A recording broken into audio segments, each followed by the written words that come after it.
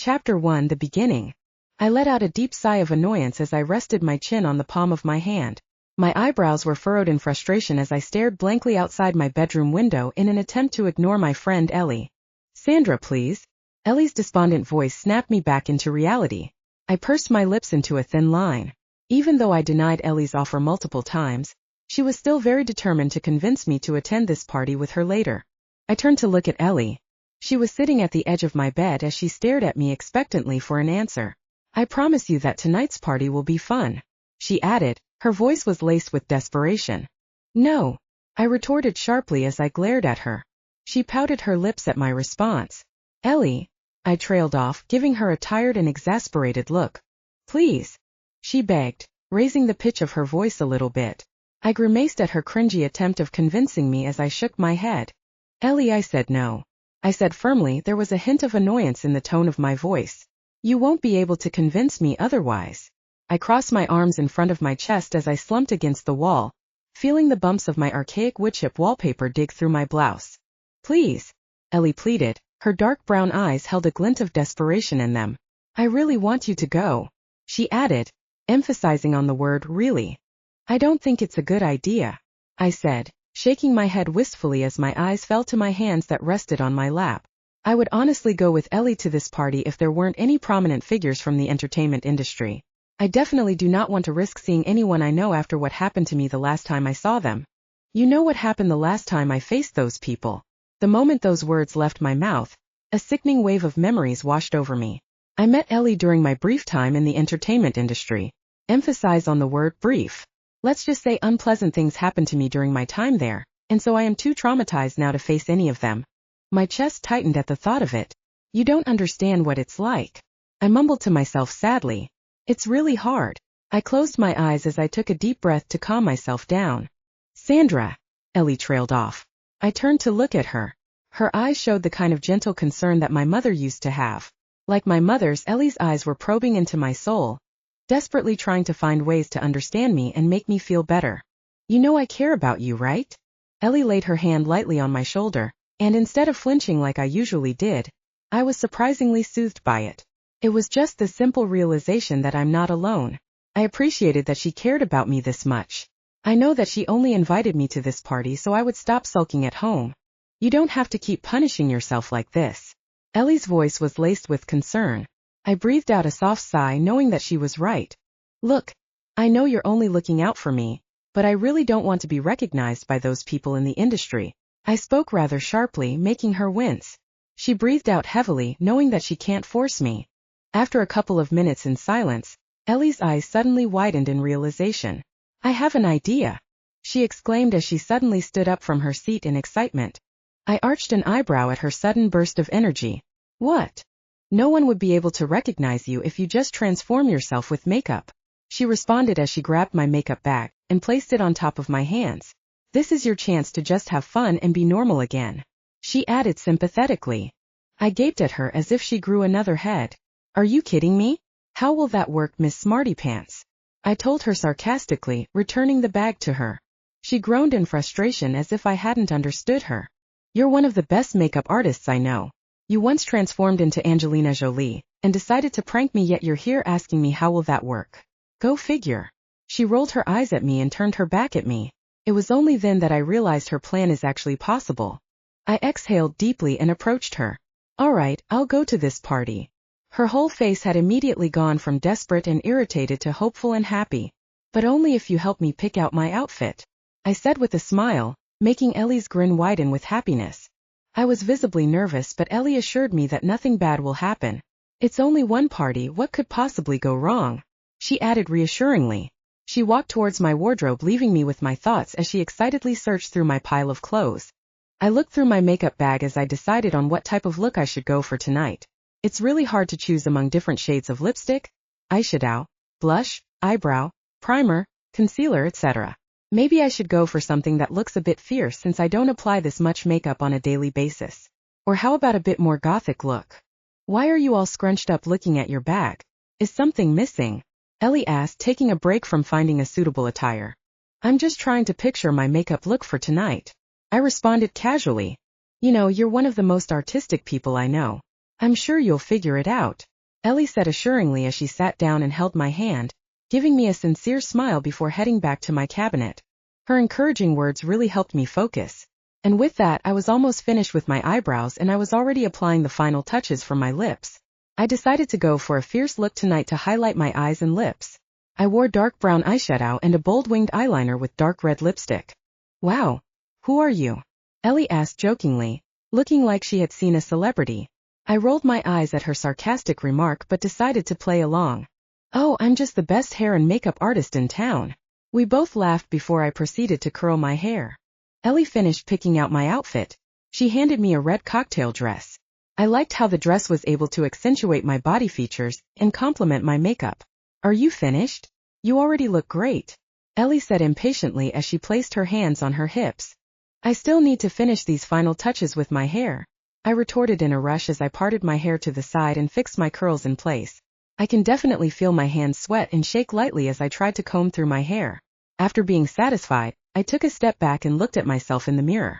I can do this, I muttered to myself as I took one last look at my appearance. A smile crept to my lips once I've become satisfied with my transformation. Ellie, I'm finally done, I announced with fake confidence in an attempt to hide my nervousness as I picked up my purse. Ellie turned to look at me and gasped. She placed a hand over her mouth, pretending to look like she was about to cry. I scowled at her dramatic reaction before the both of us laughed heartily in unison. That reaction was too much. Ellie held her stomach, wiping the tears that started to form from laughter. I'm sorry, it's just that you really look great, Sandra. You too, I said as my grin widened. As we walked towards the Uber that we booked a while ago, I sighed with relief, feeling grateful that she was in my life. I definitely feel more at ease now about the party. On our way to the venue, silence immediately filled the car. Nervousness slowly crept into me. I tried to calm myself down by shifting between looking outside checking to see if we're near, and checking my phone to check my appearance. This made Ellie notice my nervousness. She reached her hand out to me. You can do this. This is just a one-time thing, don't worry. I'll be here. She smiled reassuringly as she clasped my hands. Her warmth eased my nerves. We fell into silence again as she focused back on driving. Being drowned with silence, I can't help but think about what happened the last time I went to a party. My thoughts were interrupted when I heard Ellie's excited voice. We're here. I quickly scanned my surroundings, trying to see if I recognized anyone. My hands began to moist as my heart rate quickened with nervousness.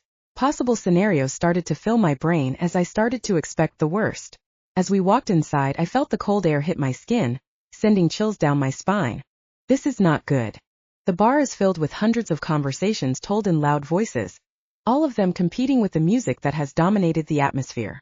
The moment I noticed that the crowd was full of young, sophisticated and prominent figures from the entertainment industry, I desperately looked around, terrified that I might see him. I glanced around to check where the bar was. I badly needed a drink to get over my nerves. After spotting where the bar was, I gently squeezed Ellie's arm to get her attention. Hey Ellie, I'm just gonna go get myself a drink, I shouted through the loud music inside. Ellie flashed me a thumbs up. Sure. I'll just find you later. I'm not entirely sure if being separated from her is a good idea or not, but it's a good thing that I easily found my way to the bar to order a drink. One margarita please, I told the bartender. While waiting for my drink to arrive, I saw Ellie talking to someone across the bar. I smiled to myself. I'm glad she's having fun. My drink has finally arrived. The first sip really helped me relax. The alcohol somehow managed to turn down the volume of my thoughts. I let out a soft sigh as I swirled the drink in my hand. I just hope that no one recognizes me at this party. I suddenly started to feel a strong presence beside me. I felt someone's eyes on me and I started to squirm from the intenseness of that person's stare. I finally glanced up and met his intense gaze. My eyes widened in shock as I gaped openly and observed his features. He had the kind of face that could stop anyone in their tracks. He had prominent cheekbones and a well-defined chin and nose. His curls were midnight black and his eyes were a deep ocean blue, framed by his thick, bushy brows. I cleared my throat and gave him a small smile in a desperate attempt to try and play it cool. I leaned on the bar, my black hair lying over one shoulder of my tight-fitted dress. I tilted my head to one side and nodded my head at him, acknowledging his presence. Hey, I finally plucked up the courage to say. I'm Sand. I cut myself short. I almost said my real name even though I knew that I shouldn't. I'm Sandy, and you? I continued with confidence. I decided to lie about my name. This is my alter ego, I guess. The new me that I have created for this party. Tonight I am like Cinderella that has transformed and went to the ball to escape reality, and to enjoy even for just one night. However, unlike Cinderella, there should be no glass slipper. I knew that I shouldn't let myself be recognized at all, and that I should leave no trace. He smirked cockily. Nice name. Thank you, random stranger, I just thought of it. He then brought out his hand for me to shake it. Arthur. Chapter 2. Handsome stranger. There was something about Arthur. Even though we just met, we really clicked with each other. We spent the whole night talking about random stuff, but this indescribable connection was just there. Was it the way he talked about his dreams with so much passion and excitement? His dark humor and opinions regarding various topics and issues and how it resonated with mine? Or maybe it was just the way he looked at me, the interest in his voice whenever he commented on my stories, and the way he would smile and look at me as if I'm the most intriguing and beautiful person in this bar? I sighed dreamily as I watched him talk about his family and friends with so much love, care, and compassion. I never expected to meet someone this kind and humble at this party. You're amazing, I accidentally said out loud, cutting his story short. My eyes widened in shock at what I said as my hands flew to my mouth, preventing myself from saying anything more. He looked at me in amusement. You're amazing too, he said sincerely with a smirk.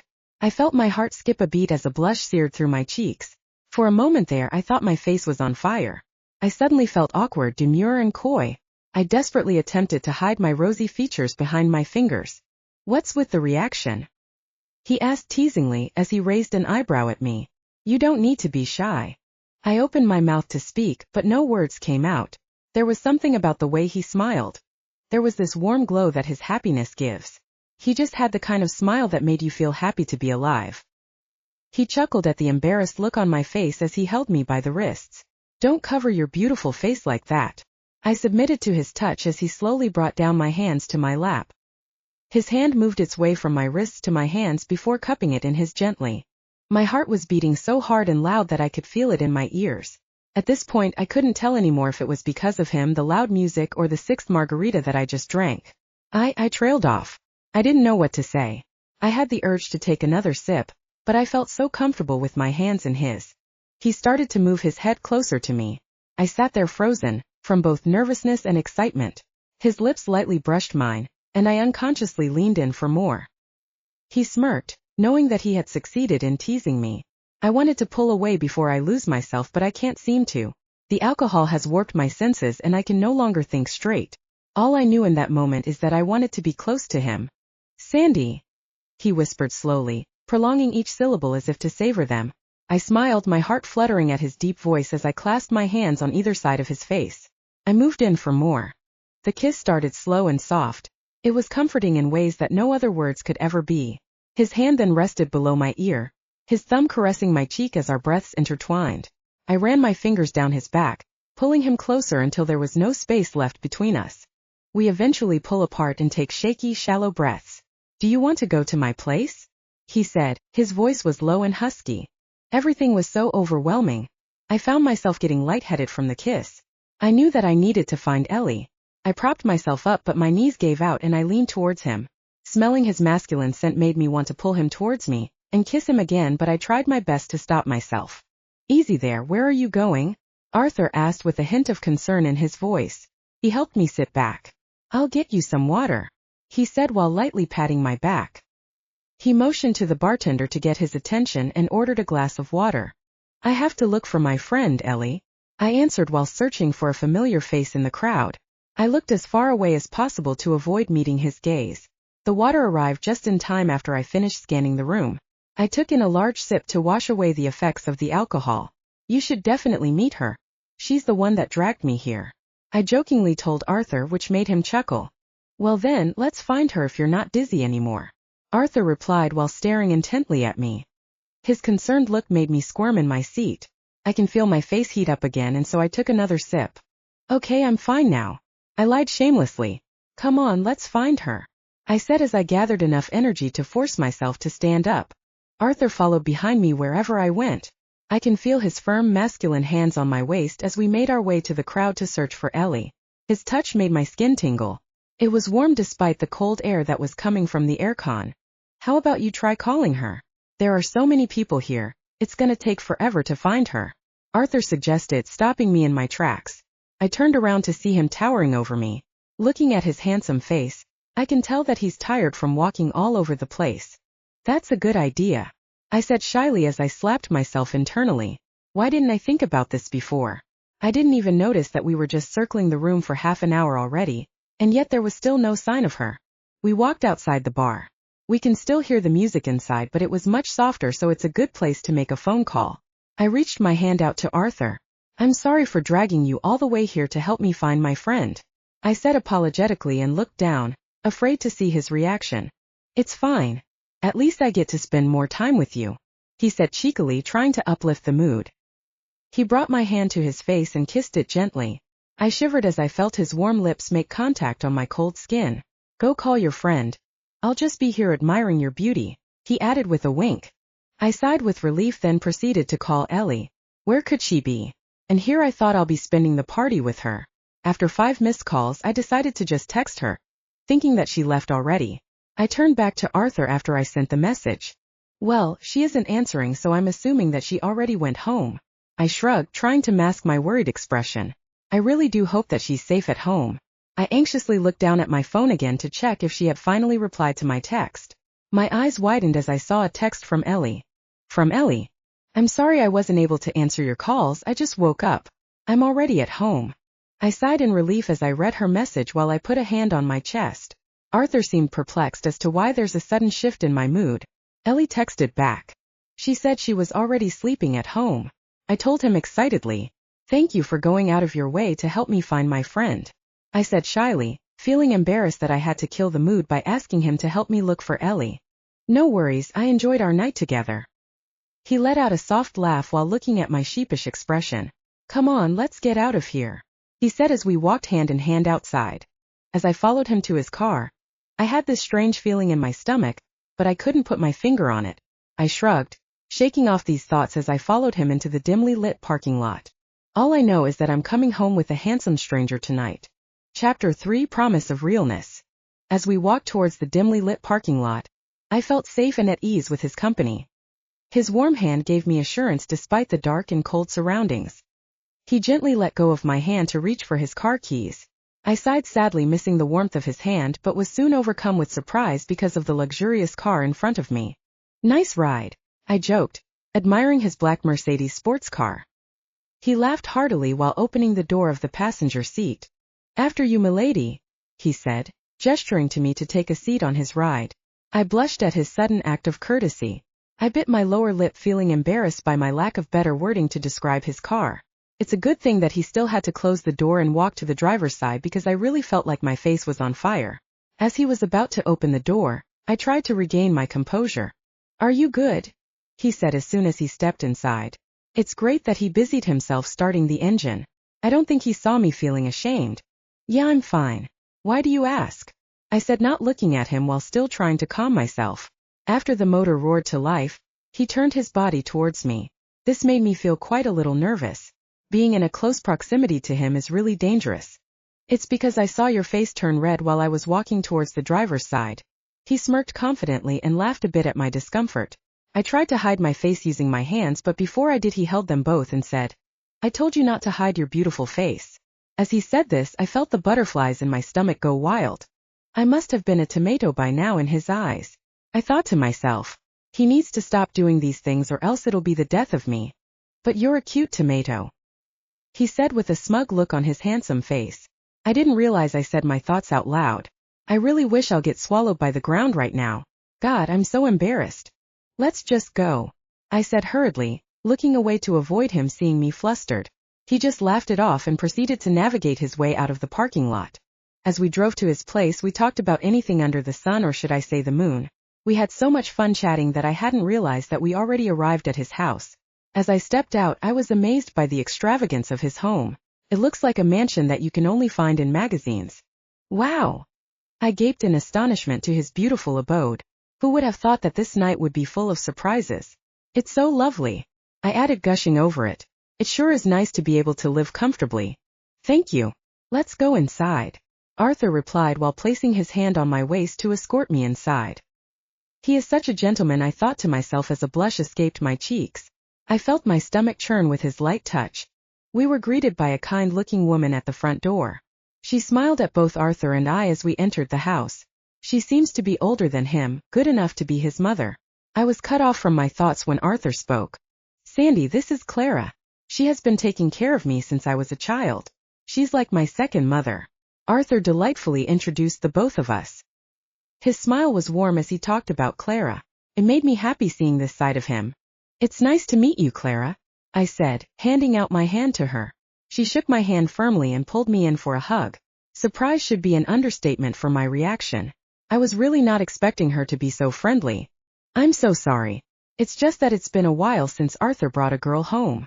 She mentioned apologetically, but there's still excitement in her tone. It made me feel relaxed knowing that fact. I turned around to look at Arthur, who just had a shy smile. Let's go inside, Clara added, urging me to enter with her. I'll show her around, Clara, thank you, Arthur interjected, making us both look at him at the same time. Realizing this, Clara's face reddened as if she felt embarrassed. Yes, Arthur, you're right. All right, I'll leave you two then.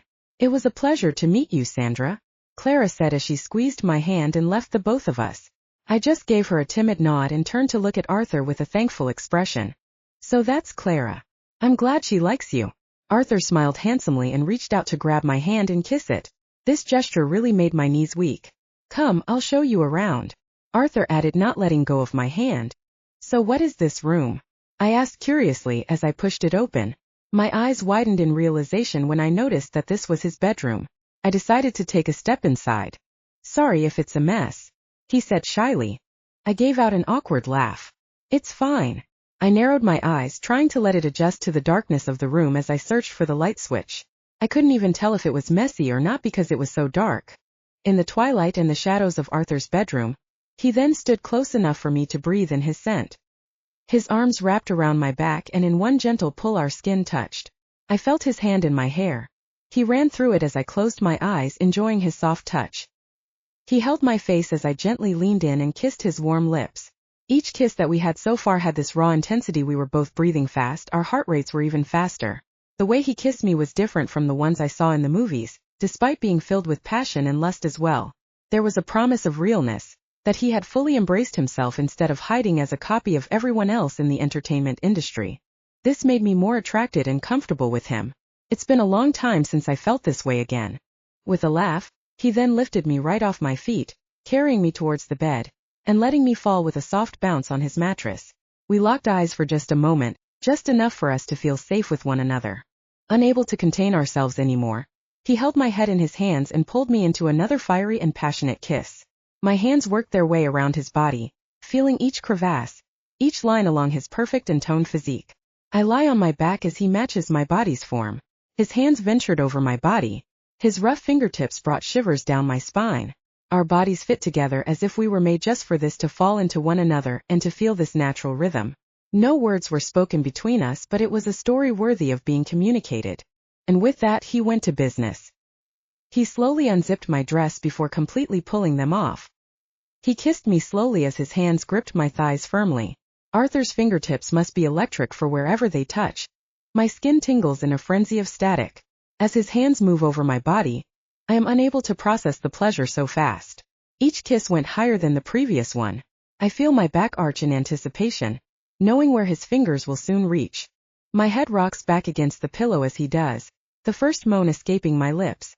His head moved around to my right ear as he whispered what's coming next. I bit my lip with excitement. There really was something about Arthur, and I hope that this night won't be the end of it. Chapter 4. Shattered Fantasy.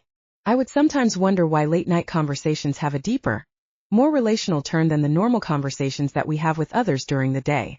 I am wondering the same thing again tonight as I laid down next to Arthur.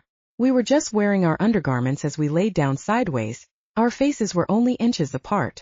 Our breaths mingled as we stared at each other intently. My heart was still racing in my chest and my body ached from a while ago. To be honest, that was definitely the best sex I've ever had in my life. After we had sex though, we somehow ended up talking and getting to know each other.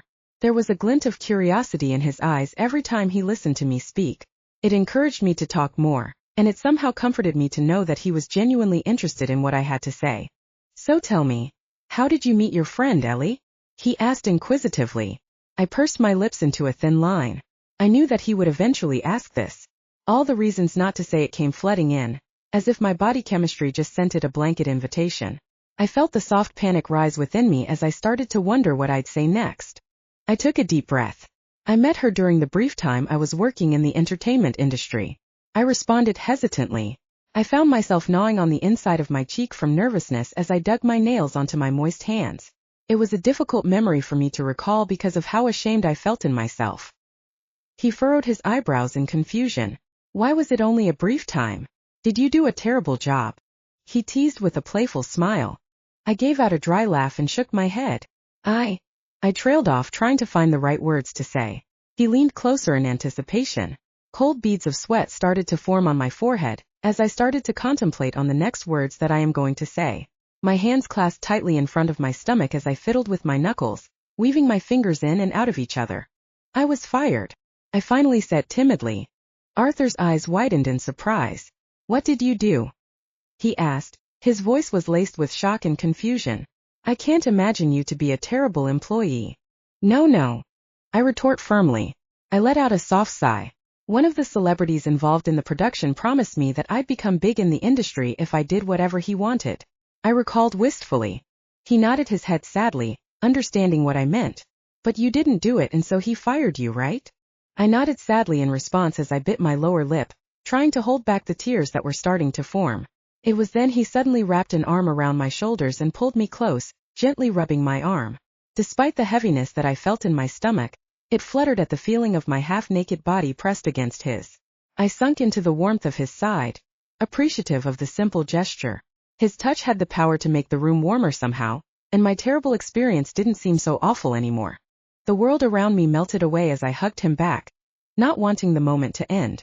I'm sorry you had to go through that, Arthur whispered dejectedly. He stroked my long black hair and pulled me even closer until my face was pressed against his chest. The warmth he provided me gave me a feeling that I couldn't truly explain. It made me feel happy and safe. It encouraged me to want to try again to reach my dream. Thank you, I whispered quietly, still enjoying our cuddle. We stayed still for a while until Arthur broke the silence in the room. I have to tell you something, he mumbled, making me feel a bit nervous. I'm actually working in the entertainment industry, he said softly as if it was inaudible. This made my heart beat frantically, making me pull out of our warm embrace. Seriously, I exclaimed in surprise. No, this can't be happening. All the warmth I was feeling a while ago was soon gone and now replaced with cold sweat. I was visibly distressed that Arthur tried to come near me, but it only made me move further away from him. Why didn't you say so in the beginning? I asked a bit loudly, making him furrow his eyebrows in sadness. He stuttered, but there weren't any words that came out of his mouth. I'm sorry, he said in a defeated tone. His expression was so sad that it made me want to approach him. I stood firm on my ground despite the ache in my heart. Going to the party was a huge mistake, I said angrily, making Arthur wince. I know what happened to me isn't your fault, but I really wanted to stay away from the people in the industry, I added while searching for my clothes and hurriedly got dressed. Meeting Arthur is really amazing. He made me feel appreciated and cared for. I haven't felt this way in a long time. A part of me tells me to forget what happened before and start anew with him, but there's also a part that says it won't work out because of his work. I understand, but the connection between us is something you can't deny. I know you feel it too. I stopped in my tracks as he finished his sentence. I turned around and saw him approaching me cautiously, trying to see if I would pull away. I closed my eyes and let him come near me. As I opened them, I now see him towering over me with that pleading expression in his eyes. It almost seemed like he was begging me to stay with him. Don't go. Arthur choked on his words while he tried to engulf me into another hug. He tightened his grip as if I was something valuable he didn't want to lose. I gave in to his touch and hugged him back. A big part of me didn't want to leave. Please stay. His words melted my heart. Okay, I murmured into his chest. Smelling his familiar scent helped me calm down. Once again, I'm debating internally whether this is a good idea or not. What did you say? He pulled away, checking to see my expression. I said okay, I replied quietly, looking at the ground. He cupped my face into his hand to make me look up to him. He gently leaned in for a kiss. It was a soft one that made my heart tingle. I don't think I'll be able to get used to his kisses. He pulled away, then I saw him grin happily as if he won the lottery. I'll just get dressed. Wait for me in bed. he cheekily said before grabbing his clothes. I went back to bed again and admired him as he gracefully put on his shirt. He excitedly went back to bed. As he settled down beside me, he tapped the bed, gesturing for me to move closer to him. As I moved closer, he pulled me abruptly, making me fall onto his chest. You could have just told me to lay on your chest. I rolled my eyes at him, making him cackle loudly. Where's the fun in that? He said in between his laugh. I sighed and hugged him properly. He proceeded to brush my hair again, making me yawn. Sleepy? He whispered softly as he kissed my head. Yeah. I mumbled sleepily into his arms. The last thing I heard before falling asleep was Arthur saying goodnight. I awoke abruptly to the movement of Arthur. He shifted to his side of the bed, turning his back on me. I propped myself up to check my phone. I looked at the time. It was 6 in the morning. Memories of last night came back flooding in. I panicked, recalling what happened. I decided to get out of bed. I knew that I should go home. I still have work later. As I was getting my things, I accidentally hit his bedside lamp, which made me drop everything I was holding. I frantically tried to catch it without a sound before it fell. Luckily I did, however. The noise I made was pretty loud. I slowly turned towards the bed to see if I woke him up. I sighed in relief to see him sleeping soundly on his side of the bed. I hugged my things close to my chest and quietly tiptoed out of his room. I double-checked and made sure that I didn't leave anything behind so that he wouldn't be able to find me. Even though he and I did have a connection, I just don't think that we are meant to be. A one-night stand is all this is going to be, and I guess I have to live with that. I reluctantly sneaked out and rushed downstairs to leave. As I walked towards his door, I started to hear footsteps. Sandy! I stopped in my tracks. A part of me wanted to turn back, but I knew that I shouldn't. With a defeated sigh, I ignored his call and opened the door. Chapter 5: Terrific News. And with that, I am forced back into reality. I saw myself in Cinderella. I was able to transform myself for one night to escape the reality that I am faced with. It is because of this transformation that I was able to dance with the prince the whole night. However, unlike Cinderella, there was no glass slipper. I left his house without a trace, no number, no note, nothing. For the prince, Cinderella was someone he could never forget. She was the highlight of his night, while I was probably just another notch on his belt. Even though a part of me felt like there was a real connection between us, another part of me knew that all men from the entertainment industry are the same: ruthless, cruel, and dishonest. The fantasy that I was living in for a brief moment was shattered, but I can't help but look at it fondly. I rolled my eyes at my stupidity. I was dumb to assume that he was just another regular person like me. I hit the palm of my hand against my forehead in frustration. I felt so embarrassed that I opened myself up to him like that and told him my secrets. I was ashamed that I got attached too easily and that I fell for his tricks. He doesn't even know how I really looked behind all of that makeup and hair products. He probably wouldn't even recognize me if he passed by me on the street. My everyday look wasn't anything extraordinary or significant. Despite being a makeup artist, my skin was always bare and matched with a messy hairstyle. I was always dressed with loose and baggy clothing because I value comfort way more than style. Perhaps many would consider me homely, but never awe-striking. I was always just another face in the crowd, and I guess I'm satisfied with being just that. All I ever wanted was my skills to be recognized anyway. And yet, what am I doing? Having a boring and dreadful job at this diner. Each day seems so repetitive at this point. I usually serve food to customers. At times, I often encounter nice people who give huge tips.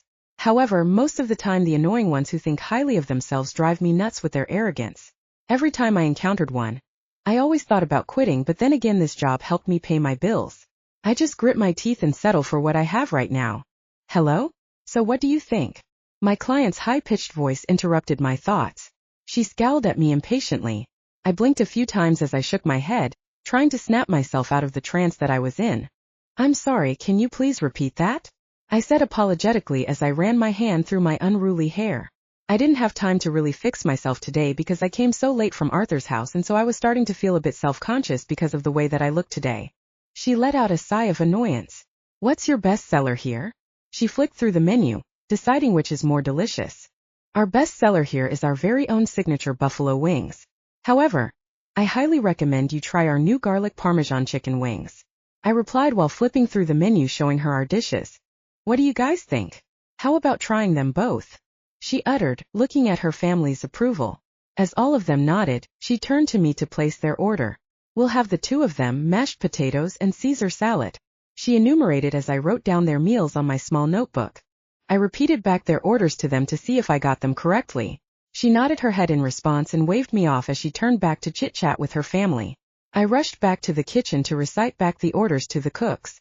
As I went out of the kitchen, I felt my phone vibrate inside my pocket. I rushed to the corner of the diner to check the message. My eyes widened in surprise when I saw the notification that popped on my phone. I gasped as my free hand covered my mouth in shock. I got in. I got the job. From Williams Inc. Good day, Ms. Bailey. This is Charlotte Warren from Williams Incorporated. I would like to inform you that you have passed the job interview. Our CEO would like to meet with you personally to further discuss your tasks as the new events coordinator. On behalf of Williams Incorporated, we would like to welcome you to the company. We look forward to meeting you on Monday at 9 a.m. I reread the message to see if I'm not dreaming. This seems so surreal. I want to jump and scream in glee, but I remembered that I'm still at work. I tried to keep my expression neutral, but this good news really made me giddy, and it's hard to mask my excitement. You look like you received good news. Ralph nudged me lightly. Curiosity was evident in his eyes. He was my closest coworker. It was his presence that made working here bearable.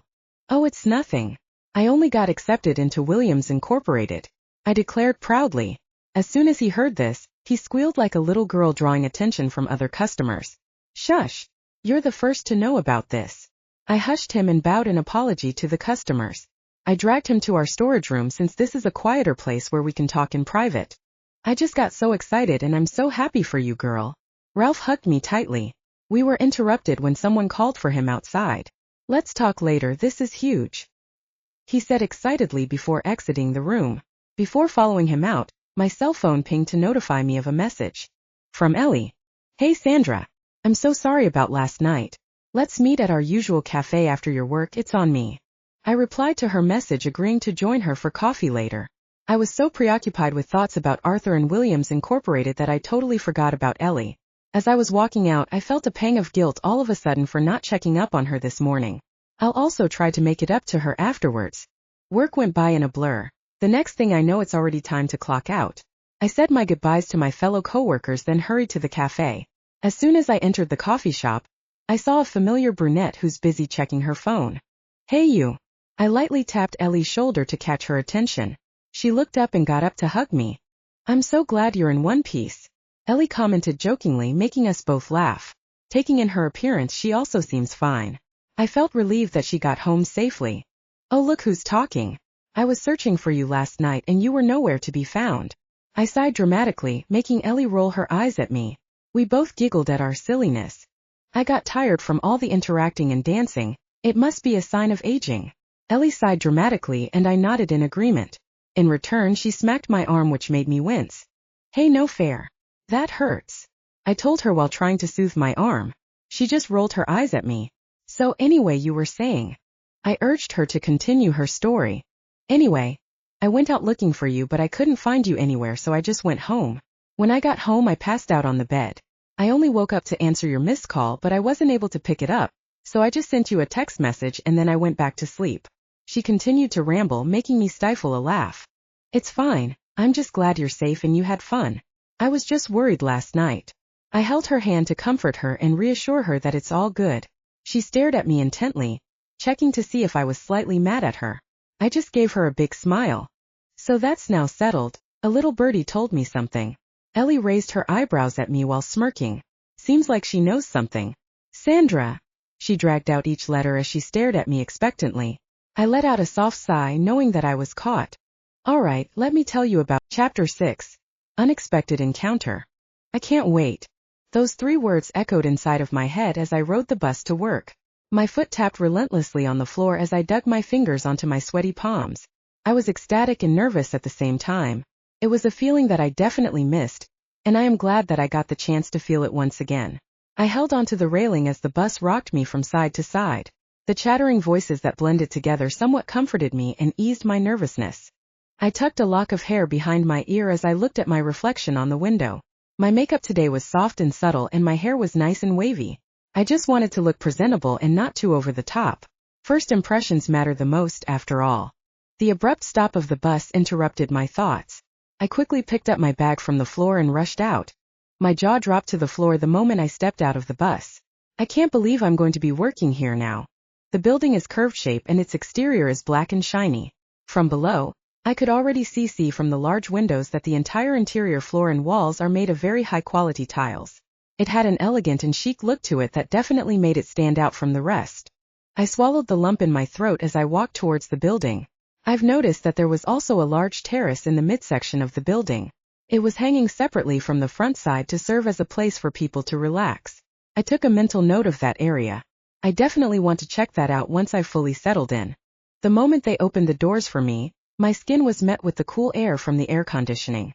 I gaped at my surroundings and observed the beautiful and classic interior design. The first thing that caught my attention was definitely the chandelier that shone brightly in the middle of the room. "May I help you?" My thoughts were cut short by a voice that I could not recognize. I snapped my head towards the sound of the voice to see one of the other employees. He had this rugged look to him because of his strong and dominant features. He had a commanding bone structure, a square even brow and a nose that appeared to end in a blunt plane rather than a point. "This is my first day actually. I am the new events coordinator," I said with a small yet excited smile. He gave me a small closed-lipped smile. "Ah, I see," he mumbled as he eyed me from top to bottom. "I'm Matthew, by the way. It's nice to meet you." He reached his hand out for me to shake it. "I'm Sandra," I said, reciprocating the gesture. After the brief introduction, he proceeded to talk about the company while walking towards the elevator. I listened intently to what he was saying, taking note of every important detail. As we reached the lift, he mentioned that we're on our way to meet the current CEO. As soon as the doors opened, I felt a bit nervous stepping inside. I broke into a cold sweat as the doors finally closed. "Before we go to our boss office, I'll show you where you'll be working," Matthew said as we stepped out. I followed him out and we walked to a long hallway. I noticed the reception area and I saw a couple of cubicles with employees working diligently. The interior design of the whole floor looked very sophisticated. I was so mesmerized by everything that I hadn't realized I was falling behind. Matthew's call immediately snapped back my attention and made me jog towards him. "Here's your new workspace." He gestured to a clean desk. "Thank you," I replied happily. I couldn't help but be excited to start working. Matthew nodded coldly. "Come, Mr. Williams is expecting you." His words sent chills down my spine. I feel nervous all of a sudden. This is it. I'm about to meet one of the most important people in my life. Just a few steps away from my desk, there is a door at the end of the hall. Adjacent to the door, you can see a secretary's desk and a couch. Matthew asked me to sit down as he talked to the secretary. "I'll go now, but don't worry, Ms. Warren is here to escort you to see Mr. Williams," he said indifferently before walking away. I nodded in response and sat on the couch awkwardly. I stayed silent as I tried to calm my screaming insides. I still can't believe that I'm actually here. Ms. Warren was the first to break the silence surrounding us. "Mr. Williams is just in a meeting. He's expected to finish in a while," she announced without looking at me. I cleared my throat to answer her but was interrupted by a man who called Ms. Warren. I looked back at who called her only to be surprised at the familiar face I just met the other night. Oh my God. I pressed the heels of my hands into my eyes until I saw nothing but sparkles. This couldn't be real. There's just no way. It's him. Arthur is Mr. Williams. He just eyed me shortly, then proceeded to talk to Ms. Warren. I can't believe it's him. My nervousness multiplied by 100-fold. I started to feel lightheaded and possibly disoriented, while my mind began buzzing with thoughts of what happened that night. I wiped my brow, trying to block the memory out in order to cool off and focus on what's happening. I can definitely feel my heart trying to burst out of my chest, and my hands were sweating profusely. I hurriedly combed my hair and checked my phone to see my appearance. "Miss Bailey, Mr. Arthur is ready to see you now," she spoke all of a sudden, making me jolt in surprise. I hurriedly packed away my phone and fixed my clothes to look presentable. I then walked towards the door. I held onto the doorknob, then breathed in heavily before slowly opening the handle. The moment our eyes met, I was frozen in place. My eyes and mouth were wide open in an expression of a stunned surprise, making everyone look at me in confusion. I opened and closed my mouth, desperately wanting to say something but no words came out. Ms. Warren nudged me lightly. "Don't be rude, greet him," she mumbled impatiently. I cleared my throat and straightened my posture. I flashed him an awkward smile. "Good morning, sir," I croaked shyly, not looking directly into his eyes. I feel like my knees are going to give out as I was walking towards him. He acknowledged me with a curt nod and I was taken aback with his sudden change in demeanor. "Nice to meet you, Miss Bailey." He extended his hand towards me. I gave him a timid smile as I shook his hand. Please have a seat, gesturing me to sit down in front of his desk. Why do I get a feeling that it's his first time seeing me? I furrowed my eyebrows in confusion as I sat down. He went on to introduce himself and the company. He also asked about my previous work experiences. I answered everything as efficiently as possible despite my stomach aching because of my nervousness. After that, he began explaining my duties and responsibilities as an events coordinator. His eyes were cold and professional looking. He seemed focused on work today in contrast to his playful behavior yesterday. I just kept staring at him, admiring his facial features as he talked about business. He's still so handsome despite his rigid expression. I nodded and answered accordingly whenever he asked me any questions.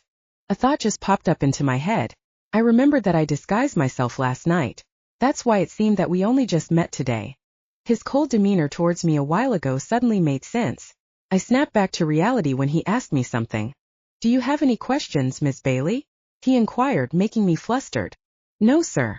I understood everything well. I replied confidently, trying to seem as if I was listening attentively. Well then, I welcome you to Williams Incorporated. You'll be starting your first day tomorrow. As you go out, please approach Ms. Warren for further instructions. He smiled handsomely as he stretched out his hand. I felt my heart flutter at the sight of him smile, breaking the cold exterior that he had a while ago. I never thought that he could even be more good-looking than he was the other night. Seeing him like this made my cheeks warm as a blush crept to my face when I held his hand. Thank you, Mr. Williams. I look forward to working with you. I flashed him a genuine smile in which he returned it back. As I was walking outside, he called my attention, stopping me in my tracks. Miss Bailey. He trailed off looking a bit confused. Did he Chapter 7 Workplace Distractions. Yikes. My brain stuttered for a moment as my eyes had taken in more light than I anticipated. Every part of me suddenly went on pause, while my thoughts struggled to catch up and process what was happening. Did he finally recognize me? I slowly turned around to look at him. My eyes widened in surprise at what I saw as a blush instantly crept to my cheeks. I can't believe I forgot my bag. I am such an idiot. Miss Bailey, please be mindful of your belongings. He said curtly as he impatiently gestured towards it, urging me to get it quickly. I'm so sorry, I said apologetically, slapping myself internally. I can't believe I made a fool of myself in front of him. I know it was just a simple mistake, but I wanted to show him a different side of me. Instead, I forgot the most important thing because I was too preoccupied with trying to overcome my shock. I let out a soft sigh. At this point, I just wanted the earth to open up and swallow me whole. Thank you. I quickly grabbed my bag and swung it over my shoulder as I tried my best to avoid his gaze.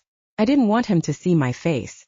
Blushing normally would have been no problem, but what I did was go as red as a tomato and started to radiate heat like a hot pan. You could have cooked an egg on my face. No one could have missed it even from a mile away. He pursed his lips into a thin line. Be careful next time. The tone of his voice was cold and nonchalant. I reluctantly looked up at him and flashed him an apologetic smile. I'm so sorry again, sir. I muttered softly. I wanted to tear my hair out as I suppressed the urge to scream. Why am I so stupid? All I could do now was say sorry for my incompetence. So much for first impressions. He mumbled as he nodded, accepting my apology. There was a glint in his eyes that I couldn't decipher as he stared at me intently. Is there something wrong, sir?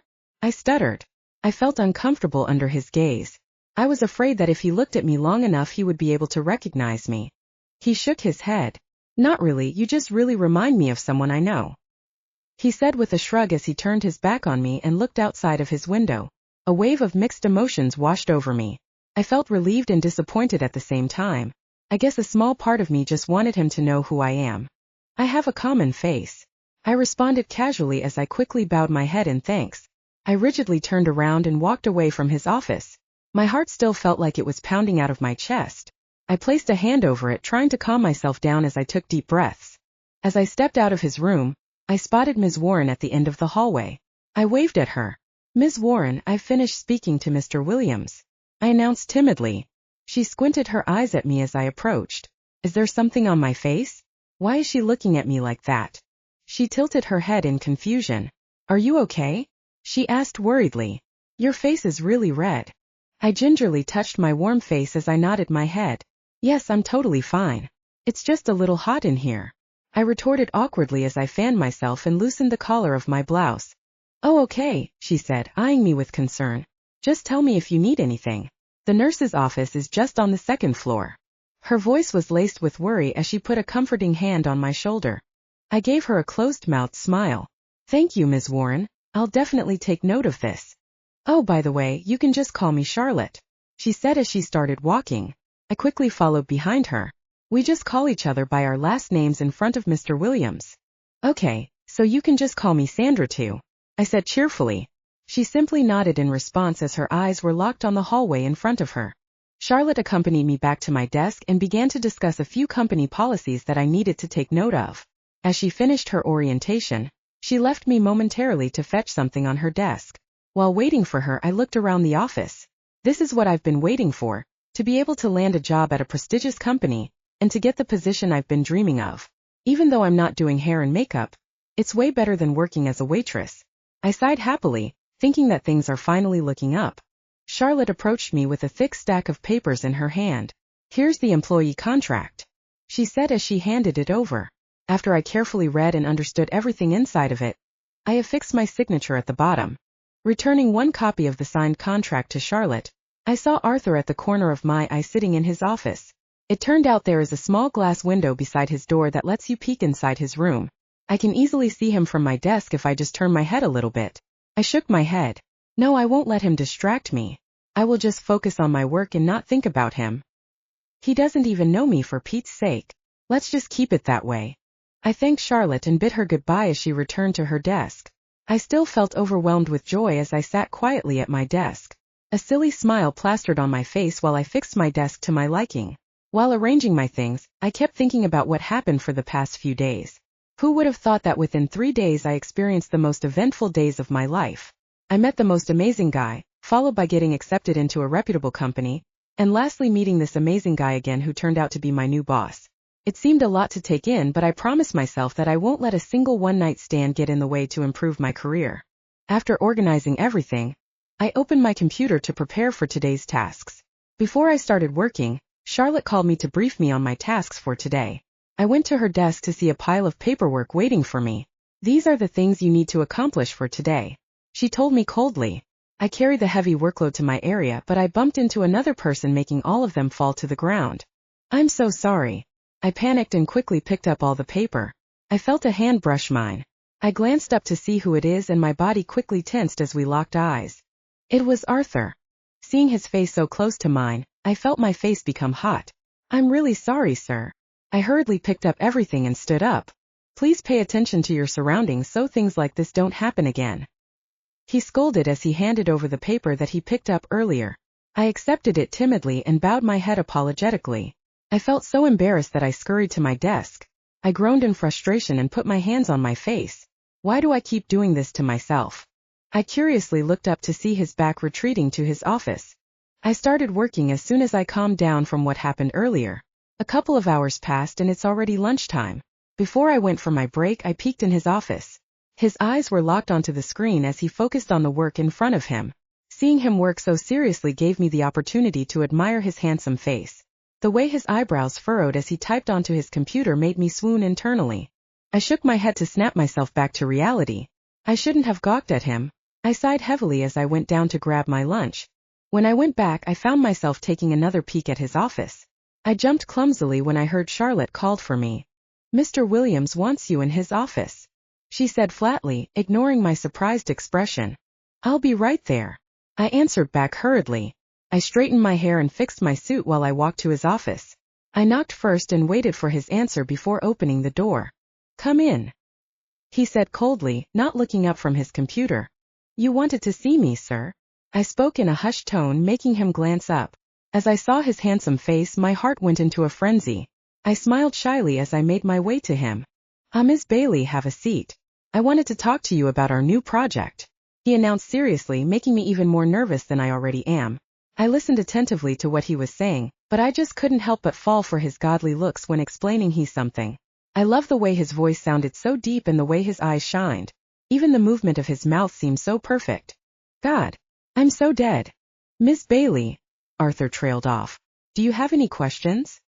He added sternly, making me shake my head in reply. I need to focus on the work at hand, not him. Miss Bailey, he repeated impatiently, wanting to hear a verbal response from me. I cleared my throat as I perked up in my seat. I don't have any questions, sir. Thank you very much. I gave him an honest smile. Okay, if you don't have any questions, you can get started working on the project. I'll send you all the necessary documents, he retorted while typing. I'll go ahead, sir, I announced sheepishly as I made my way to the door. I walked with my head down, berating myself for falling for his charms once again. I keep getting sidetracked because I was focusing on him too much. I let out a long and tired sigh. So much for concentrating on work only. I muttered to myself sarcastically, putting both hands on my face. It's going to be a long. Chapter 8. Coffee Cup Conversations. It has only been a week since I started, but work has already been hectic. Arthur has been sending me a lot of documents to review for our upcoming project. My new job is nice and all, but the workload is stressful and time-consuming. I can't wait to go home. I groaned to myself softly as I let out a sigh of exasperation. All day long I've been sitting at this desk. The paperwork was piling higher and higher. So much for saving the trees. I don't think the managers have ever heard of global warming. I watched the clock tick on the wall, and every time I looked at it, it seemed like it was slowing down. I rested my chin on the back of my hand as I stared blankly at the Excel file that was filled with the list of people that I needed to email for the event next week. I grabbed the coffee cup at the end of my table to take a sip, only to realize that this coffee is more than a week old. I grimaced at the smell that it produced as I set it down on my desk. I peered inside and curiously tapped its murky surface to break the thickening skin, only to watch the new gap grow. I scowled in disgust as I watched the frigid brown drink drip from my finger, the ripples spreading toward the rim to create even larger circles. I quickly wiped my finger with a used tissue before throwing it in my trash bin. What a mess. I scanned my area and noticed that I had other trash that was on the table. I can't believe that I let it get this bad. I'm usually a very organized person. I stood up and started organizing my stuff.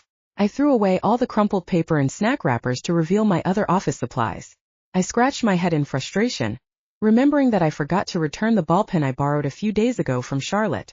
Even though I love my job, work is definitely tiring. I have a lot to learn, and this has caused me to always work overtime. I'm sometimes so engrossed in doing my tasks that I would just eat random snacks on my desk. I started to feel embarrassed, knowing that Arthur could probably see how much I've been struggling. I glanced at Arthur to see him focused on his work. His eyes were locked on the computer screen as he continued to type away. I guess there's one good thing about working overtime. I get to see him more. With a sigh, I sat again on my chair.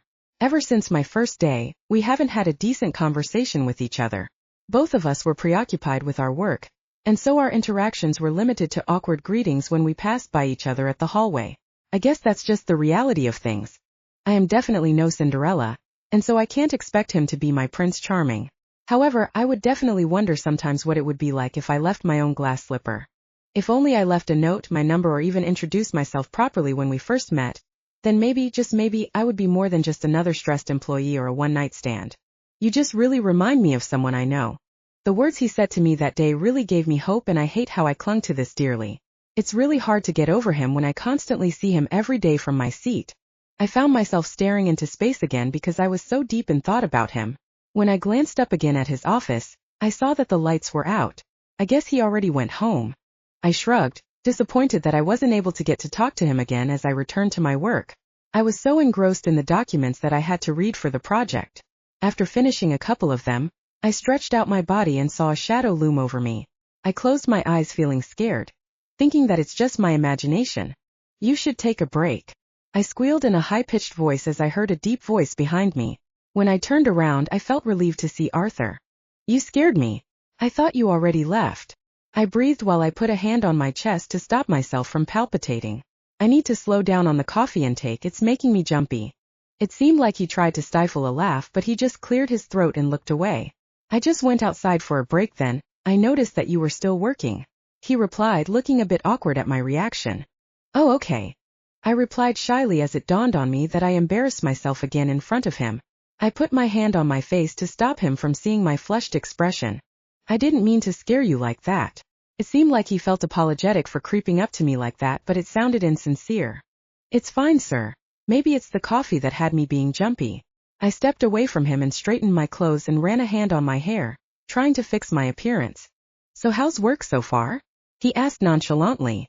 He sounded so stiff in contrast to how he was when we first talked. In the office he always had this cold aura in him that made him look very intimidating. As opposed to when we first interacted, he was very playful and sweet. I kinda missed that side of him. Miss Bailey. His voice snapped me back to my senses. I didn't realize that I zoned out in front of him. Yes, it's great, sir. I'm just glad you had given me an opportunity to work in your prestigious company. I stood straight and spoke confidently.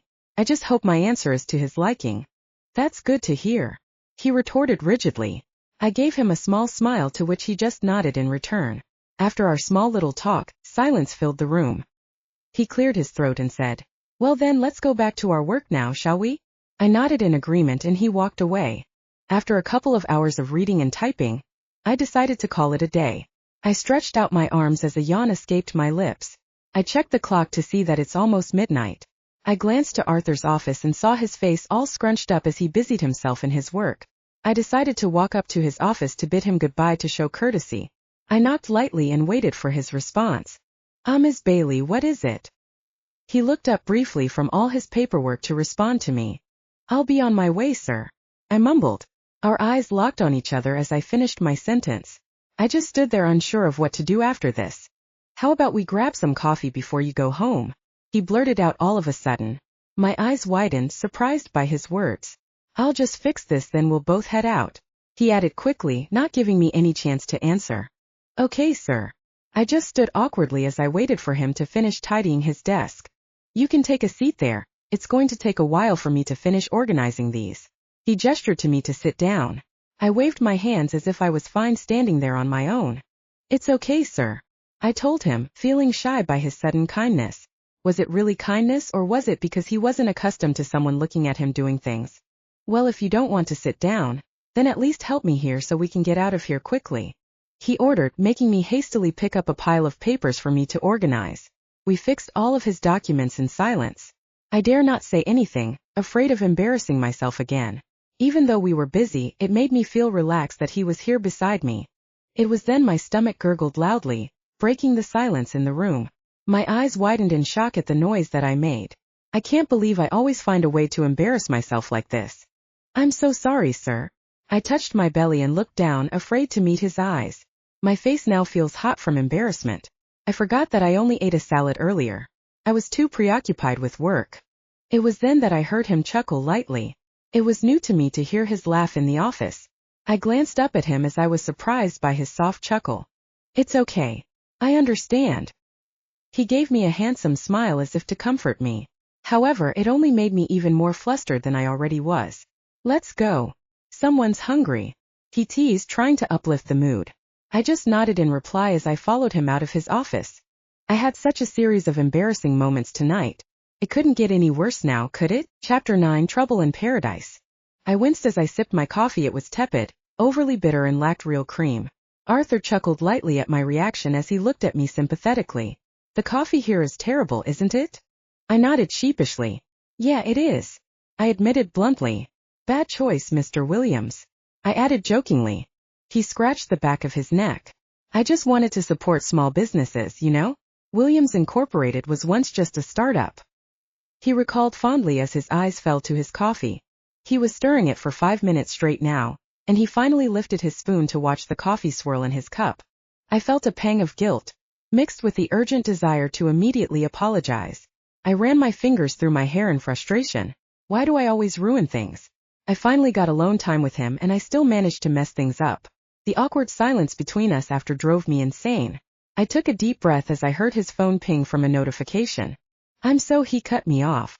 "Enough now about that, tell me about yourself," he said nonchalantly as he grabbed his phone and looked at the notification that he received. He immediately started typing back his response. The click and clack of his keyboard was all that could be heard between us. I pressed my lips together, choosing to stay quiet because I didn't want to bother him. With a sigh, he placed his phone down and looked at me once again. "I'm sorry about that. It's work-related." He propped his elbows on the table as he rested his chin on the back of his hands. "Now talk to me about your personal life. I'd like to know about your family, love life, and friends." My expression softened when I saw that look on his face again. That glint of curiosity in his eyes as he leaned in closer in anticipation. A smile crept to my face as I tucked a lock of hair behind my ear shyly. It was just like that night all over again. Well, I live alone. I began, trying to avoid details that he probably already knew about me from our first encounter. My parents live in a different state. I just moved here for work. I couldn't help the expression of sadness that took over my face once those words left my lips. I miss my parents. It has been a long time since I've spoken to them because I've been so busy lately with work. I took a mental note to call them first thing tomorrow on the way to work. It would be nice to hear their voices again. Don't you ever feel lonely? He asked worriedly as I heard him get another notification again. I get lonely sometimes too, even though I live with someone. He said casually as he got his phone again. He furrowed his eyebrows as he read the message. My chest tightened at his words as I started to feel panic and jealousy rise within me. Was it Clara? Or maybe somebody else? Is he already dating someone? Who do you live with? I asked casually as I took another sip from the coffee, trying to mask the annoyed expression that was threatening to form on my face. I couldn't contain my curiosity any longer. I just wanted to know. If he were taken, it would be much easier for me to just move on from him and the time we spent together that night. He didn't respond to my question as he busily typed on his phone. I pursed my lips into a thin line as I felt my heart sink to the pit of my stomach. Is he trying to ignore my question? Friend? Girlfriend? I added teasingly as I wiggled my eyebrows suggestively. I balled my hand into a tight fist, digging my nails into the palm of my hand. I was starting to get impatient. Say something, Arthur. I let out a breath that I didn't know I was holding as he finally looked up from his phone. Even though the thought of him having a girlfriend was killing me inside, I knew that I had to play it cool. I cleared my throat and straightened my posture. I'm sorry about that. I just had to respond to another email. He said apologetically. And to answer your question, no. I wish. He sighed. I'm single, by the way. Relief washed over me as I struggled to fight the smile that was itching to form. I did a victory dance inside my head as I nodded to his response awkwardly, trying to contain myself from saying or doing anything stupid. You know, you really remind me of someone. My eyes widened in surprise as I felt my heart skip a beat. He said those words again. Is he starting to recognize me? Who is it? I tilted my head to seeming interested in this person. He looked down at his coffee. His eyes looked as if he was recalling something. It took him a while to answer. I met this girl at a bar a couple of days ago. He started. A shy smile slowly made its way to his face. She's so amazing, beautiful, funny, I could go on all night here. He added beamingly. Seeing the twinkle in his eyes as he talked about me made my heart melt. I wish I could go right up to him and kiss him. His face suddenly fell to the serious and cold facade that I was used to as he shook his head, snapping himself out of the trance he was in. I never saw her again though. What's her name? I asked casually, still masking my emotions. Actually, your name is kind of similar to hers. It's Sandy. He responded, to which I feigned surprise. Really? That's interesting. I widened my eyes as if I was shocked by what he said. He just nodded in response. Do we also look alike? I pried cautiously. Not really. He retorted bluntly with a shrug. Ouch. He probably thinks Sandy is too beautiful to look like me. His eyes widened in realization when he noticed the disappointed look on my face. It's not that I don't think you're as beautiful as her, but both of you each have your own charms.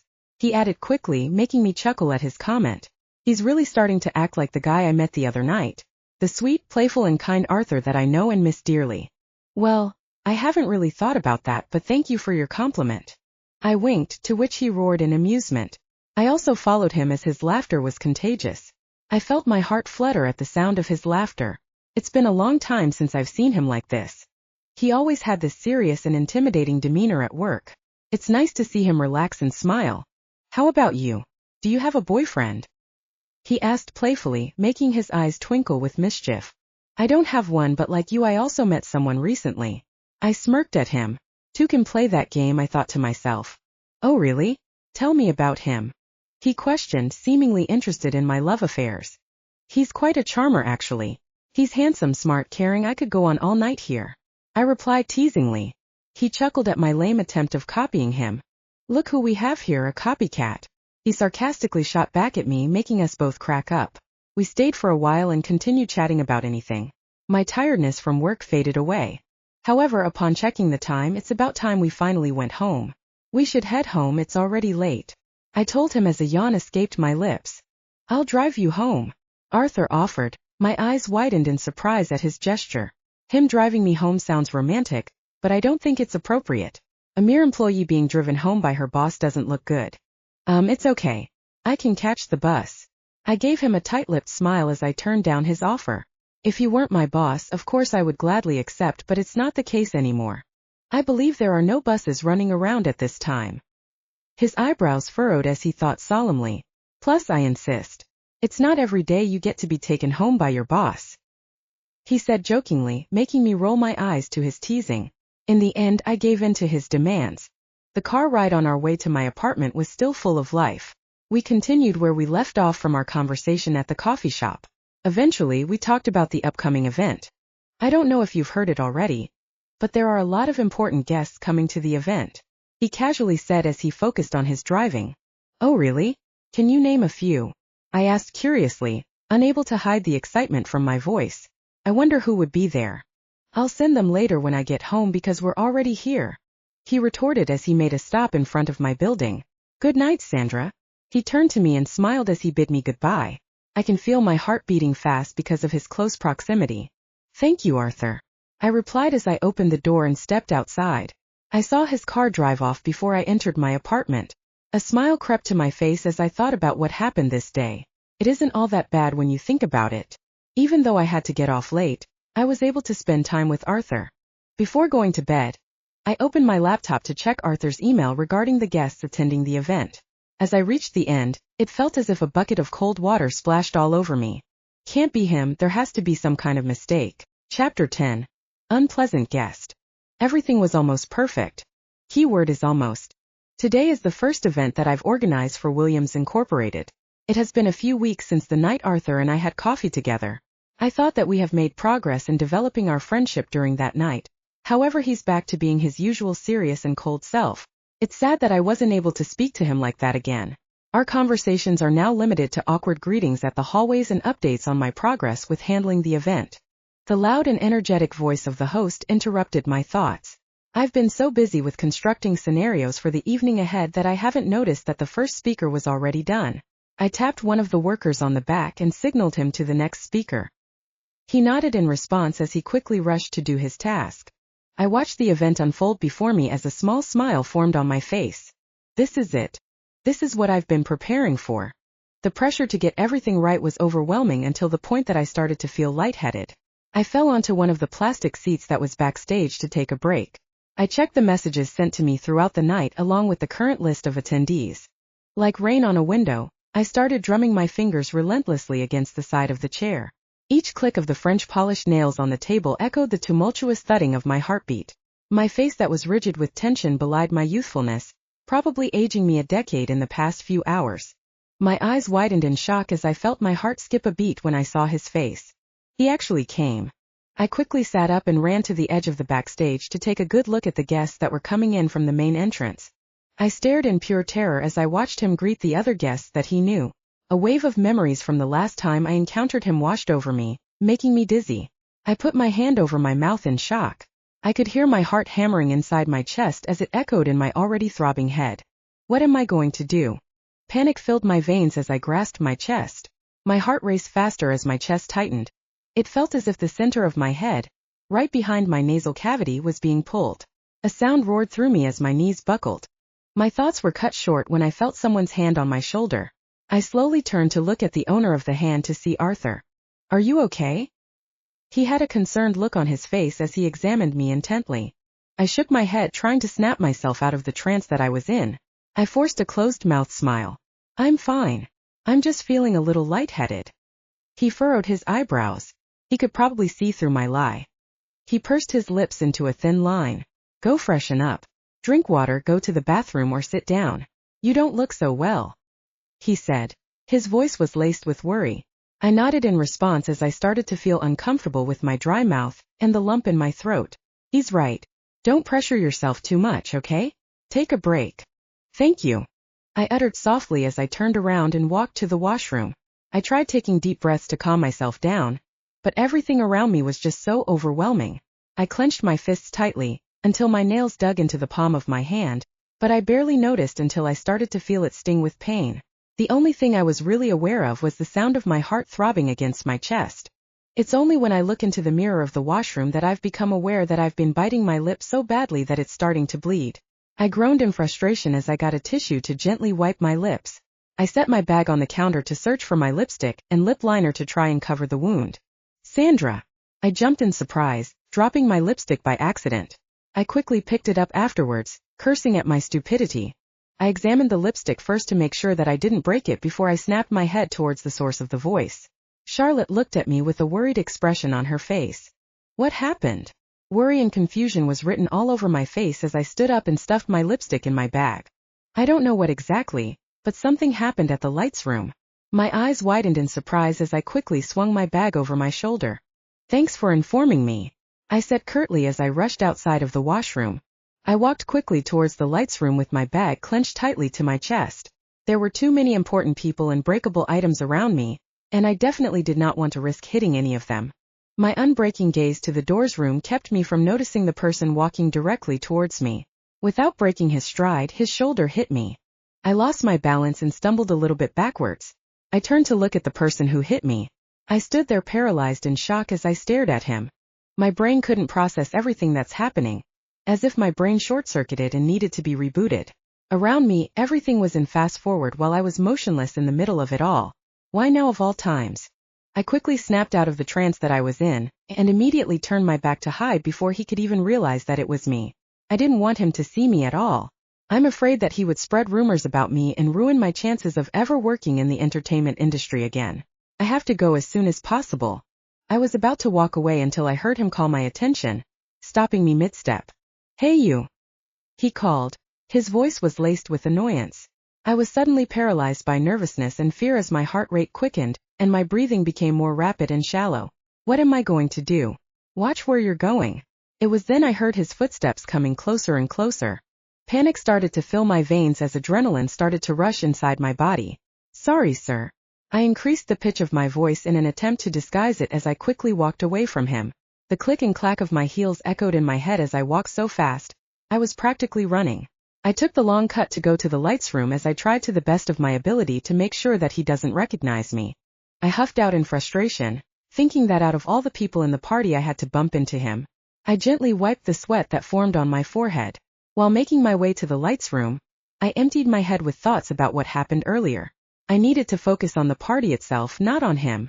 I kept repeating these words over and over again, as if to convince me to forget about what happened, but my thoughts were cut by the awful smell coming from the room. I frowned as I got closer to the door because the odor was becoming much stronger. As I opened it, a wave of horror rushed my body as I got scared of the scene unfolding in front of me. Is this going to be my first and last event in Williams Incorporated? Chapter 11.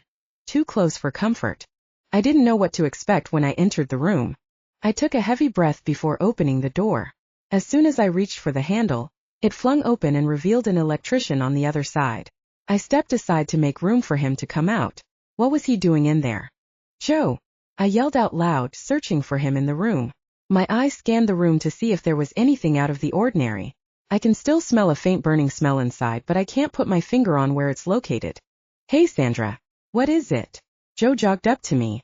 I gave him a perplexed look. He seemed fine compared to what I was expecting. He gave me a sheepish smile as he waited for my answer. Well, Charlotte told me there was something in the lights room. She looked very worried and I thought it might be that bad. I explained to him, making me turn around to check the room again. Also, where is that burnt smell coming from? I added, still getting a whiff of that putrid odor. Oh that.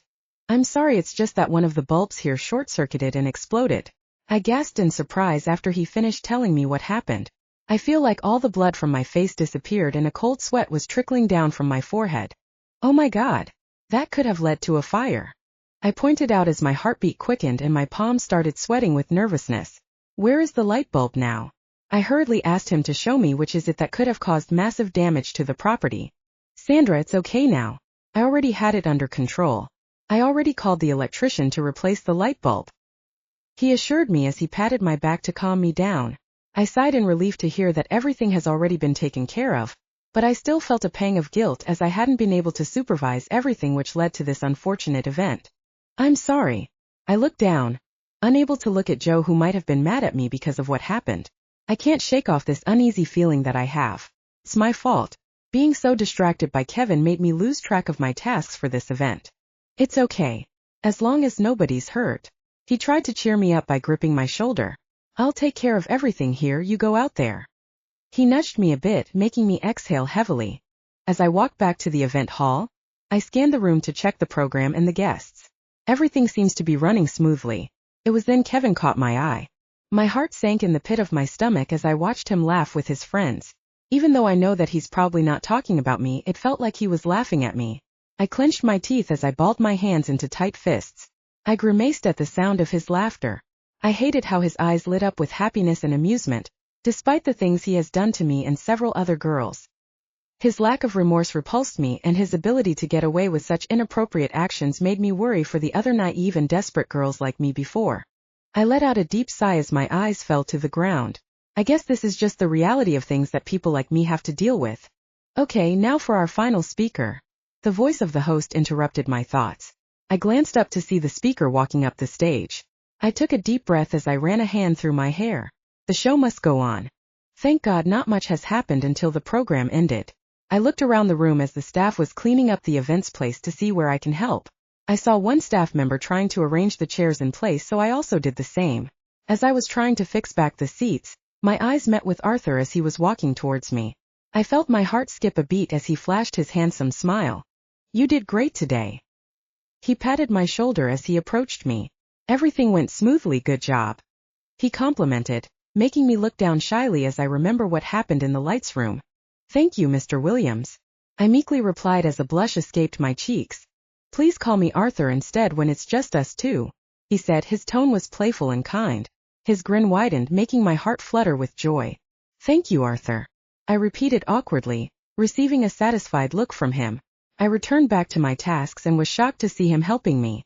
It's okay, I can do this on my own, I told him, feeling embarrassed that my boss is helping me do my job. No, it's fine. I also help out during the cleanup. He spoke nonchalantly, still focused on arranging the chairs. I just stood there and gaped at him, amazed that even though he's already at the top, he still managed to do these small insignificant things. It made my heart swell at his actions. Realizing that I was just gawking at him, he turned to me and arched an eyebrow at me. Miss Bailey, these chairs are not gonna organize themselves, he stated sternly, making me jerk my head and quickly return to my tasks. He just laughed before continuing.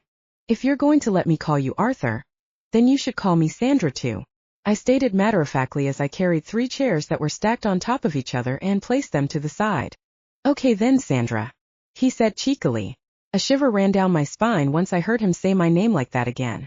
A wave of memories washed over me as I recalled the moment we spent together that night. I bit my lower lip, trying to suppress the smile that was threatening to form as I cheerfully continued with my work. So what brought you here? I asked, trying to make small talks in between our work. He shifted his attention to me after he's done with his last chair. Well, I just wanted to congratulate you on a job well done. He looked at me sincerely. Besides, I heard from Charlotte what happened in the lights room earlier, he added seriously, staring deeply into my eyes. I shivered at his intense look. It was as if he was looking into my soul. I couldn't quite decipher what his eyes told me. Was he mad at me because of what happened? I'm sorry about that, Arthur. I swear I'll do better next time. Looking down at my hands, feeling ashamed that I let something like that possibly ruin this event. It's good that nothing bad happened to you. His voice was calm, making me glance into his eyes. I saw them full of worry, making me feel happy that he thought about my welfare. I held his gaze for a long time, feeling as if the time stopped. We just stood there for a while, feeling the heavy tension between us. It seemed like his face was inching close to mine. I stifled a gasp, feeling my heart about to explode from the nervousness. Feeling his hot breath looming over my lips, I closed my eyes anticipating his next move. Sandra, come here. I heard Joe called out to me from afar, making me open my eyes abruptly and pull away from him. I saw him move back and busied himself checking the chairs as if he was doing that the whole time. I felt my face hot from our almost kiss. I checked my appearance on my phone to see that I was red as a tomato. I immediately fanned myself while walking towards Joe to even out the color of my face before reaching him. Are you good? You look flustered. Did Mr. Williams scold you? He asked consecutively, making me feel overwhelmed. Not really, I answered timidly, still thinking about what happened. I looked back at him to see what he was doing, but only to see his back retreating away. What would have happened if Joe didn't call out to me? Would he really kiss? Or was he just teasing me? All these questions are running in my head, making me a bit dizzy. A thought suddenly popped into my head, making me dread going to work tomorrow. How would I be able to face him after our little moment earlier? Then it dawned on me, will I still have a job tomorrow? Chapter 12, Déjà Vu. Waking up is probably one of the hardest things ever, especially when dreams are much better than reality. That's what I'm kind of feeling now as I am faced again with a stack of papers that are waiting for me to finish. The last event ended just a few days ago, and now I'm starting to prepare for a new one. Even though my last event wasn't a dream, it felt like one. Despite the overwhelming stress that I was in, I am glad that the event was an overall success. I couldn't help but become disappointed as the high from the event started to wear off. It's crazy how just a few days ago I was surrounded by important people from the entertainment industry, luxurious items that decorated the room, and busy employees running around the event. Now I'm back at my desk in front of my desktop computer with my torn notebook lying open on my left side, and a stack of papers sitting under a turtle-shaped paperweight at my right. A smile crept to my lips as I suddenly remembered the moment Arthur and I spent together after the event. My heart fluttered at the thought of him being close to me as I could feel the heat growing in my cheeks. I propped my elbows on the table and cupped my warm face with both of my hands. I moved my head discreetly to the side as I tried to get a good look at him. My eyes furrowed in confusion when I realized that he's no longer in his office. Where is he? Looking for someone? A familiar voice teased softly. I snapped my head towards the source of the voice as my eyes widened in shock. Arthur suppressed a smile. He could probably tell from the blush on my face that I was caught in the act. I got you coffee to make it up for the last time. He smiled apologetically as he handed me a warm cup of coffee. My heart leaped up for joy as I felt a surge of happiness. He has been kind to me lately. I'm glad that he's slowly opening up. I grinned widely at him as I smelled the aroma of the coffee. Thank you, I said genuinely as I moved the cup to my lips and took a sip. The coffee has a crisp, bright flavor, with subtle hints of citrus and rich chocolates. I let out a satisfied hum. It's really great. Where's it from? It's a secret, he said cheekily with a wink as he sat down at the edge of the desk next to me. I furrowed my eyebrows at him and he chuckled at my reaction in amusement. Anyway, how are you doing so far with work? I set down the cup as I held my chin, pretending to be deep in thought. I'm fine, I guess. I have a lot of work, I said, gesturing to the stack of papers on my desk. But I don't mind, I quickly added after. It was then it hit me like a brick. Wait, I said, slowly dragging each letter as I looked at him suspiciously. Why are you asking me? Am I in trouble? I asked nervously as panic started to rise. Memories of the small fire that occurred last event started to flash before my eyes. Relax, he said calmly as he placed a reassuring hand on my shoulder. You're doing fine, I promise. Phew, I thought I was gonna get fired. I sighed in relief, wiping an invisible sweat on my forehead. My dramatic gesture made him roar with laughter, making the both of us gasping for air. It's been a while since I had so much fun, he voiced out after we recollected ourselves. His eyes looked sad as he said this. It made my heart clench with sadness seeing his heartbreaking expression. I wanted to hug him tightly but I held it in. How come? I lightly touched his arm trying to comfort him. He let out a long and tired sigh. I'm just not happy with my work anymore, he answered truthfully, which had me taken aback by his reply. He's one of the most successful CEOs today, running a successful multinational company. No one would get why he would be unhappy.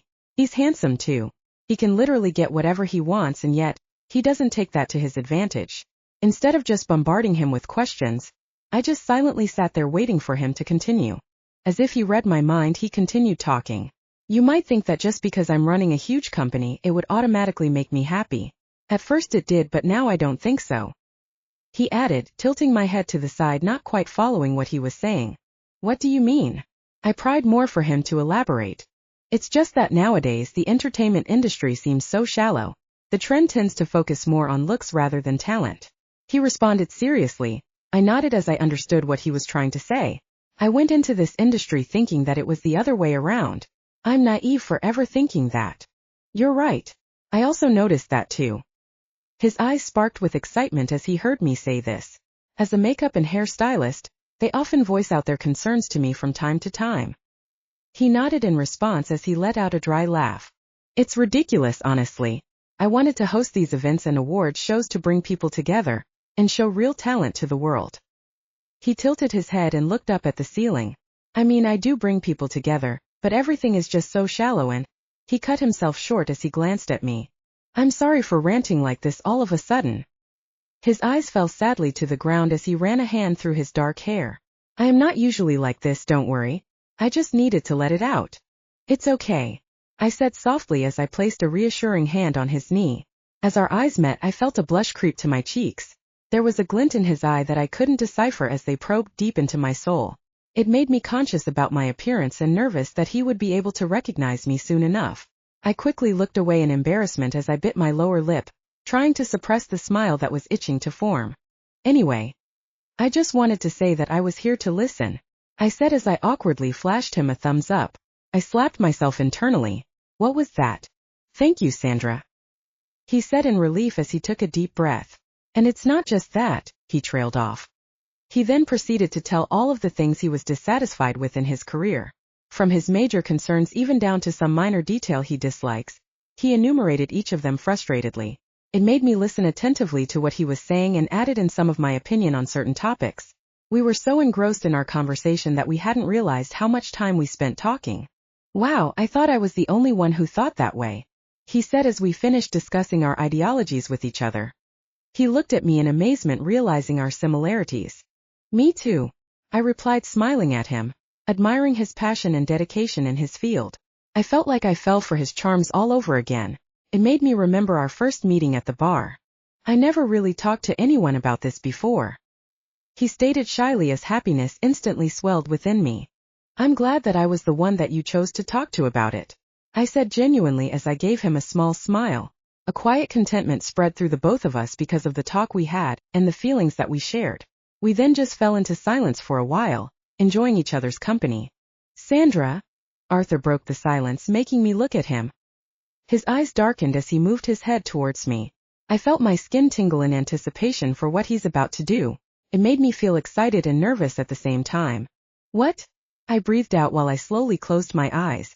I sensed his warm breath hover over my lips.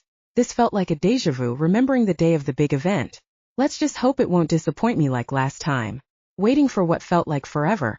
His warm lips finally connected with mine. It was a soft, sweet kiss. I missed the feel of his lips. It made me crave for more, but he gently pulled away to look into my eyes. We both stared into each other's eyes. What am I going to... Chapter 13. Conflicting Feelings. I stared blankly at my ceiling as I laid on my back. Both of my hands were on my chest as I struggled to ignore my heartbeat that drummed within my ears. I feel lost and confused but happy and certain. I'm not used to the combination, it's truly odd. Happiness takes me up and then anxiety immediately brings me back down, so in that combination I could only lie still on my bed to try to understand these feelings. I am like a tangled ball of yarn. The parts that are untangled are still available and usable, while the rest is a mess and useless until it is untied. That mess is a perfect reflection of what I'm feeling. Endless and unyielding. I touched my lips gingerly as I started to recall our kiss. Red leaked into my cheeks as I nervously smiled and bit my lower lip. This was honestly all I thought about last night and this morning. I tried ignoring his calls and texts because I didn't know what to do or say after that. I even called in sick today because I didn't even have the guts to face him. Even though I am ecstatic about the fact that he likes me back, I can't help but feel conflicted, knowing that the reason why I left that night without a trace is because of his work. I groaned loudly as I grabbed a pillow beside me and placed it on my face in frustration. I really like him though, I mumbled sadly. But I can't, I exclaimed as I sat up abruptly, more determined than ever. I suddenly slumped my shoulders as I let out an exasperated sigh. But, I cut myself short, shaking my head to snap me out of the debate that I am having with myself. I need to call Ellie, knowing that hearing another perspective will help make my decision easier. I stretched lazily to grab my phone on the desk beside my bed, and I scowled at the messages I've received. They're mostly work-related, making me annoyed that they're still messaging me even though I am on leave. I ignored all of their messages and tried to search for me in Ellie's chat. I paused mid-scroll when I saw that Arthur texted me as well. From Arthur Williams. I heard you're sick. Are you okay? My thumb hovered over the keyboard as I contemplated on whether or not I should reply. I pursed my lips into a thin line as I decided to exit our chat and call Ellie instead. I put it on speaker as the phone rang. I laid back down again and placed the phone next to my ear. My conflicting thoughts and feelings have really drained the life out of me. I don't even have the energy to hold it up next to my ear. Hello. Relief washed over me as I heard Ellie's voice. What's up? I've got a problem, I said with a sad sigh. It would be much better if Ellie was here in front of me, but it's good that I get to hear her voice. Okay, I'm all ears. It took me a while to explain the entire story. I told her everything that happened since our one-night stand along with my own thoughts and feelings regarding each situation. Ellie remained silent the whole time, listening intently to me. It took me almost 2 hours to tell her everything. I'm grateful that she has made some time to listen to me babble about some boy problem. I think that's the whole story, I said as I tried to remember if I missed any important details. Wow, she muttered. I'm speechless. I arched an eyebrow as I turned to my side to face my phone. All I could see is her profile picture and her name, but it felt comforting to see it. Is that all you've got to say?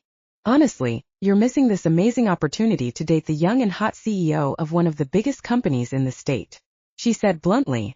It's a total waste to reject him too. I heard her let out a deep sigh. But if you feel so strongly about it, then I'll support you. I remained silent. I honestly didn't know what to say. Ellie is right. It is a big waste, and it's not fair to compare Arthur to Kevin. I breathed out a deep sigh. You're right, I said softly. It was then I suddenly heard something shuffling from the other side of the line, and Ellie whispering to someone else. Sandra, I'm sorry I have to go. I still have work, but please update me on what you've decided, she said apologetically. Before I could even finish my sentence, she hung up. I tossed and turned around in bed. I was torn apart on what I should do with this situation. A part of me thought that I should reject him because it's not right, and another ached to be with him. Thinking deeply made me even more confused. What was I supposed to do? Then I heard the doorbell ring loudly, disrupting my thoughts. I walked over to see who it was. Yes, can I help you? I opened to see a delivery guy holding a basket of flowers in his hand. Is he lost? He must got the wrong apartment number. Are you Miss Sandra Bailey? He asked while looking at the paper in his other hand. I gave him a confused look. If I remember correctly, I didn't order anything. Yes, I answered unsure. But I didn't buy a bucket of flowers, I added awkwardly. He didn't seem fazed with my replies. In fact, he almost looked bored and wanted to get this over with. Please sign here. It's already been paid for, don't worry. He handed me a paper with my name on it and asked me to sign at the bottom. I just did as he ordered, and he left hurriedly without any second thought. I closed the door to check the flowers if there was any note in it. Thankfully, I found a small envelope inside and opened it. Reading the note inside made my heart leap with happiness. To Sandra. I hope you get well soon. Here's some flowers to help you recuperate. I hope you like them. Love, Arthur. I smelled the roses he gave, and it instantly made my heart flutter at his romantic gesture. I decided to go back to my room along with the flowers and set it in the vase. Looking at the set of roses, it made me think back on my current dilemma. What should I do now? I paced back and forth in my room trying to think of my next move. I decided to call him to thank him personally. As I dialed his number, it made me anxious, making my hands sweat. Hey, did you like the flowers? He said as soon as the call connected. I felt my heart skip a beat when I heard his low and husky voice. Hearing his voice made me happy for some reason. Yeah, I did. I just wasn't expecting it, I replied as a smile crept up to my face. Are you available tonight? I just wanted to return the favor, I added shyly as I looked down on my hands. I somehow felt nervous waiting for his answer. Let me check my schedule. I heard some shuffling in his line. It was then I heard him stop abruptly. Wait, aren't you sick? He asked teasingly as my eyes widened in realization. Sandra, you're an idiot. I smacked my forehead with the palm of my head in frustration as I shook my head in disappointment. I can't believe it slipped my mind. I trailed off. I didn't know what to say. What could I even say to my boss that caught me pretending to be sick? Sandra. His voice was stern and serious now, sending shivers down my spine. I'm in trouble. I'm so sorry, I blurted out, scared that I might lose my job. He roared in amusement, making me sigh in relief. I'm just kidding you. It's all right. I used to do that before, he assured teasingly as I let out an awkward laugh. That's not a funny joke, Arthur. Anyway, I'm free tonight, so, is this a date? The tone of his voice was laced with playfulness and excitement. I could already imagine his smirking expression as a chuckle softly escaped my lips. Maybe, I said mischievously, to which he let out a chortle. That settles it then, it's a date. I didn't miss the confidence in his voice when he declared it as a date. Let's meet at L'Atelier at 8. he added enthusiastically, making me laugh. A wave of mixed emotions instantly washed over me. I was both excited and nervous at the same time. Okay, bye. I trailed off as we both said our goodbyes. As soon as I ended the call, it was then that I only remembered my crisis earlier. I face-bombed myself because I got carried away with the flowers he sent me. I threw myself on my bed and groaned in frustration on my pillow. What am I gonna do now? I let out a deep sigh. I still have time to prepare and think this through. I then searched through my wardrobe to find the perfect dress for tonight. I chose a black spaghetti strap velvet dress and decided to apply natural-looking makeup. While I was applying my makeup, I finally reached a resolution to reject Arthur. I would rather choose my career, as much as it pains me to let Arthur go. I arrived much earlier at the restaurant. Waiting for Arthur made me uneasy, making me fidget in my seat. How should I tell him? Would he be disappointed in meeting me tonight? I was drowning myself with anxiety, waiting for him to arrive.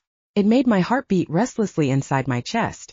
It was then I saw a familiar figure approaching the table, making me smile nervously. This is it, I need to face the Chapter 14, Facing the Music. Sandra, you must be strong. I repeated to myself desperately as I watched him approach me. My body slumped in defeat as my determination started to falter with his every step. From the night I met Arthur, I already knew that there was something special about him. He had this gentleness that made her heart reach out. He listened and spoke to me as if the things I said mattered like I mattered. Every movement he did is loving, understanding, and compassionate. I bit my lower lip, trying to suppress the grin on my face. How could I ever resist that handsome face?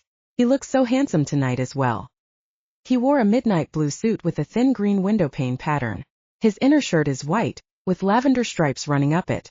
The tie is deep purple that is solid and sleek. It perfectly matched the complexion of his skin well, along with his ocean-like eyes. I couldn't help but sigh dreamily. To be honest, all it really took was one look and I'm already his. I started to realize that I was staring at him for too long, and so I quickly turned away, masking the embarrassed expression that took over my face. Hey there, beautiful. He greeted as he sat down in front of me. I slowly turned to look at him to see a genuine grin spread across his face, turning it from handsome to divine. At that moment I felt my body flush warm. I've never liked someone this much before. I felt like a schoolgirl that had her first crush. This thing between us just felt so new, exciting and innocent. Hi. I respond timidly. I didn't know what to say anymore. I was so determined to reject Arthur a while ago. I can't believe that my resolution was thrown out of the window the moment he walked through that door. So what do you want to order? I'll pay. He furrowed his brows as he scanned the menu. My hand was about to reach for it as well, but I stopped midway. My hand lightly fell on the menu with a soft thud, making him glance at me. I opened and closed my mouth to speak, but no words came out. I pursed my lips into a thin line. Sandra, just do it. I trailed off. Just say that you're going to reject him. It's not that hard. He tilted his head in confusion. What? I took a deep breath. I can do this. I like you too. My voice was barely even a whisper, my cheeks flooding with the color of pure rose. My eyes widened in surprise when I realized what I've just said. I felt my heart sink as everything remained silent, the only sounds being the conversations of other people in the restaurant. Arthur just stared at me in shock, making me feel more uncomfortable as regret started to set in. I covered my face with both hands in embarrassment, unable to handle my own stupidity anymore. Did I misread his actions? I'm so sorry. I mumbled. I want to walk out of the restaurant, but I can't seem to move my legs. I wanted to cry so bad because I feel so ashamed.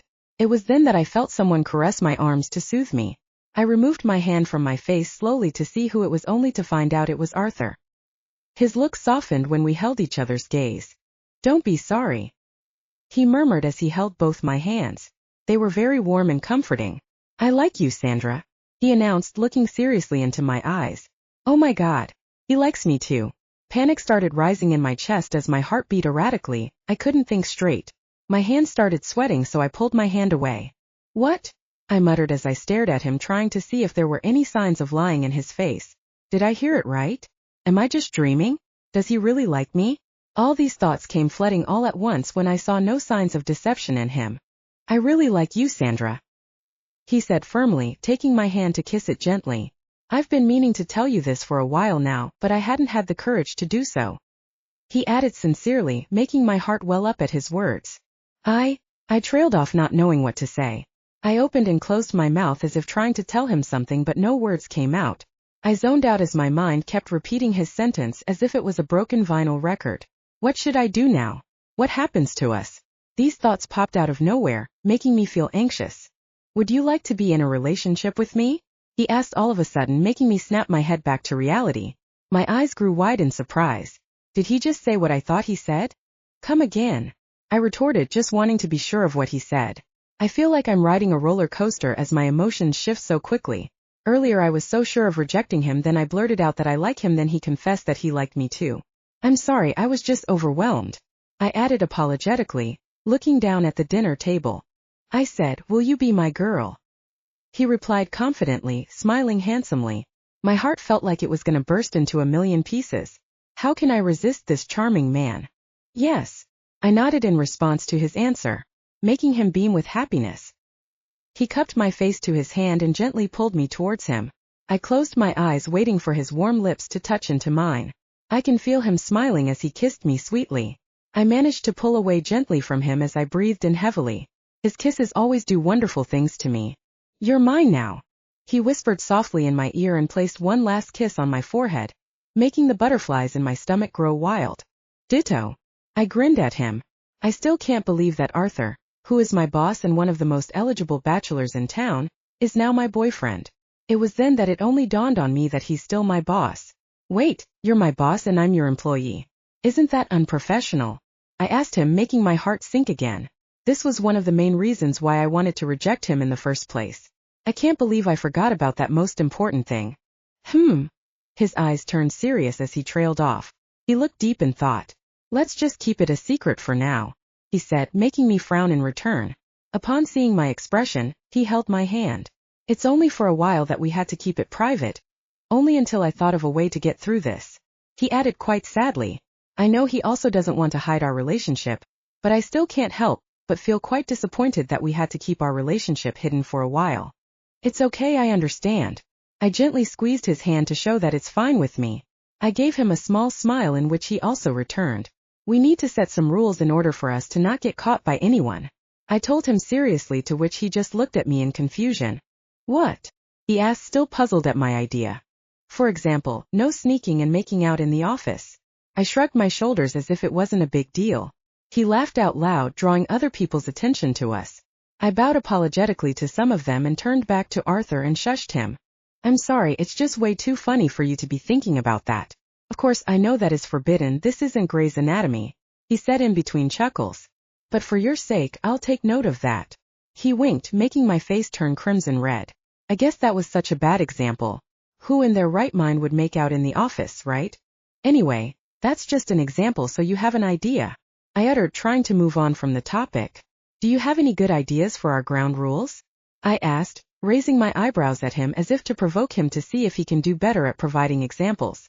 Well, since you asked for it, let me tell you some I had in mind. He smirked as if he was ready to take on my challenge. I just laughed at his remark. This is going to be a long night. Chapter 15. My salvation and torment. Maybe my happily ever after does exist. I'm lucky to experience this kind of happiness in my life despite not being able to leave my own version of a glass slipper. Even though we have only been dating for a few weeks now, I still haven't mustered the courage to tell him the truth about that night. Sandra. Arthur's low and husky voice interrupted my thoughts. I turned my head towards the source of the voice to see him grinning widely at me. His smile was one of happiness that was growing, similar to a spring flower that has bloomed. I could see how it came from deep inside to light his eyes and spread to every part of him. The energy that he radiated was just so pure and genuine, that it even had the power to make me feel warm inside. I mumbled dreamily as I squeezed his hand lightly. We were both walking towards my apartment room as I stared at him in awe. I just loved the way he just smiled with more than just his mouth. I could tell from his voice, the choice of his words, and the way he seemed so relaxed and comfortable with me. Everything about him was just beautiful. Are you okay? He asked worriedly as we stood in front of my apartment door. We were facing each other with my hand still in his. He squeezed it back, flashing me a small smile. Every time he smiled at me, all my worried thoughts and stress would fade away. Excitement rushed through my veins. The happiness that flared in his eyes was definitely infectious because it began to reflect in mine too. I'm fine. I responded genuinely. Thank you for tonight. I'm glad you have fun. He gently cupped my face and leaned in to kiss me on the forehead. I closed my eyes, savoring the warmth of his touch. His hand then drifted to my hip. It settled there for a brief moment before pulling me closer. I inhaled sharply. I was now against his warm chest that was chiseled to perfection. Must he be so perfect? My breathing quickened as he began nuzzling my neck with delicate kisses. So faint they were almost like whispers. I urged myself to push away, knowing that it's late, but I couldn't. My body has now surrendered to his touch as his smell took over my senses. His head was angled slightly to the left as his lips approached mine. My lips parted in anticipation as our breaths mingled. My heart fluttered inside my chest. When he kissed me, my brain lit on fire and the warmth spread through my entire body. His kiss was addictive. I couldn't bear not to be with him, and I sometimes could barely breathe when he was around. His kisses were my salvation and my torment. Within just such a short period of time, he has become the half that made me whole. He suddenly pulled away, smirking at me in amusement. Good night, he said teasingly. Rest well, Sandra. He was about to turn around and leave, but I grabbed the end of his coat, stopping him in his tracks. He turned to look at me. Confusion was written all over his face. What's up? I didn't know what took over me at that moment. It was like I was possessed with lust and desire for him. All I cared about was being in his arms right now. Want to go inside? I asked, gesturing him to my apartment.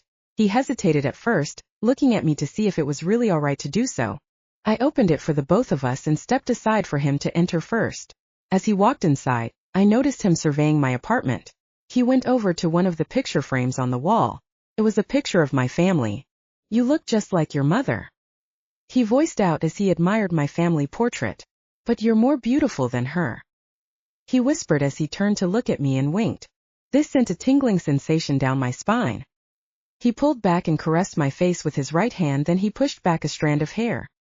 His hand slowly traveled down my arms to settle down at my waist. This gesture made me shudder with excitement. I leaned onto him, inching my face closer to his. His other hand settled at the back of my head that pulled me close to him. His kiss was hot and needy. His hands roamed all over my body, feeling every inch of skin. We started moving towards the couch without breaking the kiss, and we laid sloppily on it. He broke away to leave a warm kiss on my neck, while his hands moved downward, sliding my dress up. A moan escaped my lips as I felt his hand squeeze my thighs. I trailed off and arched my back and leaned to the side to provide more space for him to leave kisses on my neck. The sensation felt exhilarating. I could easily get lost in his touch. Arthur. I moaned his name breathlessly, making him groan against my skin. We were kissing each other torridly until we both heard the sound of my phone ringing. Arthur was the first to break away, and checked the surroundings to see where the sound was coming from. I got it. I walked up to where my phone was located to answer it. Arthur followed me and hugged me from behind. Hello, who's this? I said to the other line, to which Arthur kissed my ear softly.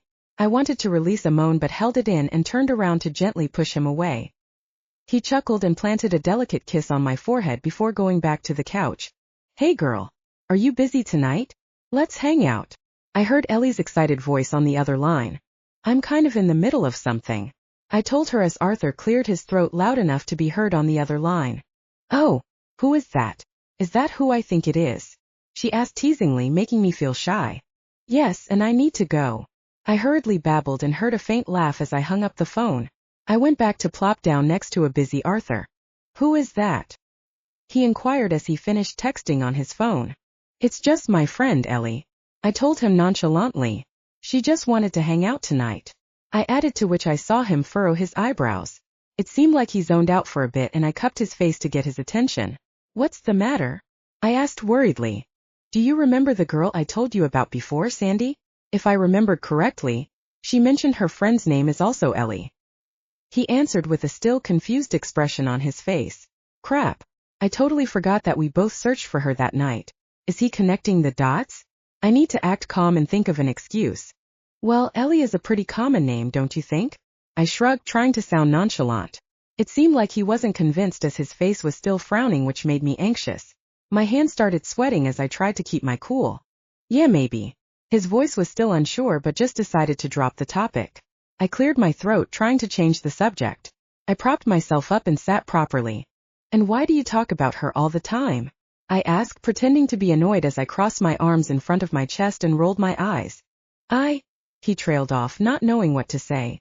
I pursed my lips to a thin line as I struggled to stop the smile that was itching to form on my face. Nice save, Sandra. It seemed earlier you were quite busy on your phone. I uttered to divert the topic. Maybe I should use this as an excuse to send him home before he fully connects the dots. Maybe you need to go now. I added, to which he pulled me closer. I already resolved that matter. We still have that unfinished business that we need to take care of. He placed light kisses on my cheeks. It took me lots of strength to pull away from his addictive kisses. I knew deep down that it was for the better. I was worried that he'd ask more questions about Ellie and start figuring everything out. No, I think we've had enough for today. Good night, Arthur. I sighed tiredly as I slowly moved away from him. Wait, are you mad? I could hear the panic in his voice as he abruptly sat up. Sandy was just a one-night stand, you know? You're my girlfriend. I felt my heart sink to the pit of my stomach as I frowned at what he said. I know that he was just trying to comfort me, and he meant no harm, but it also hurt to hear him say that about Sandy, even though I know deep down that it's true. I was just a one-night stand. I pressed my lips together, trying my best to keep a neutral expression on. I'm not mad. Are you sure? He asked worriedly as he held my hand. I nodded my head in response as I let out a soft yawn. I'm just tired. I stretched as I stood up. It's really time for you to go. I added casually as I gestured to my wall clock, making him groan. But I cut him off. Arthur, it's late. I stated curtly. As we stood up and made our way to the door, he looked disappointed as his eyes were pleading to take back what I said, but I stood my ground and accompanied him to the door. Sandra. He trailed off pleadingly. Good night, Arthur. I said firmly as I kissed him for the last time tonight before closing the door. I sighed heavily, plopping down on the sofa. That was a close call. I muttered under my breath. I need to be more careful next time. If there's going to be a next. Chapter 16. A slip of the tongue. Today was just like any other day for me. At the front of the bus sat a kid so small that his yellow bucket hat only peeked over the back of his seat. With every bounce of the suspension, his tiny head would wobble as if it was loosely attached to his neck. He reminded me of the bobbleheads that my father used to collect, and this thought kind of comforted me during my ride. Watching his head disappear and reappear every once in a while became my only form of entertainment as I waited to reach my destination. A small smile crept to my lips as I watched him wipe the condensation from the window with the sleeve of his oversized sweater before pressing his button nose against the glass. I turned to look at mine and drew a smiley face on it, smirking at my silly drawing. I felt my phone vibrate in my hands and I glanced down to see the notification I received. It was from Arthur. From Arthur. I just want to say that I'm sorry. It ended so abruptly, and even though you said that you're not mad, I know that I should still do better. I will stop mentioning about Sandy or any other woman I've been with. You are my girlfriend, after all. I'm only supposed to be focused on you. My jaw dropped to the floor as I felt a pang of guilt. Sandra, you idiot. I hit the palm of my hand against my forehead several times in frustration. I quickly typed back my response, immediately wanting to reassure him that everything was fine. To Arthur. Do not say sorry. You did not do anything wrong at all. I just wanted to tell him that everything was my fault. It was my fault for not being able to tell him the truth and by making things more complicated because of that. I quickly checked our messages the moment I felt my phone vibrate again. From Arthur. Are you sure? I let out a sigh of exasperation. I am a terrible human being for making him even feel this way at all. Arthur has been nothing but kind to me this whole time, while I am here lying to him about that night. I paused for a moment. Well, I mean, it's technically not lying if I don't really say anything. I mumbled to myself as I rubbed my chin, thinking deeply. I shook my head, trying to shake away my thoughts. No, Sandra, you need to find a way to fix this. I took a deep breath as I started drafting my message. To Arthur. Want to have coffee after work? Let's meet at the cafe that has terrible coffee and talk. I bit my lower lip as I pressed send hesitantly.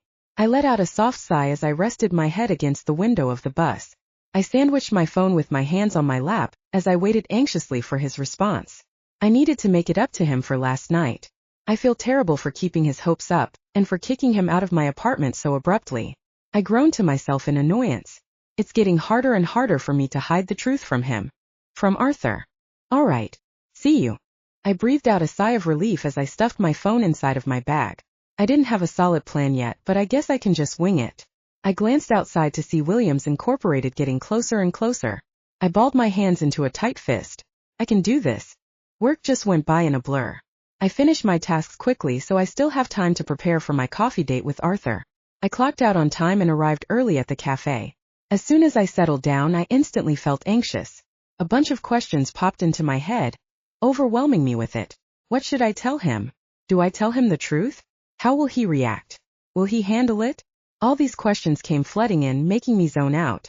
A small tap on my shoulder brought me back to reality, making me jolt in surprise. Oh, you're here. I put on a fake smile as I enthusiastically greeted Arthur.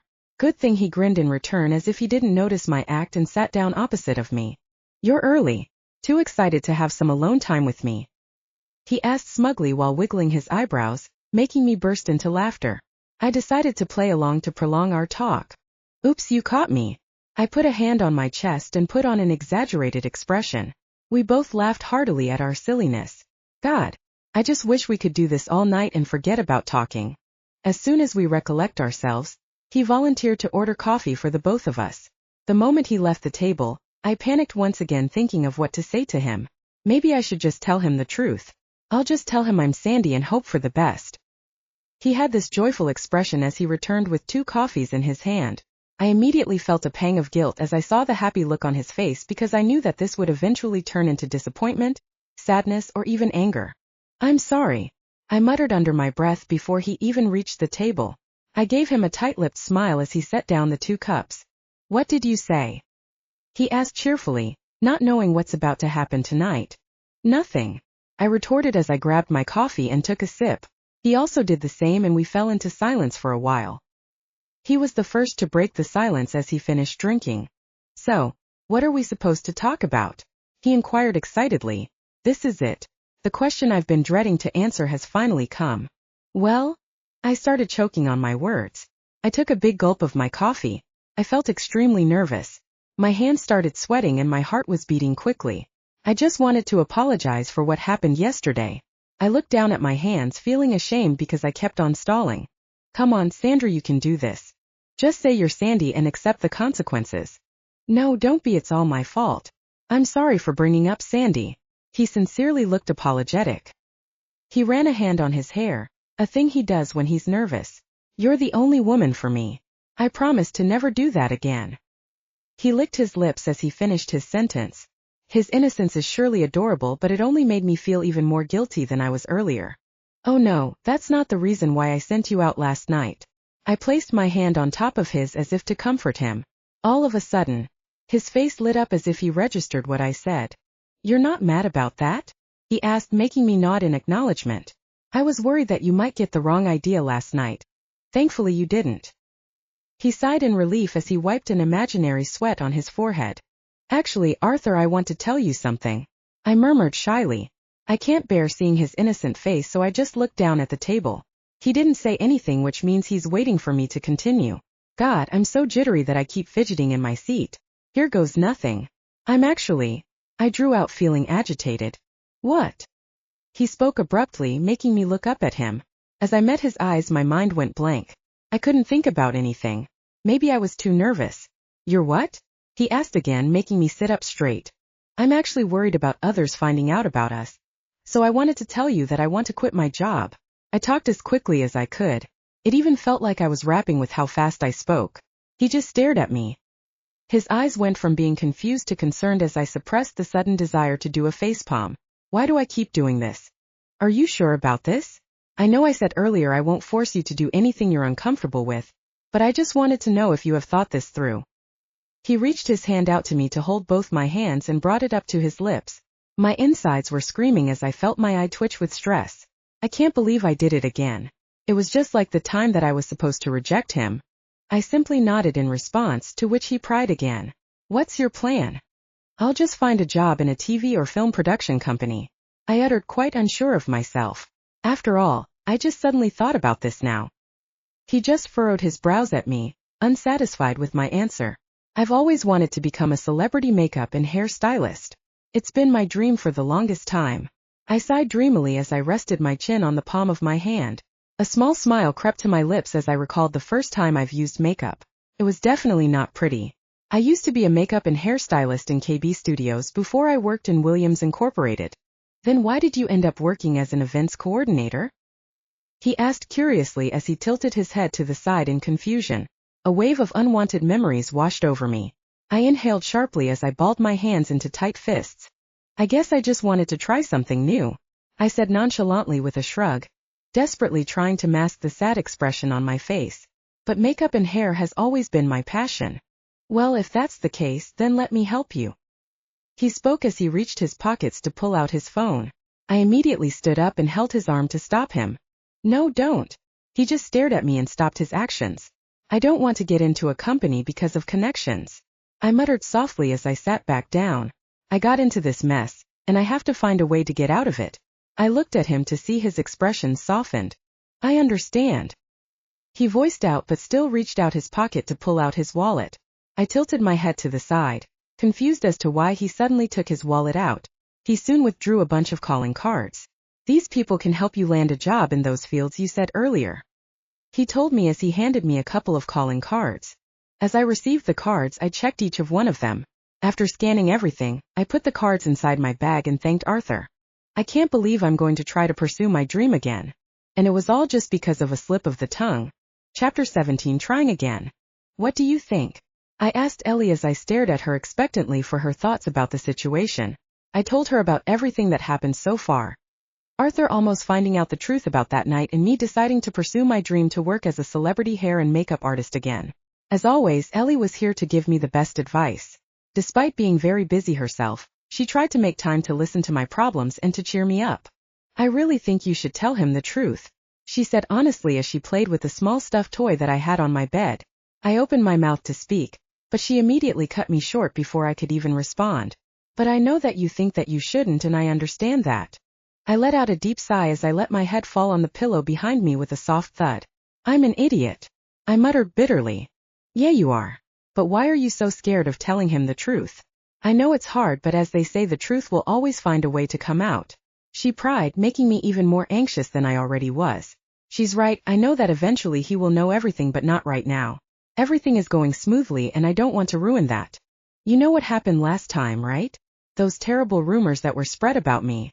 I'm afraid that those fake rumors will reach him. I just don't want him to think negatively of me, I babbled as I recall those dark times. He might remember Sandy, who was a one-night stand, and believe those rumors that I'm a slut, a whore. I trailed off sadly as my eyes fell to the floor. Ellie just looked at me sadly as she placed her hand on top of mine. I understand, but as your friend I'm telling you that it's much better if the truth came from you rather than Arthur finding it out on his own. Her soft, empathetic voice made me feel more guilty for trying to choose to hide it, even when I had the chance to tell him. I don't know. Ever since what happened with Kevin, I felt like I lost all my courage in myself. I sighed sadly as tears are starting to well up in my eyes. Hey, I'm not forcing you to do anything right now. At the end of the day, it's your call whether or not you tell him, okay? She turned to hug me. Her embrace made me feel comfortable and safe. I really needed this. I'm sure he'd understand too if ever he found out. I hope he doesn't, I exclaimed in frustration as I hugged my pillow tightly to my chest and shifted my body to look at her. I already like how everything is. I hope so too, she said with a shrug. Anyway, enough about him. She waved the air as if she was shooing the topic away. I want to know more about your decision to try again. Her voice was laced with excitement and curiosity as her face suddenly lit up. Words cannot describe how proud I am, she said genuinely as she grinned at me widely. My mood lightened at her words as she looked at me with so much pride and joy. Thank you, Ellie, I said, flashing her a closed-mouthed smile. Arthur actually gave me the calling cards of people that I can contact about this. I sat up and swung my feet out of my bed and into my fluffy slippers. I dragged my feet across the room and grabbed my bag to find my wallet. Which companies did he suggest? She asked curiously as I pulled out the cards that I kept in my wallet. I furrowed my eyebrows as I started reading each one. LLL Corporation, McGuigan Incorporated, Athena Studios, Rocket Pictures. I mumbled to myself as I flipped through each one. I'm amazed that Arthur personally knows the CEOs of these companies, as they are one of the well-known TV and film industries in the country. What are you waiting for? Message them, Ellie said impatiently as she quickly grabbed my laptop. I opened my laptop and proceeded to type an email to each of them. With each message I sent, I felt myself get excited. This is now my chance to pursue my dreams. I hope I get into one of them. Done.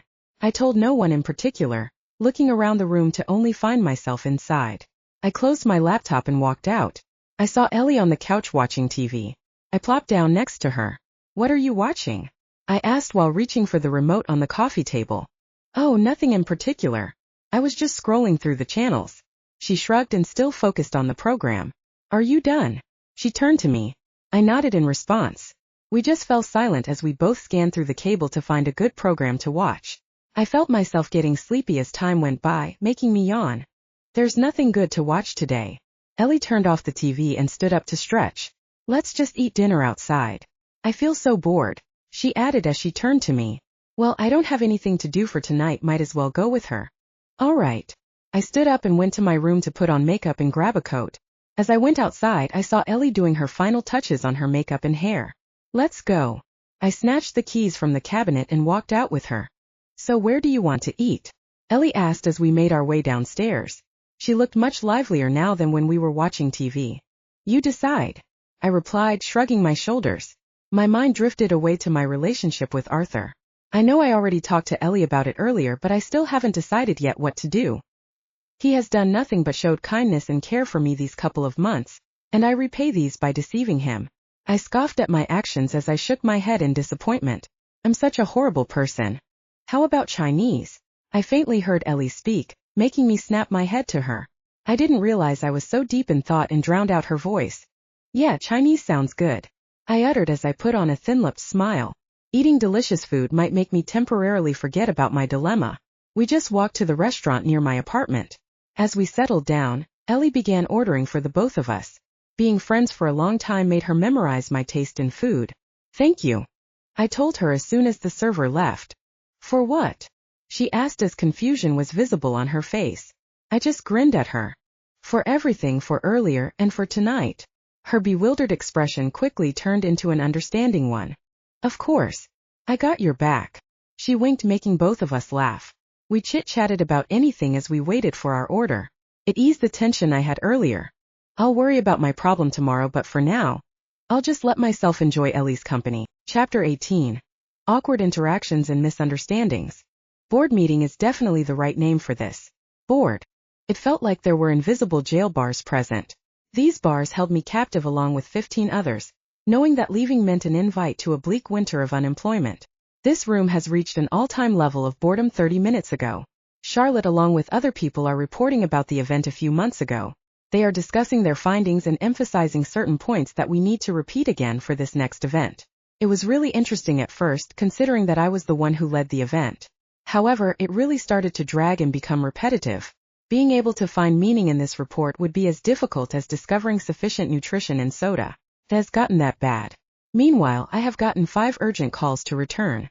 Every one of them was from sponsors and speakers for the upcoming event. Across the boardroom table, I could see the agony in Matthew's eyes. My lips twitched as I tried to suppress the smile that was threatening to form. It was comforting to know that someone else was feeling the same way. We exchanged small and tired nods, acknowledging each other's suffering.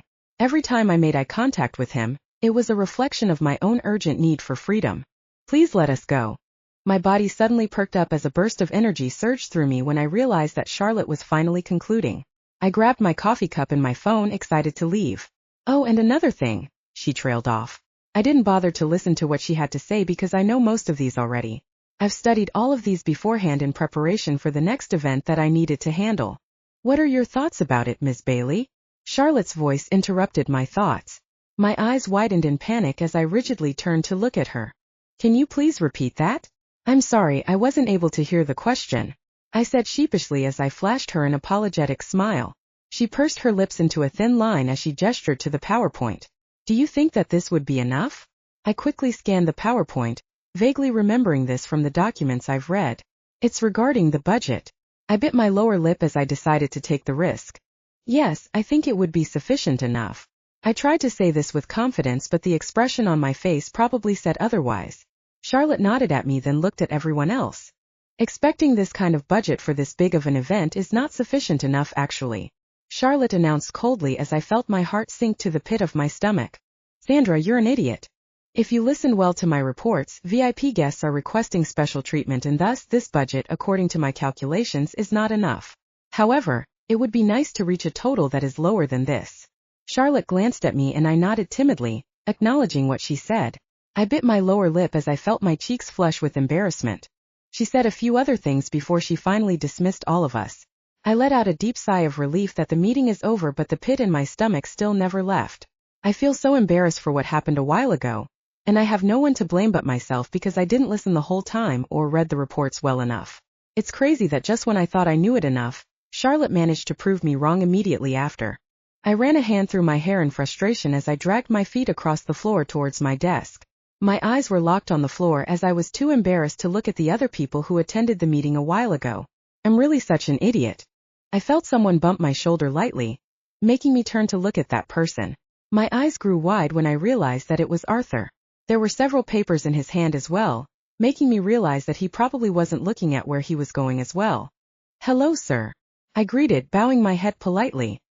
He nodded in response before he continued walking to his room.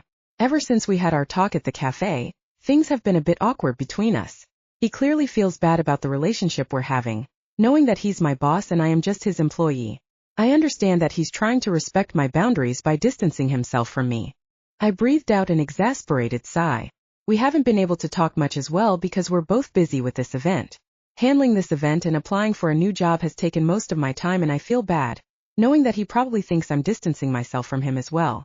I decided to take a mental note to talk to him later, and hopefully clear up any misunderstandings. As I settled down on my desk, I set aside thoughts about Arthur and focused on the upcoming gala. I started by going through the files again as I don't want a repeat of what just happened in the meeting room earlier. I carefully scanned all of the documents and took note of the important details. I swore to myself that what happened a while ago will be the last. After I finished working on the gala reports, I decided to take a short break and text Arthur, hoping to clear up our misunderstanding. To Arthur: "Hi, are you free after work? Let's grab some coffee and talk. I miss you." After sending the text message, I glanced a peek at his office. I saw him smile as he read his phone and turned to my direction. We held each other's gaze. His smile turned into regret after a brief moment, then he tore away his gaze to type something on his phone. A few seconds after my phone notified me that I received a message, it was from him. As I read his message, I began to understand why he had such a sad look on his face. From Arthur: "I'm sorry I can't. I still have a lot of work piled up. I miss you too. I'll make it up to you after the gala." Closing my phone, I took a peek again at his office, but it seemed like he went back to work again as I saw him typing away on his computer. Is he trying to ignore me? What should I do? Should I text him again? Feeling quite dejected, I just fixed my desk instead to prepare to head home. After arranging everything, my phone pinged to signify another message I received. Maybe he changed his mind, I thought to myself. From LLL Corp. "Greetings, Ms. Bailey. This is Olivia from LLL Corp informing you that we have received the email you sent yesterday. We would like to discuss a possible job offer for you tomorrow at 10 a.m. We look forward to seeing you in our office tomorrow." My mouth fell open in shock as I read each word in the text. I wanted to jump in glee, but I held it in since I'm still at work. This is it. My dream is finally within reach. I got out of work in such high spirits. I can't wait for Chapter 19, Hope for the Future.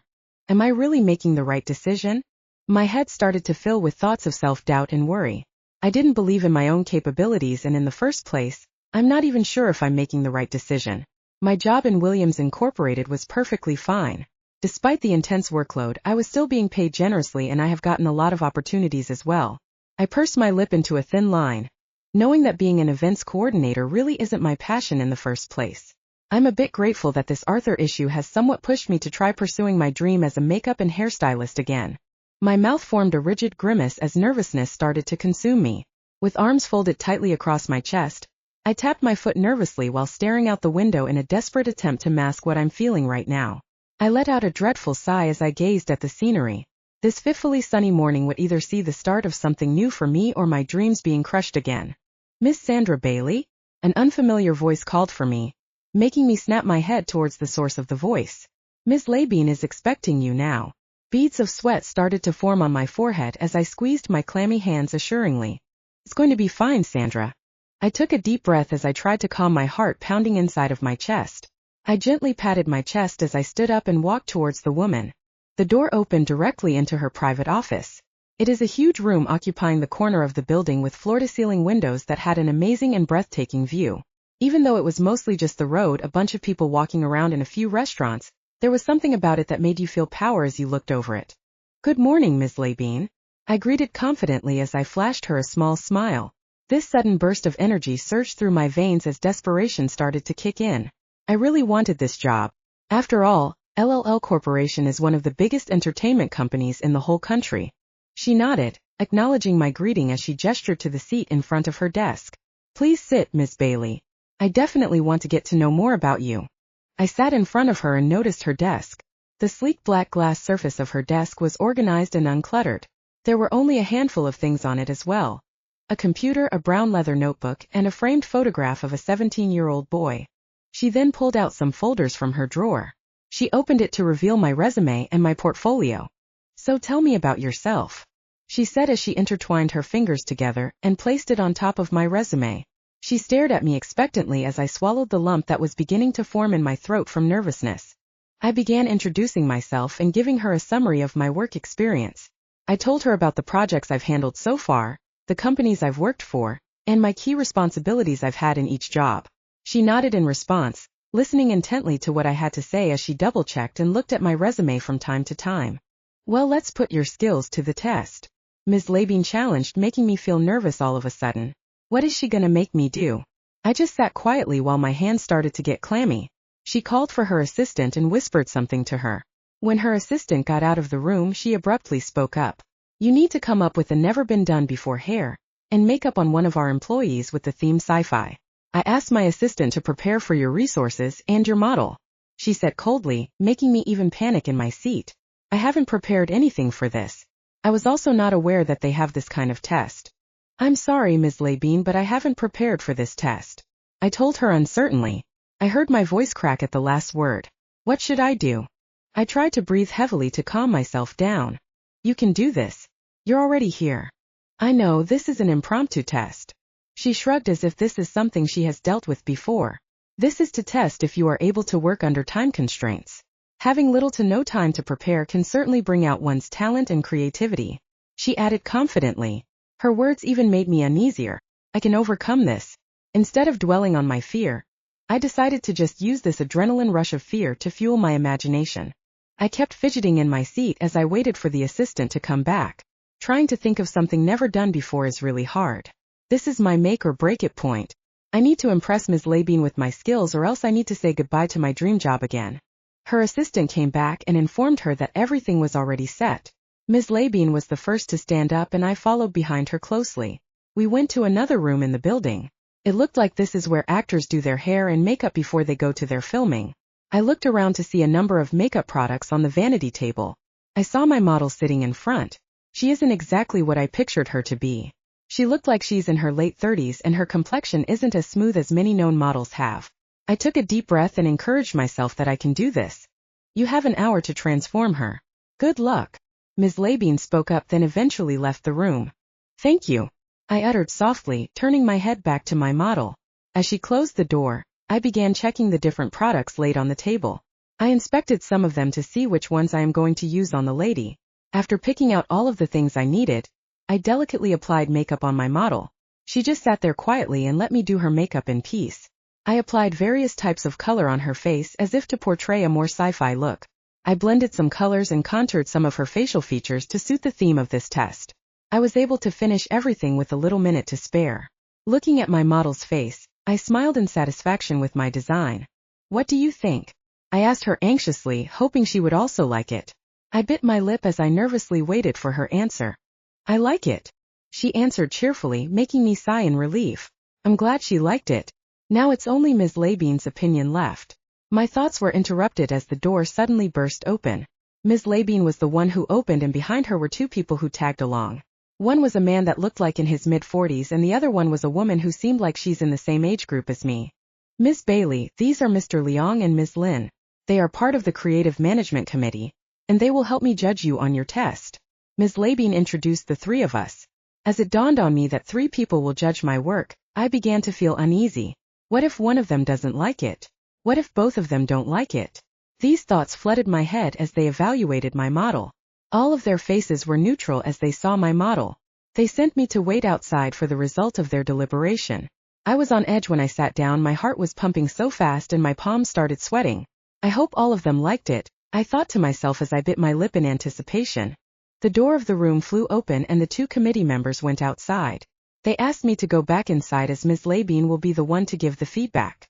I went inside, my fingers crossed, hoping I passed the test. As I got inside, she asked me to take a seat in front of her. Then she began providing her feedback on the makeup. She balanced out the good and bad points, so I don't exactly know where I stand. We still need to talk about the final verdict. Ms. Labine told me truthfully. But to tell you honestly, I liked your work, she added with a wink, making me hopeful for a good result. Thank you so much, I replied, feeling thankful that she was pleased with it. You may go now. We'll contact you as soon as we make our decision. We both stood up and shook hands. As I exited the building, I couldn't help but feel elated because of what Ms. Labine told me. I'm keeping my fingers crossed until I receive their callback. Just the thought of working here immediately brought a smile to my lips. Maybe I did make the right decision. Chapter 20, Sight for Sore Eyes. Maybe things will go right this time. Maybe. The gala was a riot of color. Everyone was a little more hyped up than they should be. My eyes excitedly scanned the scene, making sure that everything was going as planned this time.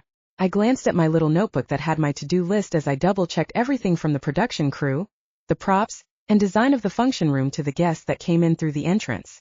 I made sure that everyone is seated at their proper place, and that they are satisfied with the demands that they have made prior to the event. With a deep sigh of relief, I sat down on one of the monoblock chairs backstage and let the happiness soak right into my bones. I'm very grateful to see that my hard work these past few weeks was finally paying off. I closed my eyes briefly and savored the moment, but never released my grip on the seemingly insignificant notebook in my hands. For the first time in a while, my body and mind has relaxed. At that moment, I felt like there were no expectations upon me. No deadlines and no schedules to meet. I did this. I made this event a success. A small smile crept to my lips as my limbs started to feel supercharged and my head was giddy. I stood up and approached the edge of the stage to take a closer look at the guests that were coming in. I was in awe of their beauty and elegance. Seeing them wear gowns with flowing silks made me want to dance as my feet moved along to the song and my heart was beat with joy. One of the guests caught my attention. Imperial red never looked so beautiful on a woman. With blonde wavy hair and her head held high, she strutted inside with an effortless saunter. The clicking of her heels added rhythm to the soft classical music that was playing without pause. She exuded beauty, confidence, and power that would make anyone look her way. I breathed out a sigh of admiration, secretly wishing that I was just like her. It was then my eyes saw someone that made my heart skip a beat. No, this can't be possible. I mumbled to myself in shock as I stumbled backwards a bit. The thoughts started accelerating inside of my head. I felt the panic begin like a cluster of spark plugs in my abdomen. Tension grew in my face and limbs as my mind replayed our last encounter. I wanted these thoughts inside of my head to slow down so I can breathe, but they wouldn't.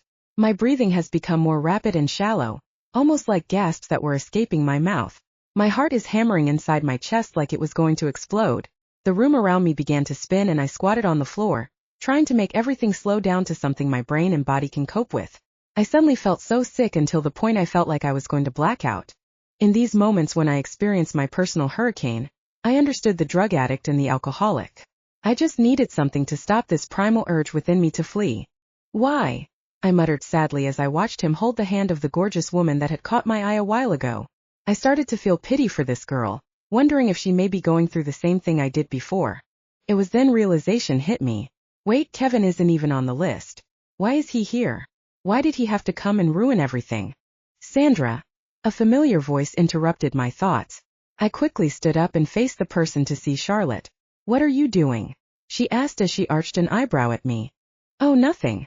I was just having cold feet, I told her timidly, trying to shake off the effect Kevin had on me. It's okay. It always comes with the job. You'll get used to it, she replied reassuringly, patting my back. I just gave her a small smile. By the way, do you know who that guy is? I asked, subtly pointing to Kevin. Charlotte looked around to see who I'm pointing at. Her eyebrows rose up in realization as she saw who I was asking about. Oh my God. You don't know who Kevin Butler is? He's one of the biggest celebrities today. Charlotte's bewildered expression made me anxious. I looked around to see if we caught others' attention. Thankfully, none of them were paying attention to us. I'm sorry, I just forgot his name. I lied casually, looking up as if trying to recall him. Of course, how could I easily forget him? If I remember correctly, I didn't see his name on our guest list. I added, trying to know the reason why he's here. He's Miss Casey Bishop's date.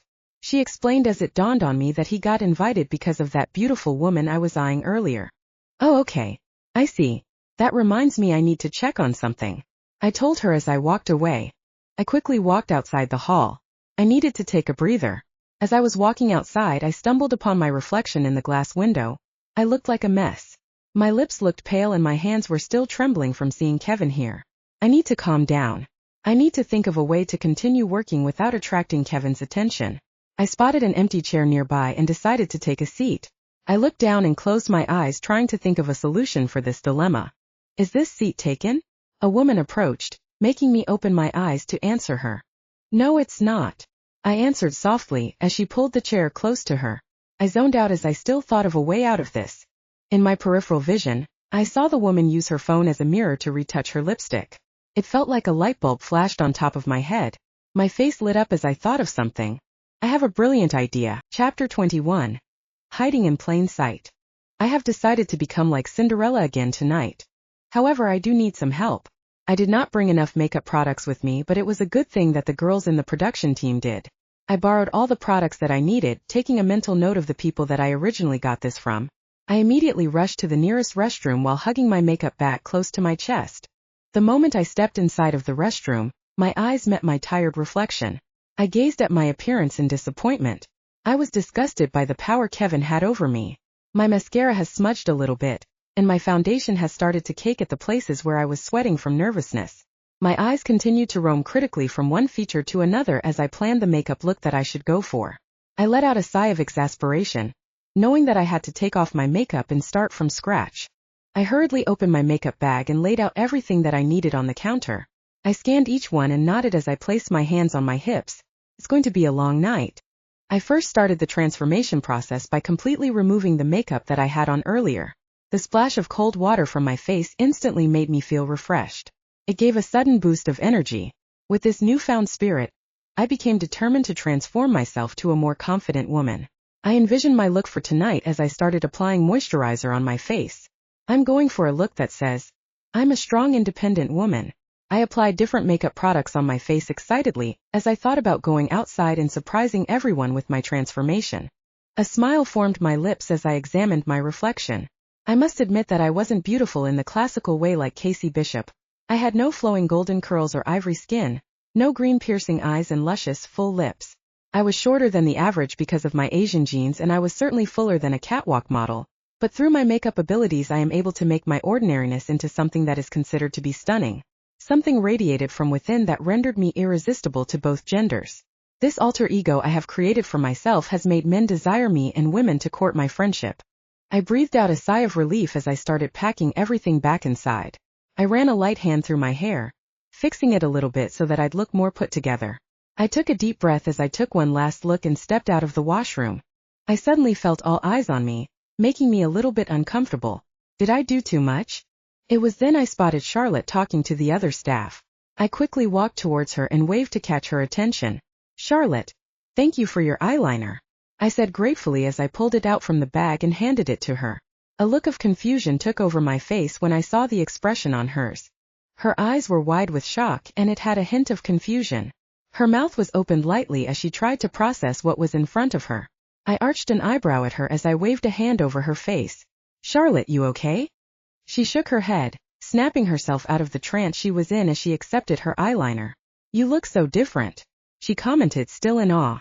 The other staff members that she was talking to turned their attention to me as well, making me flush with embarrassment. Is that a bad thing? I asked sheepishly as I nervously rubbed the back of my neck. Charlotte along with other people shook their heads in response. Charlotte gave me a small smile. You look amazing. Thanks. I grinned at her, feeling satisfied that I got a compliment from her. I gotta return these back. I held up all the other makeup kits I had on my hand, as I walked across the room trying to find where the team members were. I can't help but notice the stares targeted at me. Some people tried to be subtle about it, but there are also others who were openly ogling. The sudden attention people were giving me made me feel shy. I was not used to this kind of recognition from others. I kept my head low as I walked past a bunch of guests. I walked up to one of the production team members. Hey Ariadne, thank you for your eyeshadow and mascara. I flashed a thankful look at her as I handed over her things. Her eyebrows furrowed in confusion. It took a while for her to recognize who I was. Her eyes widened in shock as it dawned on her that I was Sandra. Sandra! Wow girl, you look great! She exclaimed happily, making me laugh at her reaction. Thank you, I replied shyly while looking down, making Ariadne purse her lips. Be proud of yourself. Hold your chin up and walk back to the guests with confidence, she uttered as she gripped my shoulders tightly and turned me back towards the guests. Show them your true beauty, she added and slightly pushed me to walk back to the hall. Her pep talk really boosted my morale. It gave me the energy I needed to do my job tonight despite Kevin being here. You're right. Thanks, Ariadne. I gave her a small nod and walked back to the gala. This time I held my head high and walked with finesse. I can still feel the gaze people were darting at me, but I just decided to ignore them and focus on my work. I made sure to check everything to make sure the event would run smoothly. While I was standing at the corner eyeing the whole room, I felt someone's eyes on me. From the corner of my eye, I could see a familiar figure approaching me. His eyes were fixated on me as he walked towards me. I turned towards him and held his gaze, trying not to flinch away. I tried to keep my cool as his strides were getting closer to me. Kevin! I muttered under my breath, leaving a bitter taste in my mouth. Chapter 22. Silence as evidence. Hello.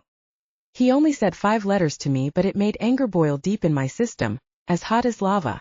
It churned within, hungry for destruction, his destruction. I knew that the pressure of this raging sea of anger would force me to utter things that I did not have the courage to say before or to express thoughts I've suppressed for years. You okay there, Buttercup? He teasingly asked. His tone was playful and flirtatious as he placed a hand on my shoulder. I immediately took a step backward, gently shrugging his hand off my shoulder to not cause a scene. I clenched my teeth as I balled my hands into tight fists. I hated how he did these things just to spite me. Why does he always have to ruin everything? Kevin, it was then it hit me. I only realized it now when I saw that confused look on his stupid face. He doesn't recognize me. I almost forgot that I've transformed myself using the power of makeup. I'm totally fine, sir. How was your evening? I forced a close-mouthed smile as I tried to ease my tensed body. Okay, perhaps smile wasn't the right word to describe the look on my face right now. The top row of my teeth was forcibly shown, and there was a faint curve to my lips, but no movement of the cheeks and no crease below my eyes. Anyone would interpret this as a grimace. However, Kevin was always so oblivious to certain social cues, so I'm sure he didn't notice it at all. I'm loving everything that I've seen so far tonight. Especially this. He eyed me from top to bottom, making me feel uncomfortable. He never really changed. He still continues to be like this to unsuspecting and naive women, who are just happy to be noticed by someone as famous as him in the entertainment industry. That's nice to know. I responded curtly. I tried to make myself sound as polite as possible, but I just couldn't. I knew that the anger that flared from my eyes somehow showed the scared girl that cowered within. The girl who was taught to fight and starved of the love that I thought I craved. I couldn't help the pain that eventually shone through as my soul drowned in this alter ego I've carved to fit a world of indifference. Just seeing him brought so many unwanted memories, making me feel weak from so much anger and anxiety. I couldn't fight it at all, and I won't, knowing that it takes such a toll on me to do so. So what's your name? He asked with a wink as I felt his hand rest on my waist. I quickly glanced at it as I became paralyzed with shock. My eyes and mouth were frozen wide open in an expression of stunned surprise as a wave of memories started to wash over me. No, not this again. Or should I just call you gorgeous? He pulled me closer, making me squirm with disgust. I placed my hands on his chest, trying to push him away, but I suddenly didn't have the energy to do so. Another hand that gently grabbed me by the wrist and pulled me away from Kevin cut me short. I turned to look at my savior to see Arthur. My heart leaped with joy as a relieved expression took over my face. Good evening, Kevin. I need to speak to one of my employees, if that's all right with you. His face was stiff, but his voice was polite so as not to offend a guest. He looked down at me and gave a reassuring smile. All right, I'll go ahead. See you later, sweetie. I resisted the urge to roll my eyes at his cheeky remark. I breathed out heavily, seeing his back retreating. Thank God Arthur intervened in time, because I don't think I can handle being close to him for a long time. Are you okay? His voice was stern but was also filled with worry. I'm fine. Thank you, Arthur. I gave him a slight hug, to which he was taken aback. His body tensed when we both made contact. He was the first to pull away as he fixed his suit and look around nervously. I got carried away with Kevin that I forgot that we were still working. Oh, my bad. We're still at work, sorry. I told him sheepishly. It's okay, Miss. he trailed off. His face had this confused look in it. It was only then that it dawned on me that he doesn't recognize me because of my makeup. It's me, Sandra. As these words left my lips, his mouth fell open in shock as the realization hit him. I fought the urge to laugh at his expression. Oh my God. You're Sandra, he exclaimed loudly, drawing other people's attention. I gave them an apologetic nod and lightly dragged him backstage. He had a dazed look on his face as if he just discovered something as we arrived at a much quieter place. I'm sorry, it's just that I barely recognized you. He spoke apologetically, but his eyes were still scanning my face. Yes, I just put on a couple of makeup, that's all. I smiled at him as if to assure him that it's okay. He still seemed amazed at my new look for tonight that he couldn't keep his eyes off of me. Well, you look gorgeous, he uttered and placed a light kiss on my lips. It made my heart beat crazily. I grinned at him as he pulled away. Well, it's the power of makeup. I smirked at him. His face turned serious all of a sudden, making me furrow my eyebrows in confusion. What's wrong? I asked, hoping to know what's bothering him. No wonder the both of you seem so similar. He tilted his head and put his hand on his chin as if he's thinking carefully, making my face pale and my hands cold. You're Sandy, aren't you? What? I don't know what you're talking about. I looked away, trying to avoid his gaze. By now I can feel the cold sweat trickling down my forehead. Think about it, you both have a friend called Ellie. You even have the same mannerisms as her. You try to cover your face when you're shy. Your face reddens immediately when I do something cheesy, or when you're embarrassed. He told me explicitly, and I snapped my head back to him. I can't believe he remembered all those small details. I thought about how long I can keep this away from him. It's just a coincidence. I don't even know her. I shrugged, trying to act cool. I wanted to add more, but I stopped as he spoke abruptly. Just please tell me honestly, Sandra, he pleaded. He desperately looked at my eyes, searching for the truth. I stayed silent, unable to utter a word. My heart broke at his defeated expression. The answer was already evident in my silence. Chapter 23. Cowardice at its finest. His face fell as realization struck. In that instant his skin grayed. His mouth hung with his lips slightly parted as his eyes were as wide as they could stretch. The moment I saw the look of realization on Arthur's face is when I realized that I have made a grave mistake. Arthur?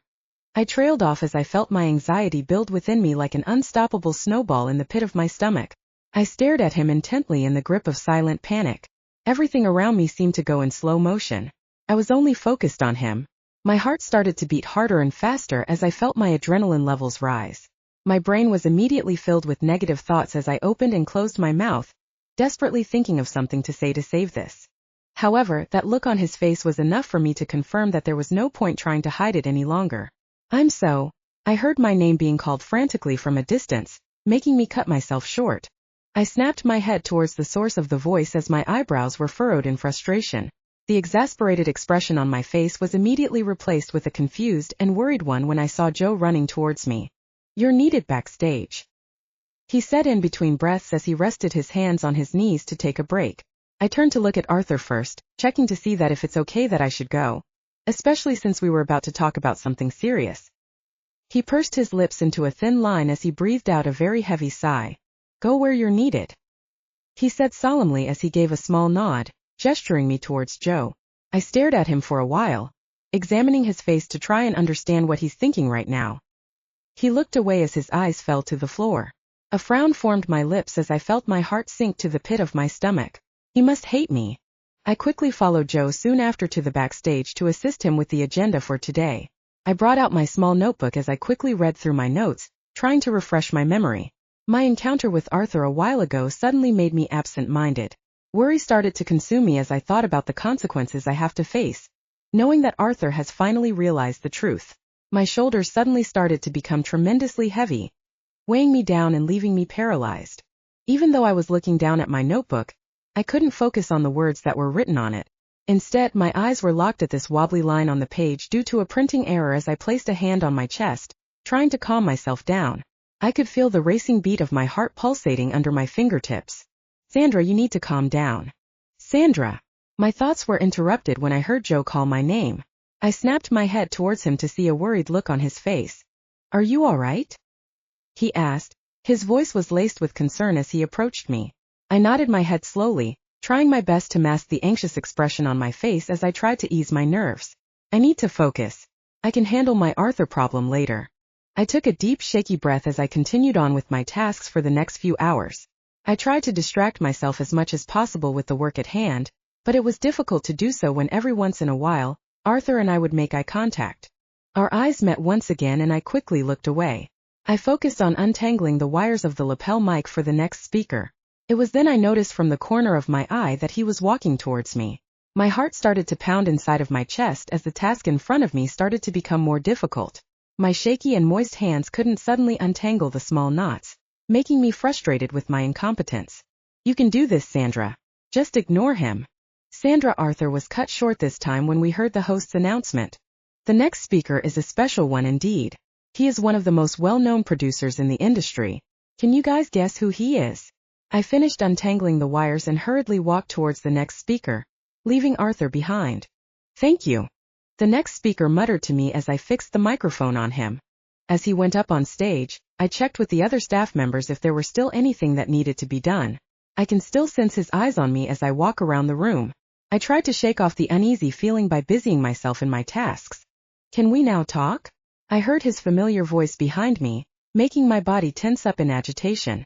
My heart was beating so loudly that I was afraid he might have heard me palpitating. I stood straight to face him, but I felt my chest sink at his expression. His eyes looked dejected as he waited for my answer. I didn't have it in me to turn him down, but I wish I could. I'm very much afraid of what he would say to me when we talk. Pessimistic thoughts rushed through my brain, unable to answer his simple question. Oh, I was cut off by Charlotte's urgent voice. Sandra, we need you here. She gestured to go near her. I saw Arthur's face scrunched up frustratedly as I gave him an apologetic nod and walked towards Charlotte. Arthur's expression kept replaying in my mind as I walked up to Charlotte. It took us a while to fix the wardrobe malfunction of one of the guest speakers. By the time we were done, Arthur was nowhere to be found. I tried looking for him everywhere, unable to see his familiar figure. After the program ended, I spotted Arthur all the way at the back of the hall. My steps grew heavy as I walked towards him. I don't think I can do this. I tried to flee, but his eyes already caught mine. His eyes looked sad as we held each other's gaze. I felt my stomach churn. I don't think I can handle this. As he tried to make his way to me, I quickly bolted to the nearest exit. I looked back to see if he followed me out. I sighed in relief for not seeing him. I hailed a cab and decided to go home. I'm such a coward. Way to go, Sandra. Maybe I should just be named Sandra, the cowardly girl, for ruining my chance at fixing this thing. How can I face him tomorrow? Chapter 24. The Painful Truth. Arthur knows the truth. And like a coward, I just ran away. I'm definitely facing the consequences of it all now. I can feel the impact of my actions weighing down on me as I stared at my phone screen in shock. The panic that welled up inside of me started out as thin tissue, something that my fingers can manage to pierce breathing holes in. However, as time progressed, the panic had transformed into a flood of ice water surrounding every limb, creeping higher until it passed my nose and mouth. I grasped my chest, trying to calm down my fast-paced heartbeat as I took deep, shaky breaths. What am I going to do now? From Arthur. I'm coming to your apartment now. We need to talk. Despite my attempts to calm myself down, my breathing continued to become rapid and shallow. I held my head as I felt my pulse pounding in my temples. With a deep sigh, I sat on the edge of my bed. My legs felt like it was going to give out from so much nervousness. Thoughts filled with regret took over my mind as I lay down on my bed. Even though I don't want to, I have to face him. I have to do what is right. I hugged one of my pillows close to my chest as I shut my eyes tightly, wishing that all of this was just a dream. I hated how I kept on blaming Kevin a while ago for ruining everything when in reality, I'm the one who has done this to myself and the people around me. I chose to go to that party that night. I chose to not tell Arthur the truth after. I chose to transform myself with makeup because of the coward in me again.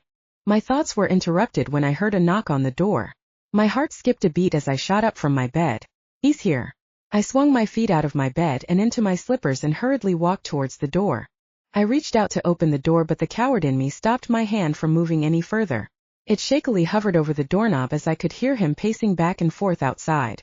It hurts me knowing that I did this to him. He has been nothing but kind to me during our relationship, and yet I repay him with this. Sandra. His low, husky voice sent shivers down my spine. I took a deep breath as I finally held the doorknob. The cold surface managed to wake me up and bring me back to reality. Coming. I stuttered as I hesitantly unlocked the door. A wave of emotions immediately washed over me when I saw the look on his face. His eyes were narrowed, rigid, cold, and hard. At that moment I knew he was already far away. The anger that flared from his eyes showed a look of betrayal and disgust. "How could you?" He said those 3 words through clenched teeth. His voice was cold and harsh. I opened and closed my mouth to speak, but no words came out. It felt like my heart was breaking apart. I never got the chance to say anything as he stormed inside the apartment and slammed the door shut. "So all this time you have been deceiving me then? Unbelievable." He threw his hands up in exasperation. I was just staring at him the whole time, scared that I might say something wrong. "I'm sorry. I didn't mean to." My words were cut short as he laughed sarcastically at my lame excuse. "You didn't mean what? You didn't mean lying to my face every time you see me?" He said incredulously as his face turned red in anger. "We've been in a relationship for a couple of months now, Sandra. You had lots of chances to come up to me and say, 'Hi, Arthur. I'm also Sandy. It isn't that hard,'" he added, making me look down. I know he's right. I really didn't mean to keep it to him, but being the sissy that I am, I just didn't have the heart to break it to him. It may sound like an excuse, but I thought that keeping it from you would be much better. I already like our current situation. I didn't want to ruin that. I mustered all the courage I had to make him understand my sentiments. He just looked at me like I had grown another head. "Are you kidding me? It's already ruined and you still had the audacity to give me that lame excuse." He closed his eyes and turned his back on me, trying to hold his anger, but it felt like he was failing miserably. His heavy breathing was the only sound in the room at the moment. By now it felt like I had dug my own grave and I couldn't get out without having to tell him the whole thing. I just stared at his back for a long time, contemplating where to start explaining to him. Where should I begin? How will I tell him? All these worries flooded endlessly in my mind. My thoughts drifted away as to how I would answer all these things. His voice immediately cut off my internal monologue. "Did you even love me?" he asked softly. His voice was filled with hurt. I didn't realize he was already facing me. His eyes were longing for the right answers. I felt my chest pang with guilt. I feel like crying at his statement. "I do love you, Arthur." I tried to reach out my hand to him, but he just swatted it away as if he was disgusted at me. "Because if you did, you would have told me earlier," he said furiously, making me flinch at his harsh tone. This wasn't like the Arthur I loved, but then again this was all my fault. I made him turn this way. If only I hadn't run away at the gala that night, maybe things wouldn't be as worse as now. "Please believe me when I say that I love you," I pleaded, making him stare at me indifferently. I didn't dare get close to him, afraid that he would just push me away. At this point I felt like I'm on the brink of crying. I can feel my throat tighten and my eyes welling up. "I can't take any more of these lies, Sandra. When will you start telling me the truth?" he shouted, making me wince at him. I took a step back at him. By now I felt hot tears rolling down my cheeks. I couldn't contain the overwhelming emotions anymore as I broke down in front of him. He tried to come close to comfort me, but I just kept on crying non-stop. He pulled me near his chest and engulfed me in a warm embrace. If this were any other day, I would have been flustered by this, but today is a different day. I continued to bawl my eyes out on his chest as he rubbed his hand on my back, trying to soothe me. "I'm sorry," I heard him saying in between my sobs. The tears just kept flowing down continuously and he constantly patted my back. After pouring out all the tears I had, I felt the fatigue wash over me. I pulled back and saw my tears stained his suit. "I'm sorry about that." I looked up to him apologetically. His eyes softened and he gently cupped my face and wiped my tears away using his thumbs. I closed my eyes to savor his touch. "I shouldn't have shouted like that. I'm sorry," he mumbled as he removed his hands from my face. I suddenly missed their warmth. My anger got the best of me today. "I was just frustrated about the fact that you kept this hidden from me," he added, making me open my eyes to gaze at him. He clearly regretted what he did earlier, as it was evident in his eyes. It was my turn to cup his face this time. "I'll tell you everything you want to know," I told him, and he nodded in response. This is now the moment of truth. Chapter 25. How and why we hurt. Does the truth imprison us, or does it set us free? One thing I know for sure, the truth can hurt. I can kind of compare my situation to a drug addict or an alcoholic who has faced an intervention from friends and professionals. Through this, the addict will have a head-on collision with the truth. The addict is now faced with a mirror of herself, and of the love and concern of people who she cares about. The addict hopefully sees the truth in their eyes and words and eventually does turn their lives around. Facing the truth about our negative sides is a difficult thing to do. However, none of us can improve without knowing the truth, even when it hurts. If we learn the truth really does set us free. It's time for me to face the negative side of me, and to talk about the trauma that I have developed because of Kevin. I've hid all of this from him and kept all of my emotions and past trauma to myself. It is time for me to have a taste of freedom. With a sigh, I leaned my back against the wall and slowly fell to the floor. I patted the space beside me and he reluctantly followed. He furrowed his eyebrows as he stared at me expectantly. I took a deep breath and flashed him a sad smile. Ever since I was younger, I've always wanted to be a celebrity makeup and hair stylist. I began as I tilted my head back and leaned it against the wall. There was something about the act of transforming yourself with different looks and styles that really amazed me. A small grin formed my lips once I remembered the night Arthur and I first met. Like Cinderella, she transformed for just a moment to escape reality, and to dance with the prince. Was I your prince? He asked curiously as he followed my gaze and looked up as well. I let out a soft chuckle. Yes and no, I retorted as I glanced at him. He turned to look at me and our eyes met. There was a glint in his eyes that I couldn't decipher as he tilted his head to the side in confusion. What do you mean? As this is not some fairy tale book, I've eventually come to realize that there are good and bad princes. I trailed off as a wave of painful memories washed over me. I inhaled sharply as I ran a shaky hand through my hair. Before I met you, a good prince, I had to meet a bad prince too. He moved his body towards my direction and leaned in anticipation. I looked away, afraid that he might see me tear up. When I worked at KB Studios as a makeup and hair stylist, I was very happy and excited to go to work because I really loved my job. I beamed as I recalled all the makeup looks I've done for the models and actresses. My dreams came true, and at the time this guy was flirting with me as well. I felt Arthur's body tense beside me as he started to look deep in thought. Wait, he trailed off, sounding confused. This was the same story you told me that night, right? I nodded sadly. I couldn't believe that this was happening to me at first. I felt flattered that a guy like him, a prominent name in the entertainment industry, is interested in someone like me. I said wistfully as I shook my head, disappointed at my stupidity. I was truly naive before. I saw him as my prince back then until I cut myself short as I bit my lower lip, trying to stop the tears that were welling up in my eyes from spilling. He took advantage of me.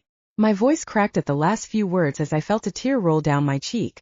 I quickly wiped it with the back of my hand as I looked away. I desperately wanted to be strong, even if it's just in front of Arthur. I've got to tell him the truth. Sandra, if you're not comfortable, I cut him short. It's okay, I uttered softly. I can feel his intense gaze at me while I just stared in front, remembering the memories that happened. Back then he treated me well, as if he really liked me. He usually sent my flowers while at work. He seemed sweet as he gave me compliments, and the thing that really made me believe his intentions were when he said that he couldn't live without me. Being the naive girl I was back then made me fall for his acts. I continued as if it only happened yesterday. A wave of emotions rushed in me as I recall everything. I felt angry, frustrated, and sad. I clenched my fists to stop myself from crying. Arthur saw my tightly closed fists and put his hand over it as if to comfort me. I didn't dare to look at him as I'm afraid that I would burst into tears. I cleared my throat to continue my story. Then one time he asked me to sleep with him. I remember him coming from a party as he smelled like liquor when he went to my previous apartment. From there he barged his way in and asked me in verbatim to have sex with him. When I refused, he threw a fit and tried to trash my apartment. I can feel my whole body shaking. Is it because of fear? Or it could be anger. Maybe I am just angry that I felt weak during that time, knowing that I should have fought back. It's okay, you don't have to continue. Arthur pulled me in for a warm embrace. His hand moved in circles at my back as if to stop me from shaking. It worked as I relaxed to his touch. I breathed heavily to his chest, enjoying his body heat. I eventually pulled away to look at him. No, I want to continue, I said sternly, making his eyebrows furrow as he stared deeply into my eyes. He had this questioning look that asks if I'm sure that I still want to carry on. He sighed defeatedly as he already knew the answer. Okay. Then what happened next? He asked, urging me to resume the story. It was then that he revealed his intentions. He said that he only wanted to get close to me because I was an easy target, and that I was just some ignorant girl that he can easily manipulate and dispose of after he's finished with me. I can feel Arthur's rage beside me. I turned to him only to be met with his fuming expression. His face turned red with anger as he huffed loudly. That bastard! I heard him mutter under his breath. It was now my turn to console him. I reached my hand to touch his face to calm him down. He closed his eyes and leaned onto my hand as he tried to steady his breathing. "You okay?" I asked as I continued caressing his cheeks. He slowly opened his eyes to look at me. His eyes softened as he held my hand. He slightly turned to my hand as he placed a gentle kiss on my palm. "I'm sorry, I really got carried away," he mumbled faintly. "Go on." He gestured to me to keep going. After throwing a couple of things in my apartment, I eventually kicked him out. But before he left, he told me something I couldn't forget. He said, to make it big in this industry you have to listen and do as I say. If you can't do that, might as well kiss your dreams goodbye. At that time I didn't even care, I just wanted him out. But I didn't know that was the start of something bigger. I felt my heart constrict as I remember what happened after. "Why? What happened?" Arthur was visibly curious. His eyes widened as he waited for the continuation. I didn't know that he spread fake rumors about me the following day. As I walked to work, my coworkers kept whispering behind my back. It was Ellie who told me all the circulating rumors about me. I couldn't hold it back anymore. I felt the hot, wet tears running down my face as I looked back on those days. I heard very ridiculous stories about me at that time. I tried to laugh to mask my crying, but the sadness was overpowering that I just sobbed uncontrollably. Arthur pulled me back to his chest and patted my back, but that gesture made me weep even more. There, it's okay." He mumbled into my head as he placed a light kiss on it while trying to console me. I cried for what felt like an hour until I felt that I had no more tears left to cry. I moved away from him and saw his shirt stained with tears. "You don't have to continue anymore, that's enough," he said sternly as he tried to brush aside a hair on my face. "Okay," I croaked out, feeling tired. Arthur got up from his seat and I looked up to him. "Where are you going?" I asked, missing his warmth beside me. "I'll just get you some water and a tissue," he replied as he walked away to fetch me water and tissue. As he returned, I gave him a grateful look as he handed over the things he brought. I finished the whole glass and wiped myself thoroughly. "Thank you." I gave him a faint smile as I tried to stand up from my seat. We both moved to the couch to be seated comfortably. "Now that I heard everything, I want to know who this bastard is." His voice was laced with venom as he spoke. "I don't think he'll see it coming once I tell him." I took a deep breath. "It's Kevin Butler." Chapter 26, Sabotage. I hated the way that he looked at me now. It's been a week since my talk with Arthur, and things have never been the same between us. Every time we passed by each other in the hallways, his eyes always held a glint of sadness and betrayal. Meanwhile, mine had guilt and regret, knowing that all of this could have been prevented if I just told him the truth sooner. I suddenly missed the awkward encounters that we had before. I missed the courteous nods and shy waves. I missed being able to see him up close and admire his flawless skin and beautiful features. I just miss him. Lately, it seemed like he was trying to avoid interaction with me altogether. He would pretend to be busy on his phone or he would look the other way. Even though it hurt seeing him being so distant from me, I knew that I did the right thing.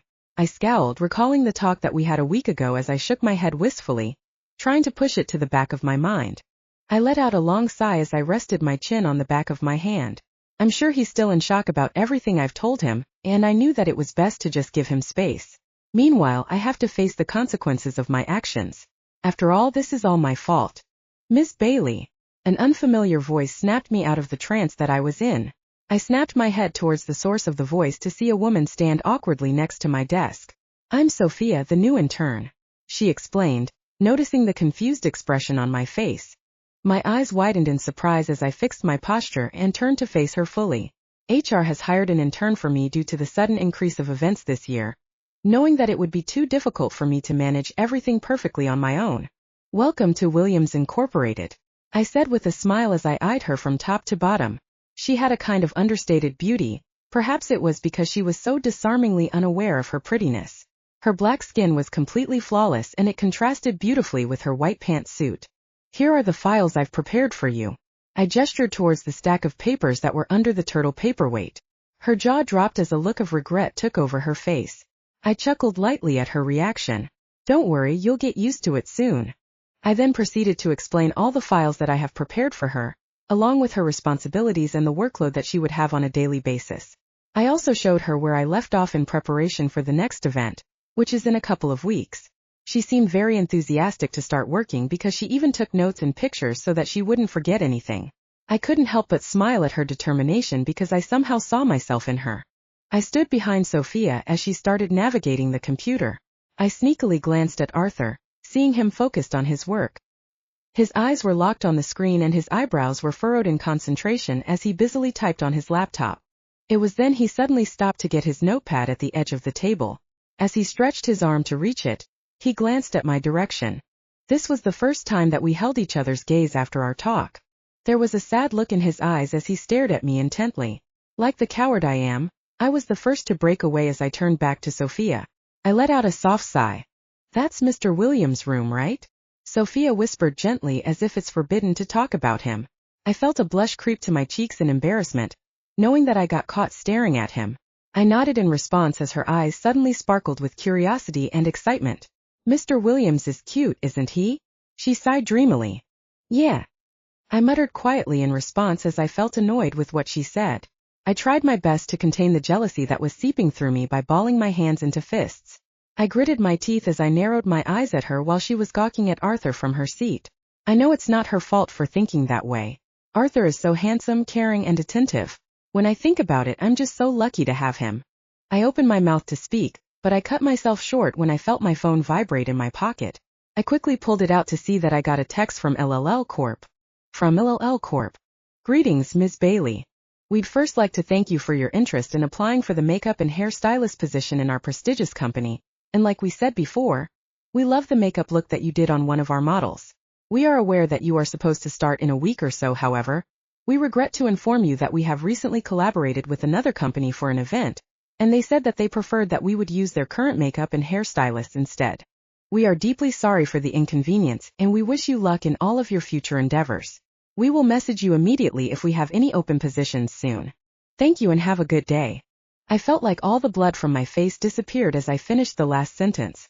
I closed my phone, still stunned from what I read. I stood there still trying to register what just happened. I thought everything was already in place. Is this for real? What do they mean? "Sandra," Sophia trailed off as she tried to get my attention. I snapped back to reality as I heard Sophia's voice. I didn't realize that I was so absorbed in my thoughts. "Ah, yes," I replied, looking down at her. She turned to me to ask about one of the files on the computer. I gave her a close-lipped smile as I leaned and looked at what she was gesturing at. I breathed out deeply. I have to keep it together until I finish this task. As soon as I helped her transfer some paperwork to her desk, which was not so far from mine, I let her manage the rest on her own. "If you have questions, I'll just be on the other desk. Good luck." I bid her goodbye and she smiled in return. I went back to my table to organize my things. My mind drifted back to the text message. I opened my phone to reread the message again. I still couldn't believe what I was seeing.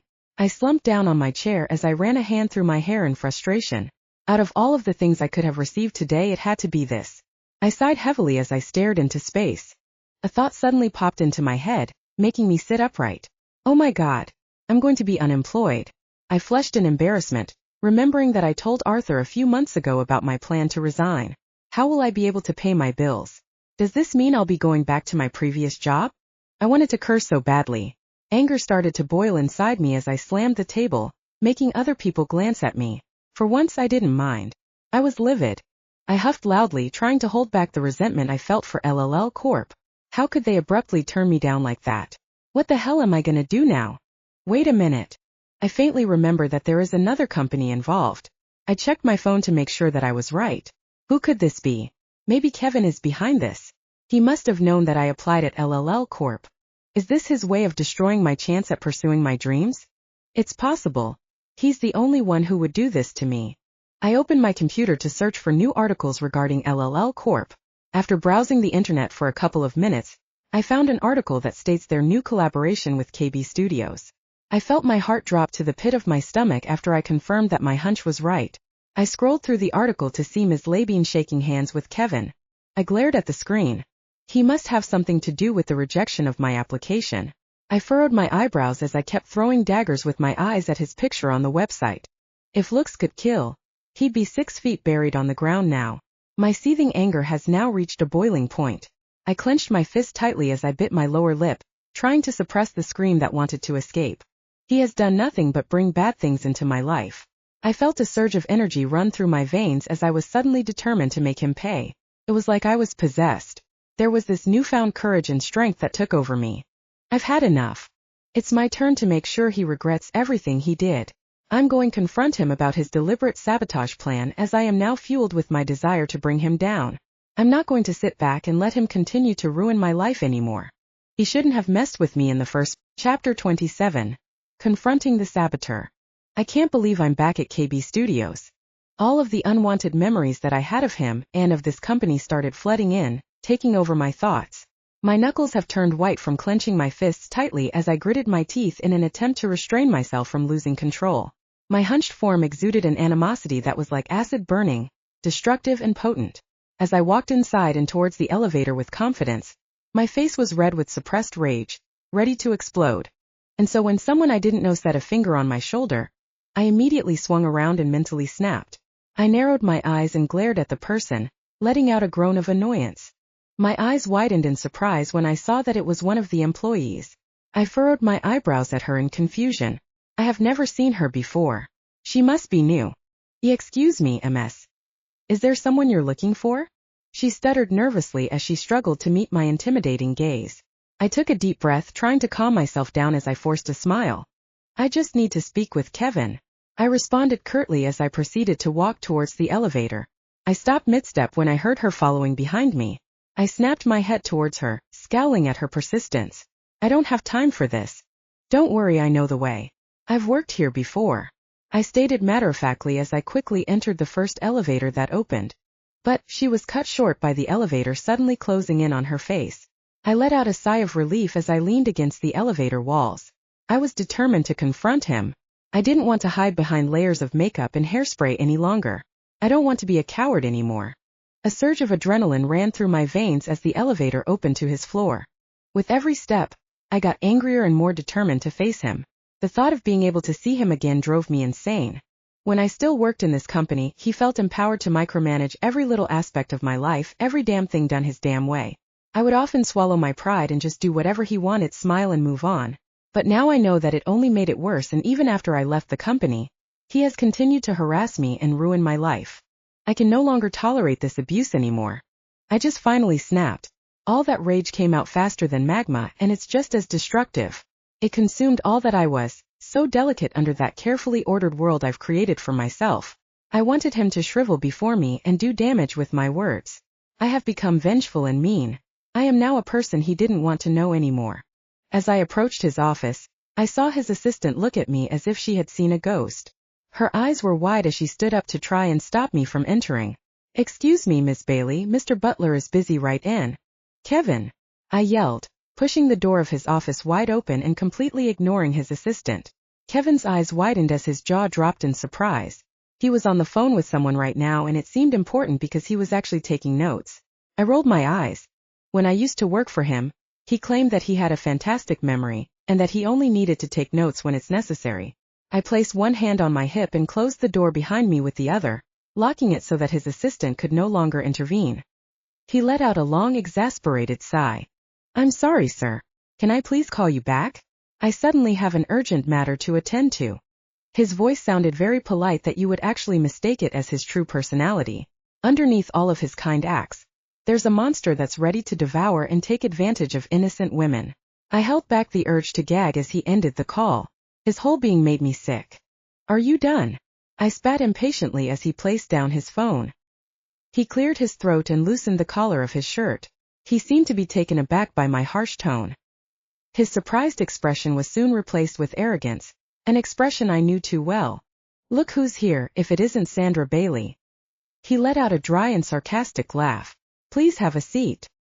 He gestured to me to sit on one of the metal chairs in his office. He had on his signature smirk that I desperately wanted to wipe off his stupid face. "Enough with the pleasantries, Kevin. Let's cut to the chase," I retorted in annoyance. He still had this smug look on his face, thinking that he had the upper hand. "Why the hell did you step in to ruin my chance at LLL Corp?" I said through gritted teeth. Kevin, being the douchebag that he is, feigned a shocked expression as he registered my question. "What are you talking about, sweetheart? I don't know anything about that." He stood up and walked around the table to stand closer to me. "You don't have any proof now, do you?" he whispered viciously as he leaned in closer. "Pathetic. By this time my face was now red with rage. My hands were now itching to smack his face, but I had to fight the urge not to. I leaned back as I grimaced in disgust. I felt uncomfortable being too close to him. Even though I was no longer terrified to face him, I still knew deep down that he's capable of other terrible things, and I definitely do not want to find out what those are anytime soon. What makes you think I'd barge in here without any proof? I spat, trying to stand my ground. The cocky expression on his face quickly faded and was replaced with a frown. A smirk formed my lips, knowing that I finally had the upper hand.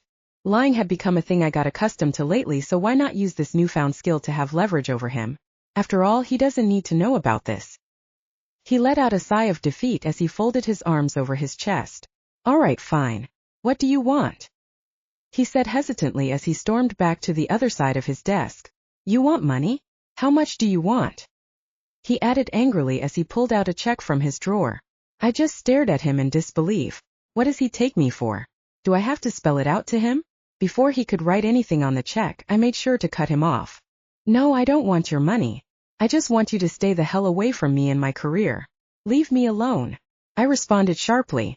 He stared at me in disbelief, checking to see if I was joking or not. I held his gaze with the same intensity. He was the first to break away from our fierce staring contest, and he started laughing hysterically. I raised an eyebrow at him, unamused at his reaction. Why is this bastard suddenly laughing? I just gaped at him the whole time, waiting for him to finish. He gasped for air as he fell down to his chair with a soft thud. Wow, you've changed, Sandra. He eyed me top to bottom. I tried to look unfazed by his stare. Of course I did. I'm not the same naive girl that you once thought I was. I replied confidently, to which he just shook his head and looked down. It took him a while to look back up to me. I scowled in confusion. What is he doing? Maybe he's in deep thought, or maybe he just reminisced on the days he abused me. Whatever it is, it sure changed his aura. As he glanced back up to me, his eyes looked cold. The look that he gave me made a shiver run down my spine, but I still held my ground. Yes, I did underestimate you. So now he only acknowledges me when I try to threaten him. Great. Looks like this is the only good thing that my lies had brought me. He then started to glare at me. His eyes held a glint that I couldn't decipher. I arched an eyebrow at him, trying to mask the fact that he started to intimidate me at this point. Why are you looking at me like that? It got me thinking. He trailed off as he rubbed his chin while he was deep in thought. Maybe you're the one that's behind the cancellation of one of my deals with LKG Pictures. He said suspiciously as his eyes darted daggers accusingly. I tilted my head and raised my eyebrows at him. Confusion is an understatement to what I'm feeling right now. What is he talking about? Does he think that by accusing me I'll back down? Well, prepare to be disappointed, Kevin. Stop spouting nonsense. I don't know what you're talking about. My voice went a bit higher than usual. I slapped myself internally. Sandra, don't falter. He didn't look convinced with my statement. Just admit it. You had done something to rescind my newest collaboration with LKG Pictures. He shouted at me, making me feel a bit scared because of his loud voice, but I tried my best not to flinch. You have to stay strong, Sandra. First of all, I am just an events coordinator at Williams Incorporated. Secondly, I'm not some powerful person who can just magically revoke your agreement with this company. I yelled back at him. He can't just scream at me and expect me to stand still. I'm not the defenseless girl I was back then. How would you not know? He looked at me as if I was stupid. I saw you one time with Arthur Williams in a coffee shop once. His company is closely tied with LKG Pictures. He explained as he narrowed his eyes at me. You must have told him something. He stated matter-of-factly as he pointed at me accusingly. I scowled at him in confusion. I really didn't know what he was talking about. I would never ask Arthur to do something like this. And here I thought you changed. Still hiding behind some rich guy to help you slither your way back to the industry. He spat back, making me laugh at his lame attempt of blaming me. It was then it hit me. What if he's right? Was Arthur really behind it all? Even though it made me think about what he said, I'll just save that for later after our conversation. I can't be distracted or else I'll lose this. You're really blaming me for something I didn't do. That's rich of you to do. I sneered at him as I desperately tried to mask the confused expression that I had on my face. If I told him something, that's not the only thing that I'll ask him to do to you. I added just to scare him a bit. So you do admit you were behind it? He retorted arrogantly, acting as if he caught me red-handed. I just gave him a dry smile. He really does seem pathetic. I can't believe that I used to be so terrified of this man. I said. If that doesn't mean anything. I shrugged nonchalantly as I turned my back at him. I guess our conversation here is done. I made my way to the door. I've had enough of our conversation. It was starting to become pointless. As I reached for the door handle, his words made me suddenly stop. This isn't over, Sandra. His tone was low and serious. I couldn't care less as to what he had to say. I already said everything that I had to say. I didn't turn around and acknowledged him. Instead, I just pushed the door open and proceeded to show myself out, slamming the door shut in the process. I walked out of the building with a heavy heart. I can feel the fatigue that I got from meeting Kevin. Each step to the bus station grew heavier. As I sat down at the waiting area, my mind drifted back to what he said earlier. Maybe Arthur had something to do with it. Why did he do that? Was it because of me? Or was it just purely business? Lots of unanswered questions popped inside my head. I must confirm it with him. I held my face with both of my hands in exasperation. When will all of this end? Chapter 28. Beautiful goodbye. I've had enough of all of this. With a sigh, I slumped in one of the seats in the cafe near Williams Incorporated. I bit my lower lip, trying my best to stop the tears that were welling up in my eyes. Even though I was furious at Kevin, it was still hard for me deep down to see him. I feel tired and defeated from all of these problems that were suddenly thrown my way. I grabbed my phone as I stared at the conversations I had with Arthur. I need to ask him about what Kevin said a while ago. It's now or never. I started typing my message because I was too tired to call him. I was not in the mood to talk yet. I was just too tired of everything. There's a certain level of tiredness that equates to insanity. For me, it's when I'd like to temporarily dislocate my spirit from my body, as if I could ask whatever God out there to take me out for just a short while, let my soul go wherever souls go to be zen. I'm a fairly brave person. I think I am. Well, I try to be, but sometimes I just don't want to feel the process of recovery all over again. I know I'll wake up feeling okay in the morning. It's simply a level of wornoutness that hurts. To Arthur. We need to talk. Let's meet at our usual place. I sent it as I tried to push my thoughts about a while ago to the back of my mind, but it kept on resurfacing. I decided to order food even though I didn't feel hungry at all. I just needed something to distract myself.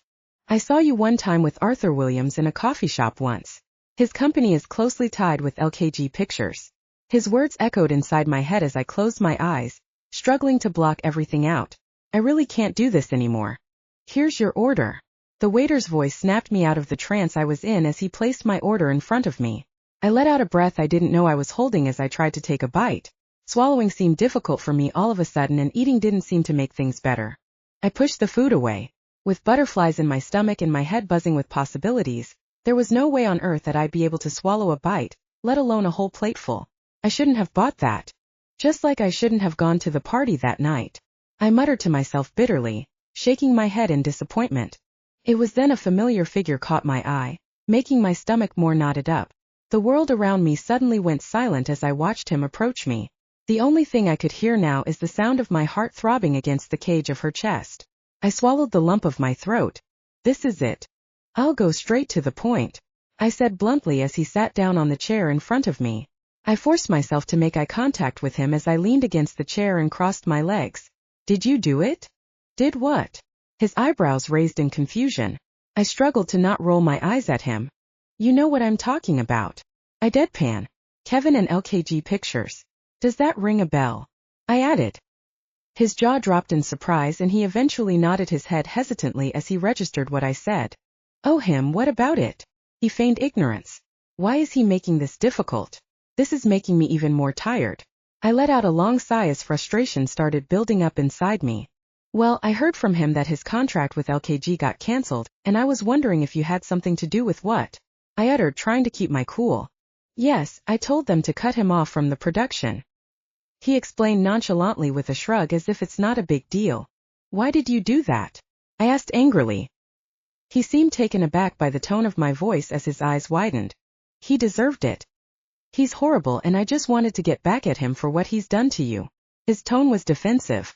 He really didn't think about the possible consequences of his actions, did he? Do you even know what he's done to me? He interfered with my application at LLL Corp. I snapped at him. By now, our discussions were getting louder as the tension between us grew higher. I had to take a deep breath to calm myself down. I'll talk to LLL Corp. He uttered as he tried to pull out his phone. I held onto his arm to stop him. No, don't do that. I glared at him, to which he put his phone back in his pocket. Why not? I can help yo, he tried to reason out, but I cut him short before he could even finish.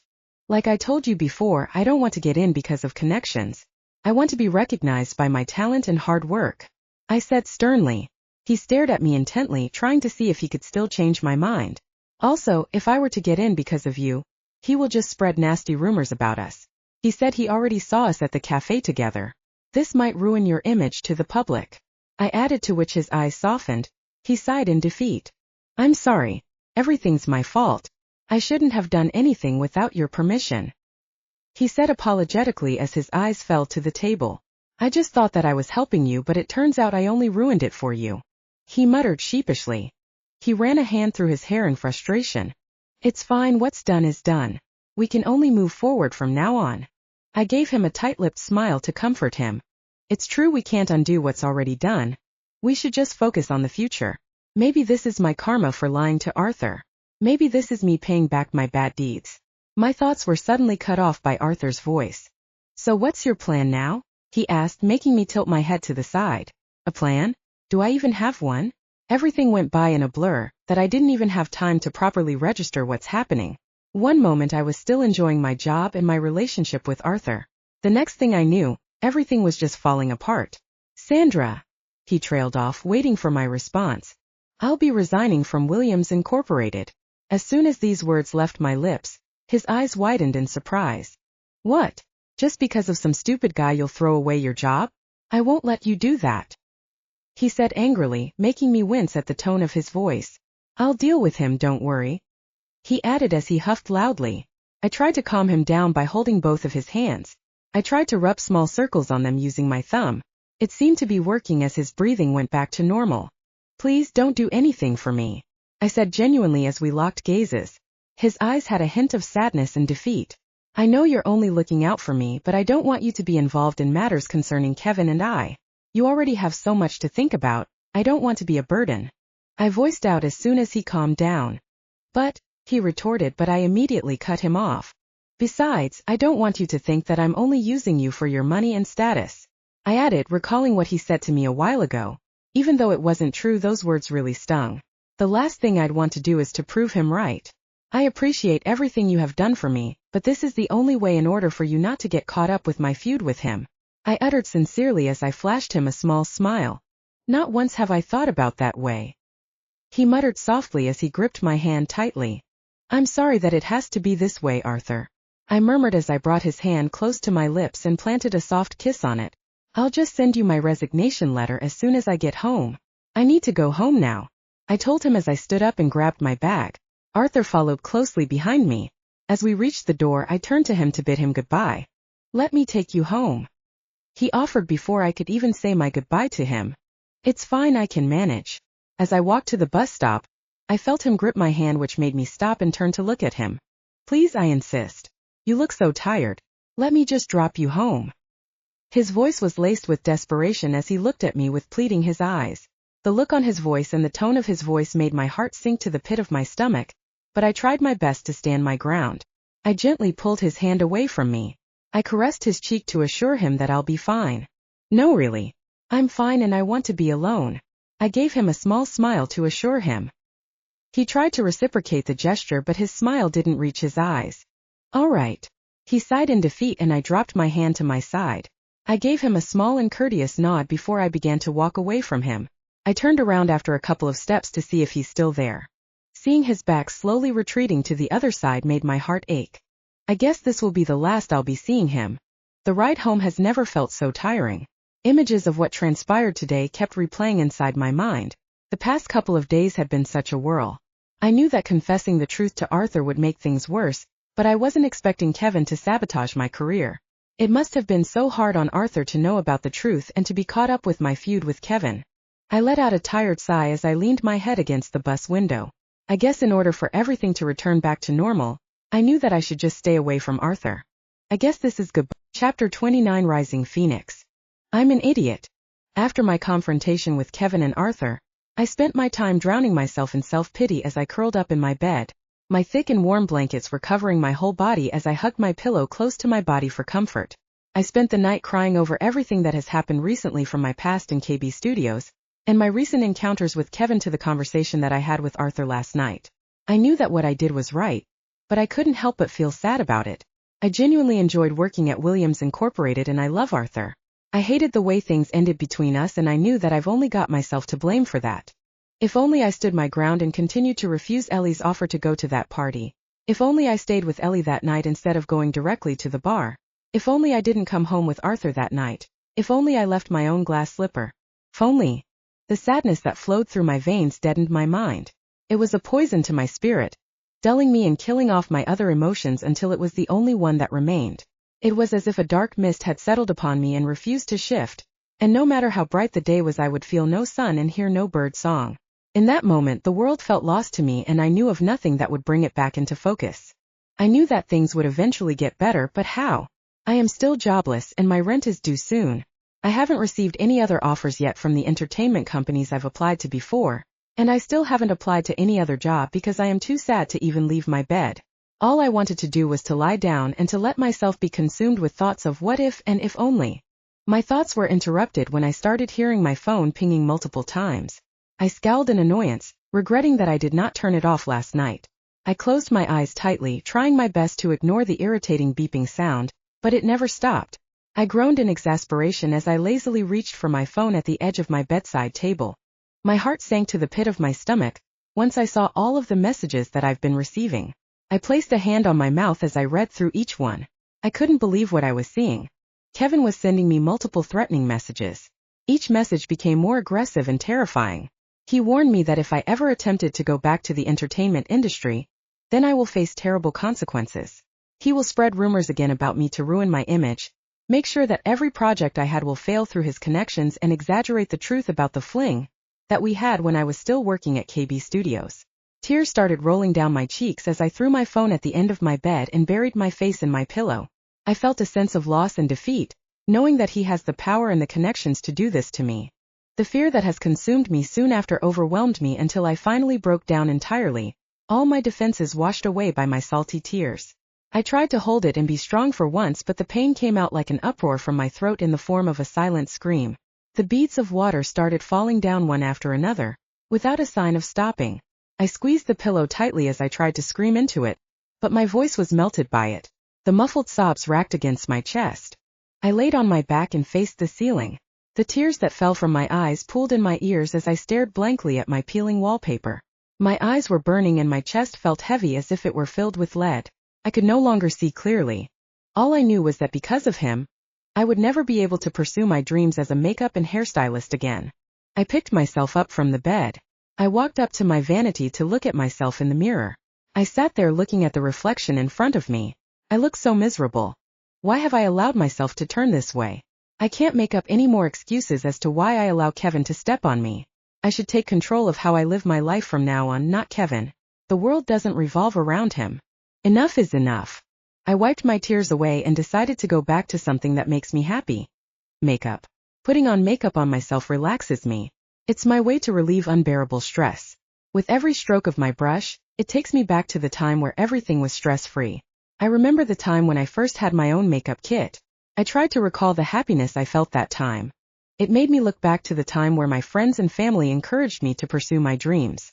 I reminisced about what my dad told me before I moved out of our house. His words made my heart clench as I tried remembering every word.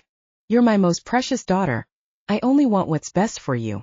If that means moving miles away from us, then I'll learn to live with that. Just promise me that you'll always be happy, and do not let anyone trample on you. I stared back at myself in the mirror. I smiled as I recognized the familiar figure in front of me. This is who I am. I won't let Kevin or anyone walk all over me. He's going to regret all of his threats. I stood up to call Ellie. Maybe she can help get back at him. Hey Ellie. It's me. I greeted her as soon as she picked up. Hi. What's up? She said enthusiastically, making me smile. Actually, I have a situation right now. Can you come over? I asked awkwardly, twirling a lock of hair with my finger. I'm not sure if she's available today. Sure. I'm free today. I'll be there. She retorted, making me sigh in relief. I'm so lucky to have a friend I can rely on. All right. See you. Bye. I told her as I faintly heard her bid me goodbye before I hung up. I plopped down on the sofa after the call ended. I opened my phone to read again the threats Kevin sent me. I scrolled through everything. It made my skin crawl up in fear, but I shook my head and closed the phone. I promised myself that I won't let him have power over me. It's my time to get back at him. I already lost my career in Arthur because of him. What's more can he take away from me? My thoughts were cut off as I heard a knock on the door. Who is it? I shouted as I walked up to the door. It's me. I heard Ellie's familiar cheerful voice. I proceeded to open the door and welcomed her inside. I hugged her as soon as she stepped in. It's been a while, huh? I told her after we pulled away. I'm sorry for calling you out here all of a sudden. I looked down apologetically. It's fine. Besides, I'm bored at home. Good thing you called me, or else I could have died from the boredom. She babbled as we made our way to the couch. So what's this situation you're talking about?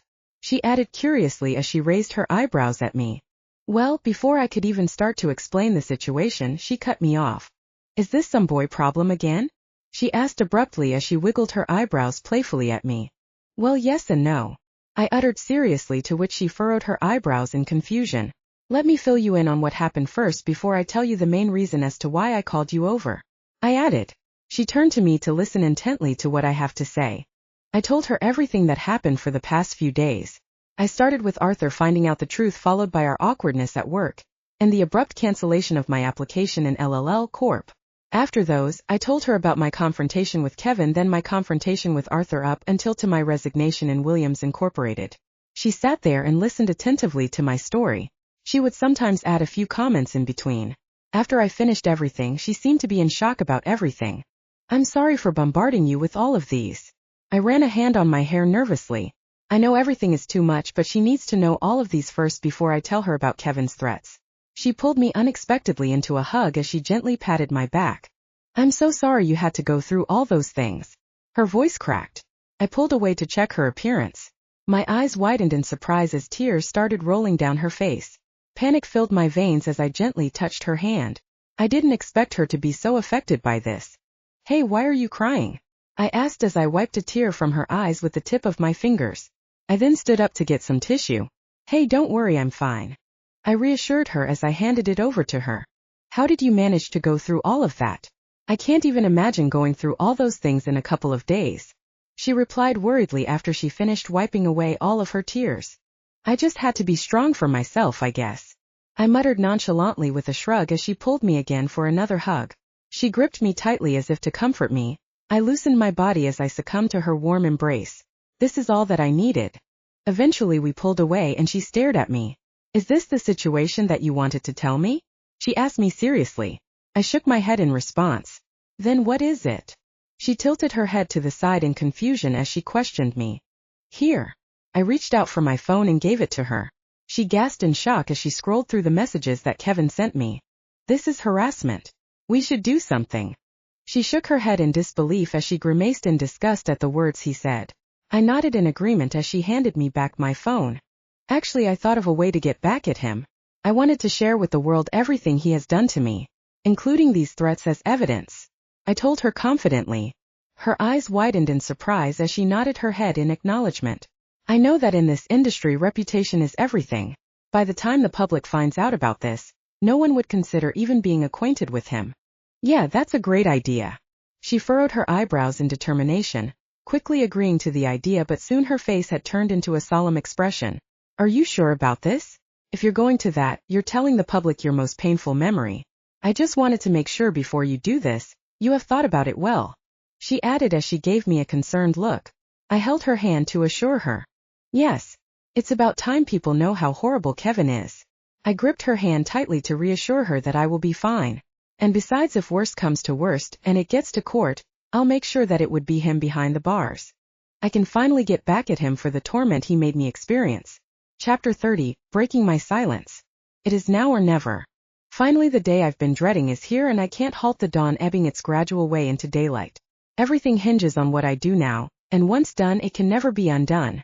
I knew that my life will never be the same once I publicly share my story, and I'm still unsure if I'm fine with that.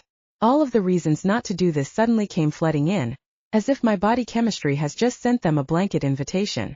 I felt the soft panic grow within me as I watched Ellie busily set up the room. She organized and decorated my background for the video, laid out the clothes that I will wear, and she also set up her camera for filming. I wanted to help her, but I was so nervous that I felt like my legs would give in. I took a deep breath as I started to have second thoughts about this. I knew that the anxiety that I am feeling will fade if I back away, but then I have to do all of this again another time. Kevin is not going to stop harassing me until I completely leave the entertainment industry. I did not want to let myself be succumbed to this abuse anymore. I want to finally live freely and happily again. Even if I won't be able to pursue my dreams as a celebrity makeup and hair stylist anymore, I knew that it is better to work a minimum wage job, knowing that I have made a difference, than to continue wiping tables and serving snobby customers, knowing that I could have done better. I think I'm almost done, Ellie announced as her eyes were locked on the screen. She was typing something as she tapped her foot against the floor impatiently. I nodded in response as I placed a hand on my chest, feeling my relentless and fast-paced heartbeat pulsating under my fingertips. I knew that this anxiety within me will grow if I let these thoughts swirl into a vortex of stupidity, eating their own tail. Or I can breathe real slow, let the thoughts leak into the ether and be the real boss of me. I am a survivor. Even when I've been nothing but a coward before, I am a survivor. Even when I felt lost and defeated, I am still a survivor. I kept my head down and tried to move on from everything that happened before, and yet he still continued to harass me and ruin the life that I deserved. I inhaled sharply as I clenched my hands into tight fists. I can do this, I muttered to myself as my eyes fell to my hands on my lap. Yes, you can, Ellie exclaimed, making me jump from my seat. My eyes widened in shock when she was standing there in front of me with the clothes that she wanted me to wear for the shoot. It's ready. The next thing I knew, I was already sitting in front of the camera, dressed in the outfit that Ellie has chosen for me. I've been so lost in my thoughts for the evening ahead that I'm surprised to see how far I've come. You can do it, she voiced out as she stood behind the camera. I forced a small smile as she began her countdown. In 3, 2, 1. She mouthed as she did the sign of the numbers with her hands. Action. She gestured to me to start speaking as she started to roll the camera. Hi, I'm Sandra Bailey. I'm here to share my story about Kevin Butler. All of you might know him since he is a famous producer. I began nervously, my lips quivering as I spoke. It's too late to back out now. First of all, let me tell you the reason why I shot this video. I dug my nails into my moist hands, trying to keep myself focused and coherent. The slight pain that I felt from this kept me awake and attentive. It's because I couldn't handle anymore all the emotional abuse and stress brought by Mr. Butler. I continued reluctantly as I looked at Ellie and she flashed me a thumbs up. Her smile suddenly reassured me to keep going as it gave me a boost of confidence. Yes, I can definitely do this. I reached this point because he has continued to harass girls like me, and I could no longer tolerate it anymore. I know that breaking my silence would entail repercussions that would directly affect me, but it's time that I finally spoke up. I can't let a man like him get away unscathed and untainted. I confidently stared at the camera as these words left my lips. I felt like a woman possessed as the aura around me changed. At that moment I felt like I exuded confidence, power and strength. No more hiding. Let me start at the beginning. The memories flooded inside my mind like a tsunami, making me flinch at the sudden rush of it all. I exhaled deeply. I met Mr. Butler when I became a hair and makeup stylist in KB Studios. My grin widened as I recalled all the makeup looks I've created, the photo shoots I've participated in, and the people I've met during my time there. My face fell immediately when I suddenly remembered Diane's Twitter post. I guess I was the only one who enjoyed my presence there. Back then he treated me very kindly. He would compliment me from time to time, and he eventually sent flowers to show his interest towards me. I paused and the expression on my face darkened a little. I remember everything like it was just yesterday. It made me believe that his intentions to me were pure. I furrowed my eyebrows in disappointment, shaking my head wistfully at my stupid actions. I couldn't believe that I was so gullible and naive back then that I even ignored all the red flags that he showed me. I really am an idiot. Then one time he went to my apartment drunk. He said that he wanted to be sexually intimate with me. I felt my heart drop to the pit of my stomach as these words left my lips. I pursed my lips into a thin, I'm already at this point. All right, Sandra, you can do this. I kept chanting these thoughts in my head to convince myself that I'll be able to go through this. I breathed in heavily as I plucked up enough courage to continue my story. Seeing him like this was new to me since he only showed me his good side, and so I quickly declined him and tried to send him home. By now, I can feel my throat drying up as tears started to form in my eyes. I bit my lower lip, struggling to keep everything together. It was during this that he sexually took advantage of me in my very own apartment. As the memories of that day came flooding back in like a dam, I also felt the hot tears drop one by one. I still couldn't get myself to tell this part without crying. As I cried, my bottom lip quivered, the same as a baby that pushed past endurance. My eyes became glacier under the sheen of water, constant, yet allowing the tears to flow without pause. In that moment, in seeing my own reflection through the small lens of the camera, I understood the depth of pain that had been sitting below my skin. It was then I saw through my tears Ellie disappearing to go get something. I took a deep, shaky breath. I have to continue. I tried my best to escape from him. I was able to push him and I ran towards the kitchen to get something to protect myself. I tried to stifle my sobs at first as I desperately attempted to hide my grief, but I was immediately overcome by the wave of emotions that broke me down entirely. All my defenses washed away in those salty tears. When Ellie came back, she handed me a box of tissues. When I turned my face to look at her, her eyes widened at the expression I had on my face. I was a picture of grief, shame, and devastation. It was the face of someone who desperately wanted to save other people from experiencing the same traumatizing thing. I let out a breath I didn't know I was holding as I gently dabbed the tissue on my face to wipe my tears. I was worried about the eyeliner and mascara that I had on. I probably look like a raccoon right now. I'm sorry, I got carried away. I muttered apologetically, but Ellie just waved her hand at me, urging to continue. I pressed my lips together as I cleared my throat to continue. The story is almost over, Sandra. He destroyed some of my stuff because he felt frustrated that he wasn't able to have his way with me. I tried to sound nonchalant as if I didn't shed tears earlier. I didn't want people to think that I was being manipulative and weak. He told me that he only wanted to get close to me because I was too easy and naive. He only wanted someone he can easily manipulate and dispose of after. My eyes fell to the ground as I was immediately dominated by profound sadness, fatigue engraved on my worn face. It was always hard for me to tell this story. I just wanted it to be over. Eventually I kicked him out of my house. But the following day, he started to spread some nasty rumors about me, saying that I was just some easy girl who slept with him just to be where I was. I scowled in disgust upon recalling the look that he had on his face that day. As he watched people spread rumors about me and look at me as if I'm some kind of monster, he was observing from the side with a malicious grin on his face. I remembered the look on mine when I realized that he was responsible for all of this, an expression of shock, betrayal, and defeat. The rumors spread like wildfire and I was forced to quit my job. I let out a long and tired sigh as I finished the backstory at last. I looked into the camera lens again and I frowned as I noticed that my makeup was already smudged. I glanced at Ellie and she gave me a nod, assuring me that I should do it. I gazed into the camera lens again. My face was now serious as I was very determined to expose Kevin and show the world his true colors. So that's what happened before, but recently Mr. Butler still decided to harass me because of a misunderstanding. He sent me these threatening messages to discourage me from working in the entertainment industry again. I pulled out my phone to show it. I slowly moved my finger and scrolled down to show everyone each message he sent me. I then read a couple of them out loud just in case they weren't able to read it. After finishing reading some of the messages, I closed my phone and stared deeply into the camera. I will not be bullied anymore by Mr. Butler. Enough is enough. I'll live by with these words from now on. I won't let anyone trample on me anymore. Alright, that's a wrap, Ellie said happily as we both finished shooting. I let out a sigh of relief as I slumped in my chair. I can't believe I actually did that. How was it? I asked her curiously as I mustered up the energy to stand up.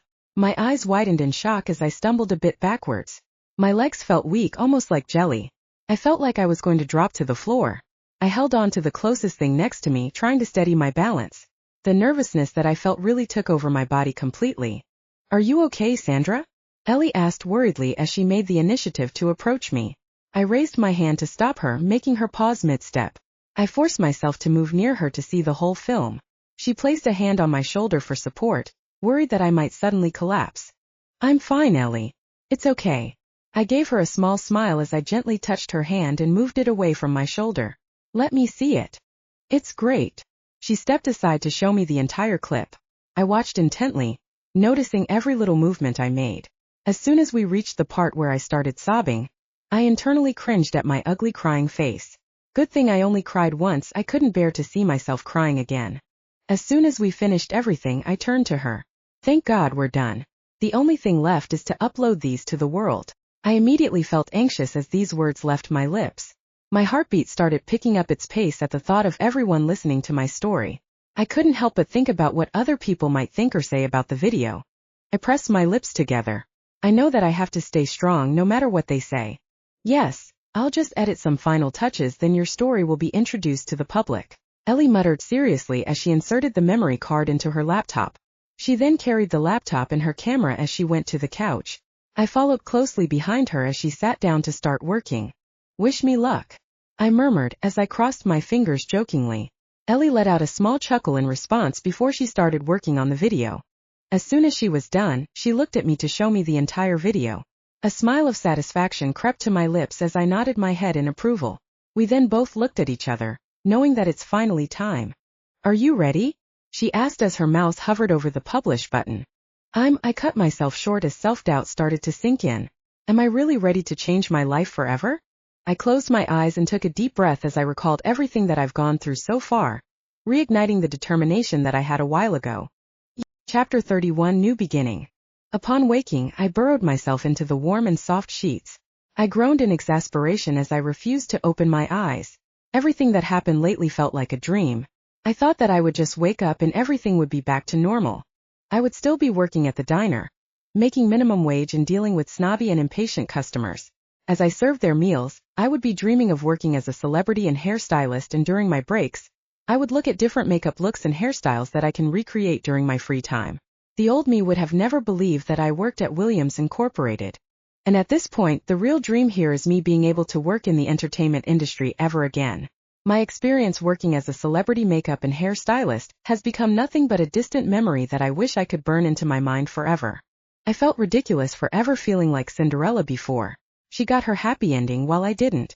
I let out a long sigh as I rubbed the remainders of sleep from my eyes and gazed out at the horizon. Its vivid light extended across a rosy sky. This was something that the majority of people would consider beautiful, however.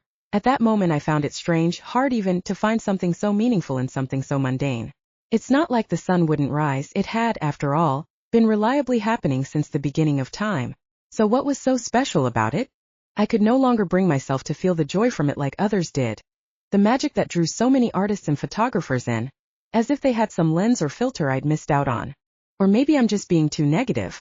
That's probably it. I sighed drearily as I sat up from my bed. I let out a yawn as I stretched, deciding that it is time for me to stop sulking.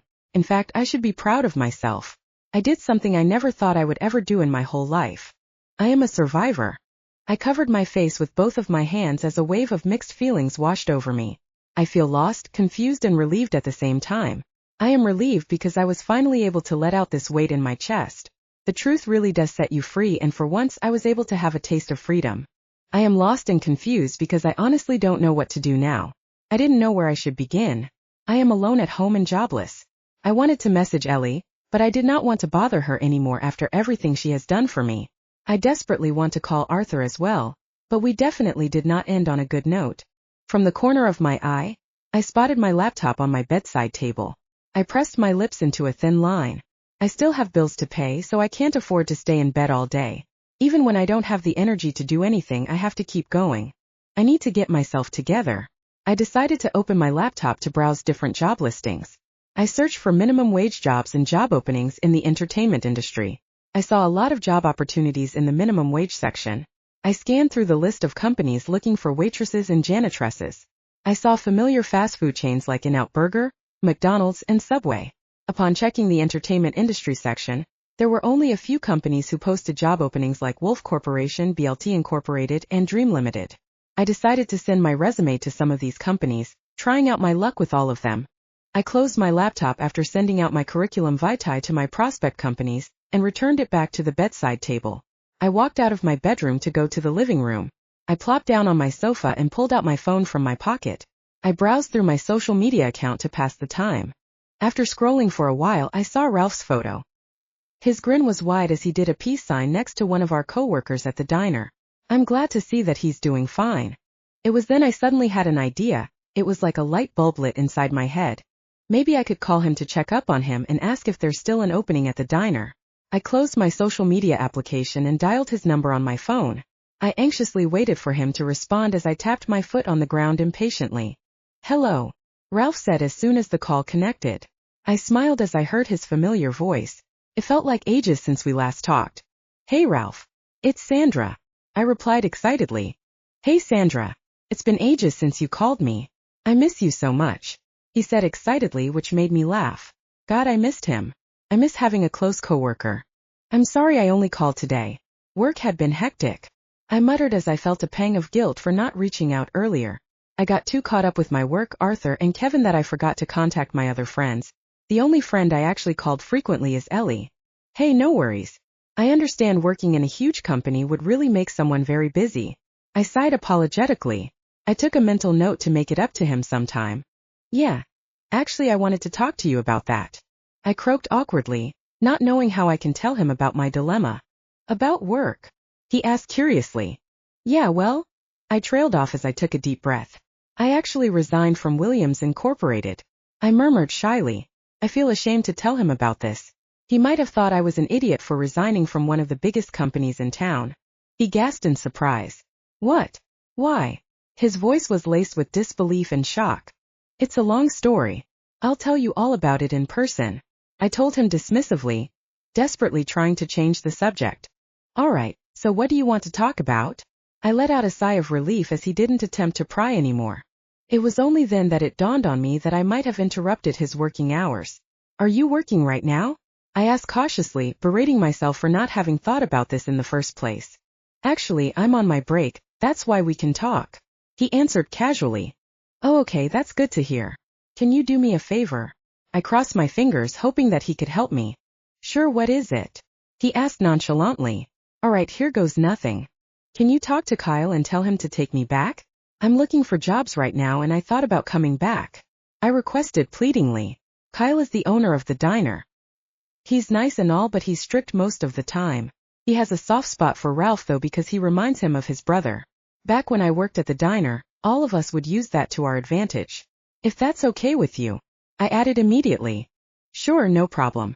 I'll talk to him after my shift ends. My heart leaped with joy as I smiled triumphantly. Thank God for Ralph. I couldn't hide the happiness from my voice. Thank you so much, Ralph. I owe you one. No worries. By the way, I need to go now. I gotta get back to work. Bye, he said hurriedly as I heard someone call for him in the background. All right, bye. Let's hang out soon, okay? He added before abruptly ending the call. Relief consumed me as I let my back fall onto the couch with a thud and stretched my legs. At least that problem is solved.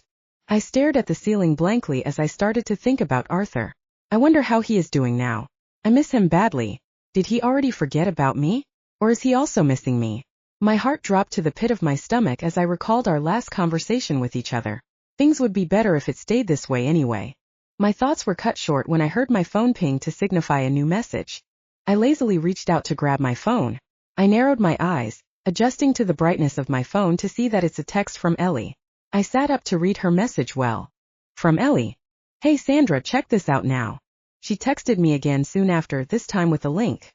I click on it immediately, thinking that this is what she wanted me to check out as soon as possible, and it redirected me to a news article. I gasped as I read the title. I placed a hand over my mouth in disbelief as I scrolled through it. My breathing became rapid and shallow as my eyes widened when I saw the images that were attached to the article. It was as if each word impacted me and had knocked every wisp of air from my lungs. I sat there struggling to inhale, to exhale, or to do anything for that matter. My hands started sweating and my heartbeat spiked up as I read each word. I was paralyzed in shock. For a moment I couldn't remember how to speak or even breathe properly. I was totally stunned as the words on the article bounced around inside my skull. My eyes and mouth were frozen wide open in an expression of stunned surprise as I finished reading it. As I slowly closed my phone, I just sat there in shock. Maybe shock is an understatement to describe what I'm feeling right now. The news has totally left me flabbergasted. I just couldn't believe what I saw. Chapter 32, In the Public Eye. This can't be real. My brain stutters for a moment as my eyes take in more light than I expected. Every part of me goes on pause while my thoughts catch up. My body was frozen from shock, as if my legs were tied to the chair. My body was so rigid and tense that I didn't even realize that I was already holding my breath. I squeezed my sweaty palms tightly as I stared at the news article before me.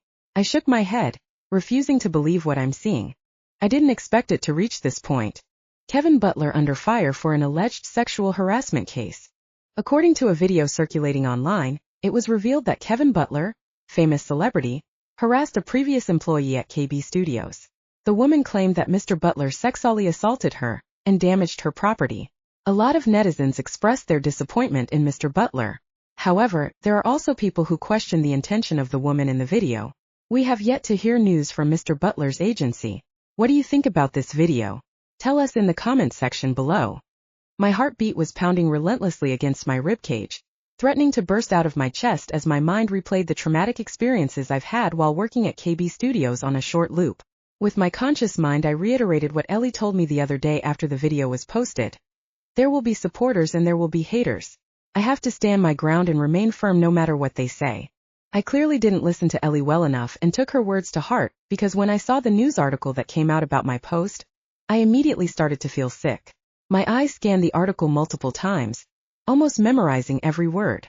My stomach heaved unhelpfully, but then I tried to keep a lid on it. My knuckles have become white from clenching my fists too hard, and my face was pale from shock. Soon enough, my thoughts have tumbled just as fast as before as I felt tears form in my eyes. I placed my hand on my chest, counseling myself between each new horrific recollection. Kevin's inappropriate advances, the rumors that he has spread about me, the threatening text messages he sent me. All of these memories swirled around my head until it became too overwhelming for me. Tears began rolling down my cheeks as I held my head in defeat. Even though the news article didn't have any biased claims and I kind of expected this to happen, just the thought of this becoming a big thing suddenly frightened me, knowing that there will be people who will not believe me and will continue to ridicule me just like my colleagues in KB Studios. It was his word against mine. And as a woman who had no power whatsoever, his word would obviously be believed and mine would be disregarded and criticized. The ringing sound of my phone interrupted my thoughts. I blinked several times as I quickly wiped my tears with the back of my hand. I rigidly turned to look at the source of the sound and saw that it was Ellie who was calling me. Relief consumed me as I quickly picked it up and answered it. I opened my mouth to speak, but Ellie immediately beat me to it. Did you see my text? Ellie's voice sounded happy and satisfied. I grimaced at the volume of her voice as I distanced it a little from my ear. Yes, I did. I trailed off, still in shock. Ellie, I didn't expect it to get this big. I admitted foolishly as I slumped back against my chair. I warned you that it would yesterday. She replied with a sigh. And what did you expect? We're talking about Kevin freaking Butler. Of course this will be big. She stated matter-of-factly. I could already imagine Ellie rolling her eyes at me. This is bad, Ellie, I said in disbelief as I looked away from the news article. I've had enough of it. It's not. It's good, Sandra. This is what we wanted, to make Kevin pay for the bad things he has done to you. She said this with so much passion and anger that it somewhat motivated me too. Her energy was contagious and she was slowly passing some of it to me. And I even researched and checked online the overall opinion of everyone who has heard about the news so far, and 70% of the public are showing their support to you. I felt my heart sink to the pit of my stomach. Only 70%? I frowned, knowing how vicious the 30% would be. This is a good number, especially since he's very well known in the entertainment industry, she assured, making me feel a little bit better. Not only that, you have started a movement on Twitter. People are sharing their own personal experiences being sexually abused and taken advantage of by other people, especially other people in the industry, in order to show support to you. She added happily as my eyes widened in disbelief. What? They are? I couldn't believe what I was hearing. People actually believe me and want to support me? Seemed like a dream. Yes, go check it out for yourself. I'll send you a link of the old and incoming tweets about the entire situation, Ellie said as I immediately heard a ping coming from my laptop soon after. Wow, she was fast. I opened her message and clicked the link. I scrolled down through Twitter to see the endless support people showered me. I read every single one of them as a small smile crept to my lips. They do believe me. I'm proud of you, Sandra. Her words made me tear up. Not because of sadness, but because of the overwhelming emotion I was feeling from the support of many people. I'm so glad all of these people liked the video I posted. It looks like everything is getting much better.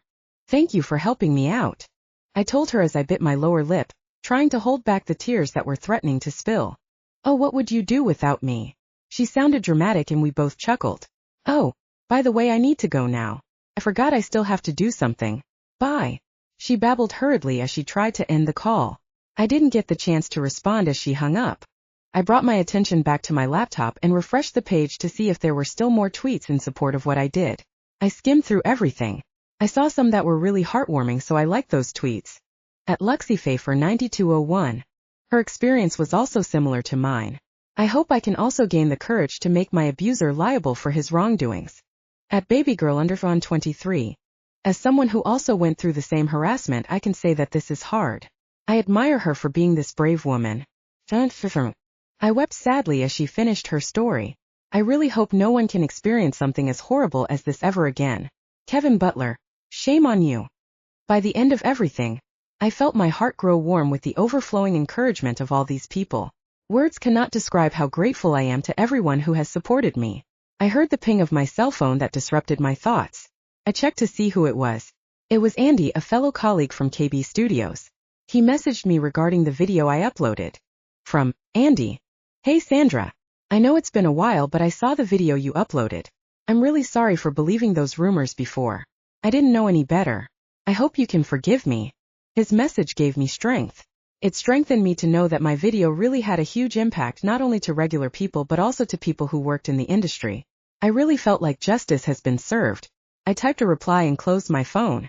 As I was about to close my laptop, I saw a familiar profile photo on Twitter.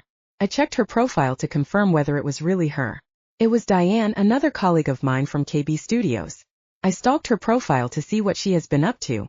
However, a thread caught my attention. There were several tweets under it with pictures too. Reading the first 2 lines made my stomach twist and turn. I didn't want to continue, but I also didn't want to stop because I had to know what she had to say. Each sentence she wrote down made all the warm feelings I had earlier disappear. It felt like a bucket of cold water washed away my fuzzy feeling and replaced it with a lingering chilly feeling. I thought we had a good relationship when I was still working in KB Studios. Unfortunately, it was only I who thought that way. Why would she do that to me? Chapter 33, Shocking Discoveries. I felt the knife before I saw it. I looked into the eyes of the wielder. It was my friend from so long ago. The eyes that were once filled with so much purpose and love were now replaced with bitterness and hate. The only thing that showed any resemblance to the old friend was the shell the bitter soul inhabited. My old friend was gone. Okay, that's not what happened, but that's what it felt like. The shock, betrayal, and sadness that I felt in that moment didn't ebb, but instead it multiplied. I had a sick, worried feeling in the pit of my stomach that seemed to intensify as time passed by.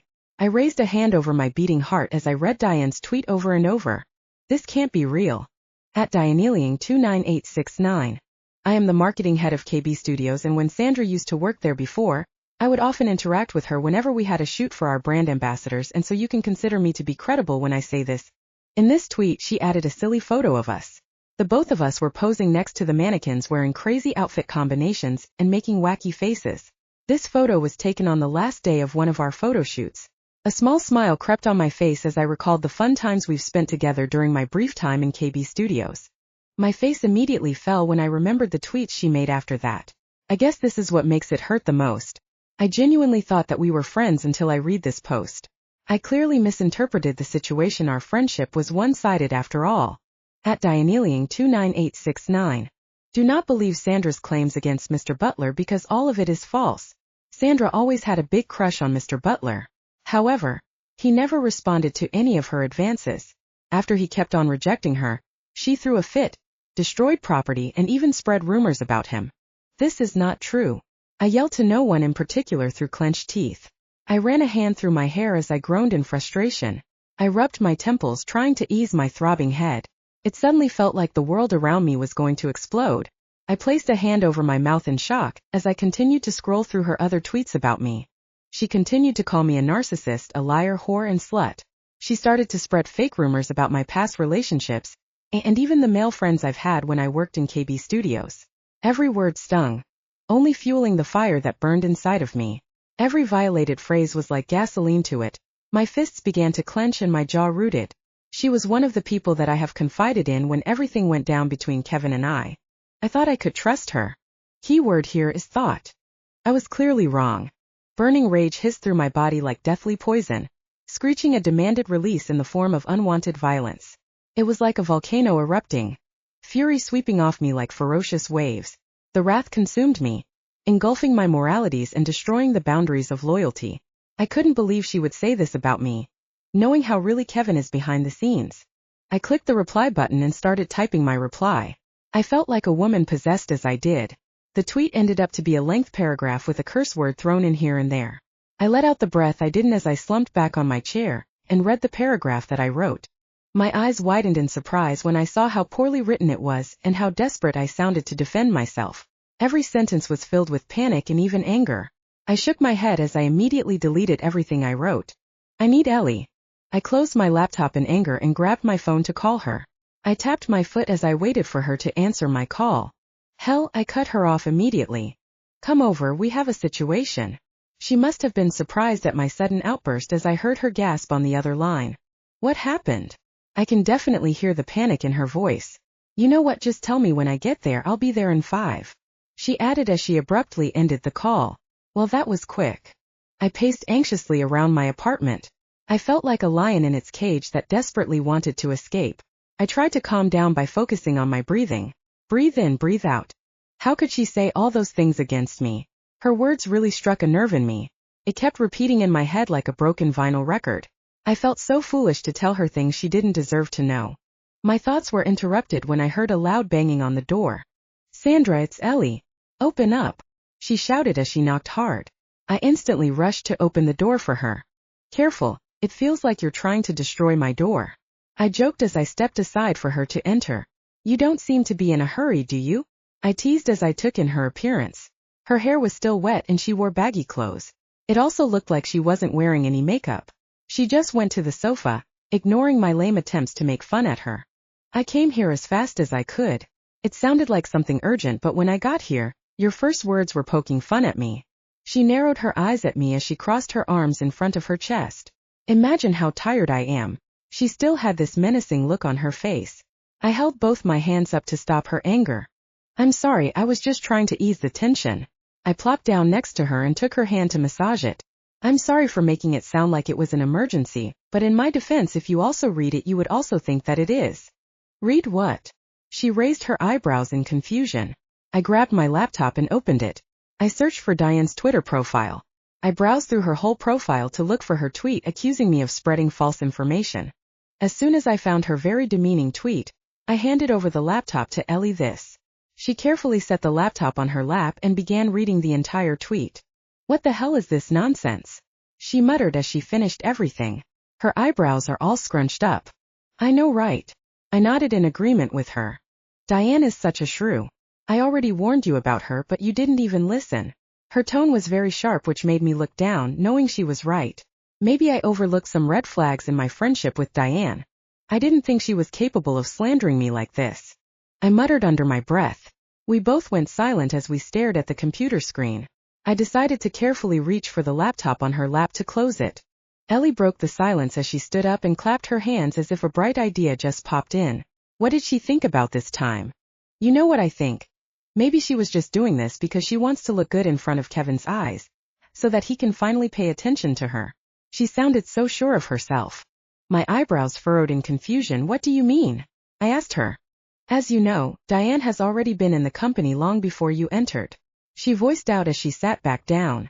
I vaguely remember her being jealous of you because opportunities were opening for you when you only started for a couple of months. She revealed. My eyes widened with this new information I received. Really? How did you know that? I couldn't believe what I was hearing. How could she get jealous of me? She was already at the top of her field, being the marketing head.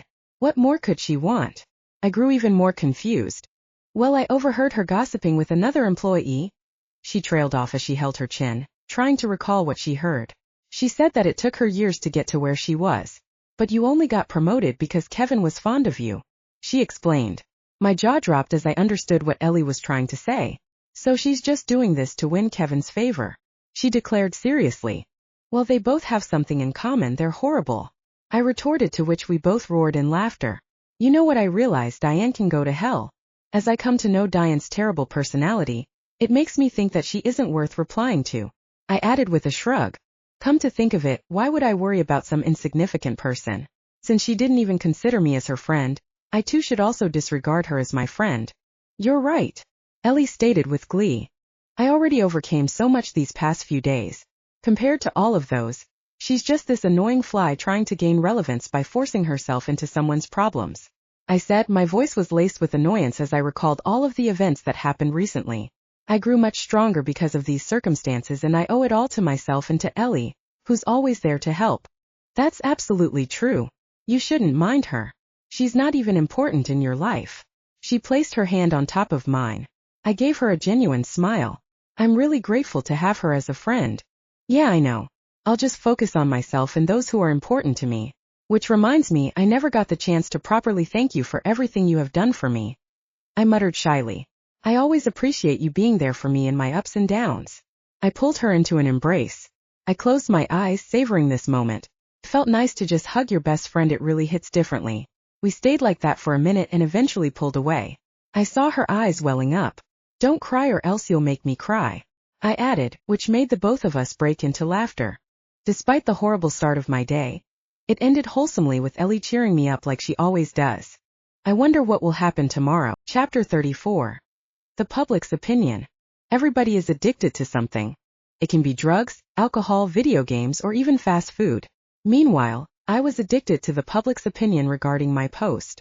I would spend the whole day reading each and every post made about it on different social media platforms, whether it'd be good or bad.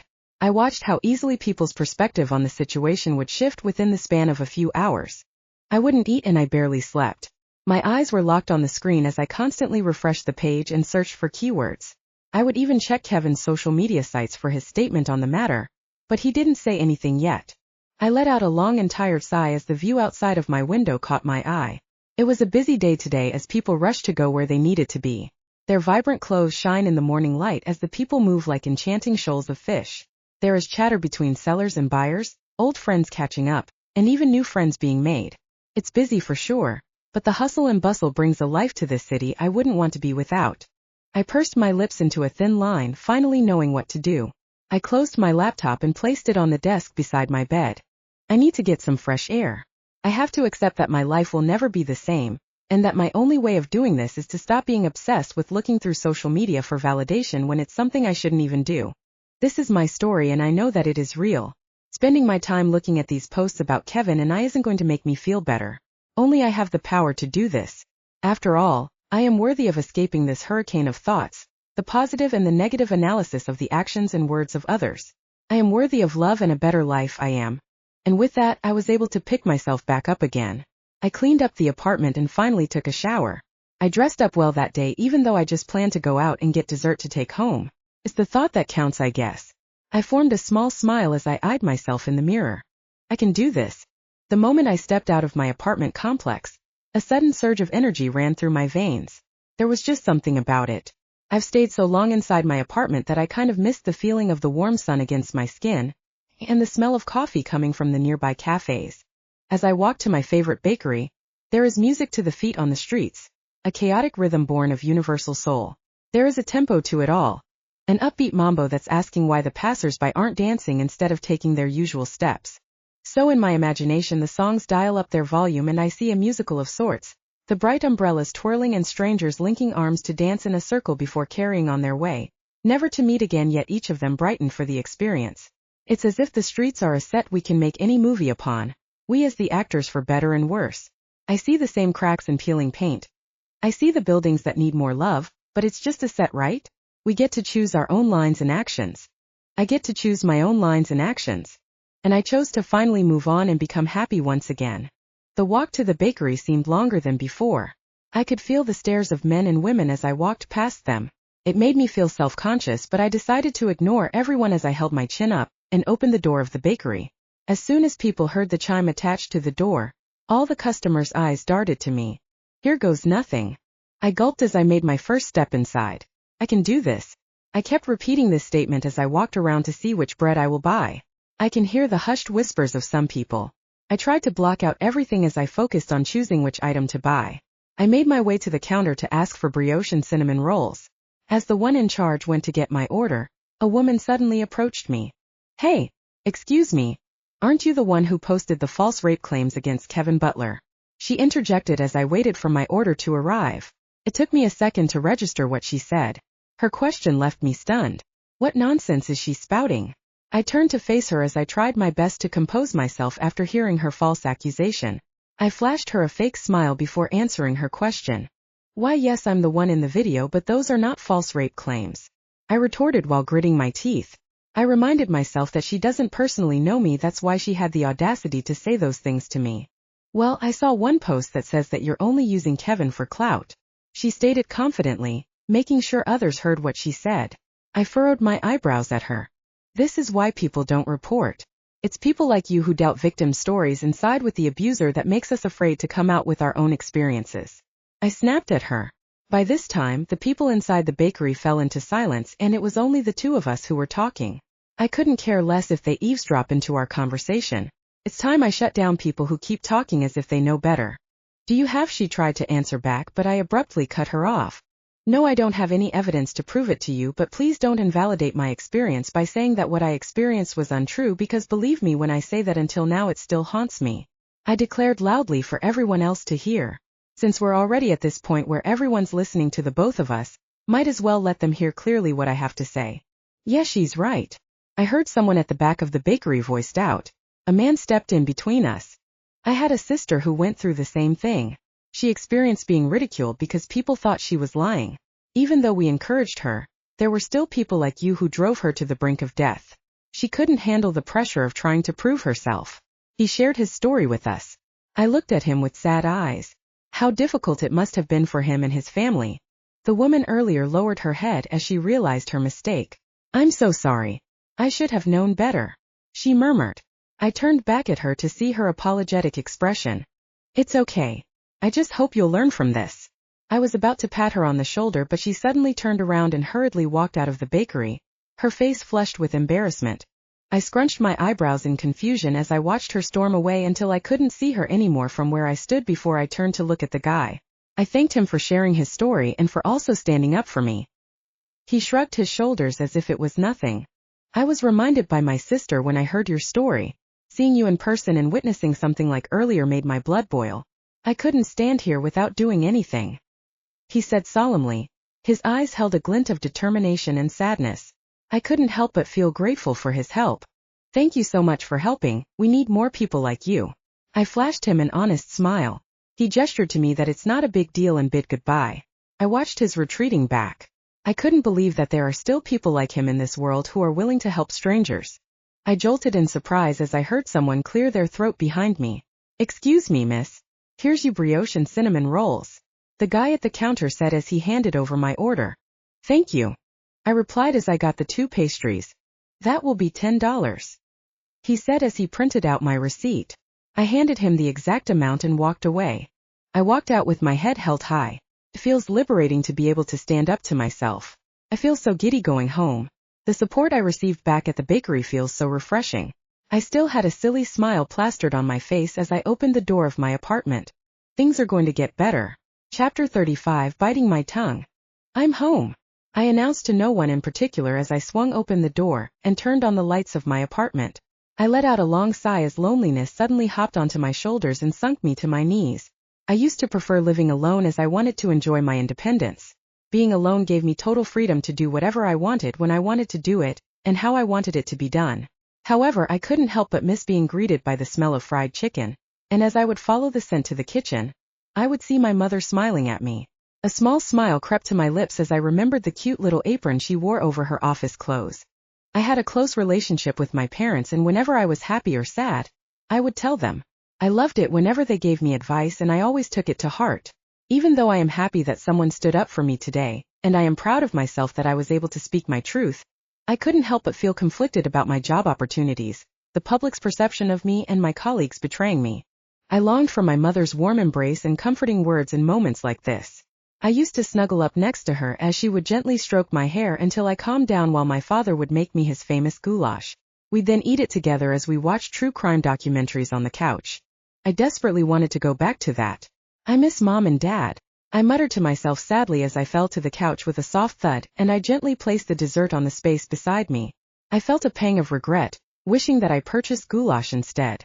I leaned my head back as I breathed out a sigh of defeat.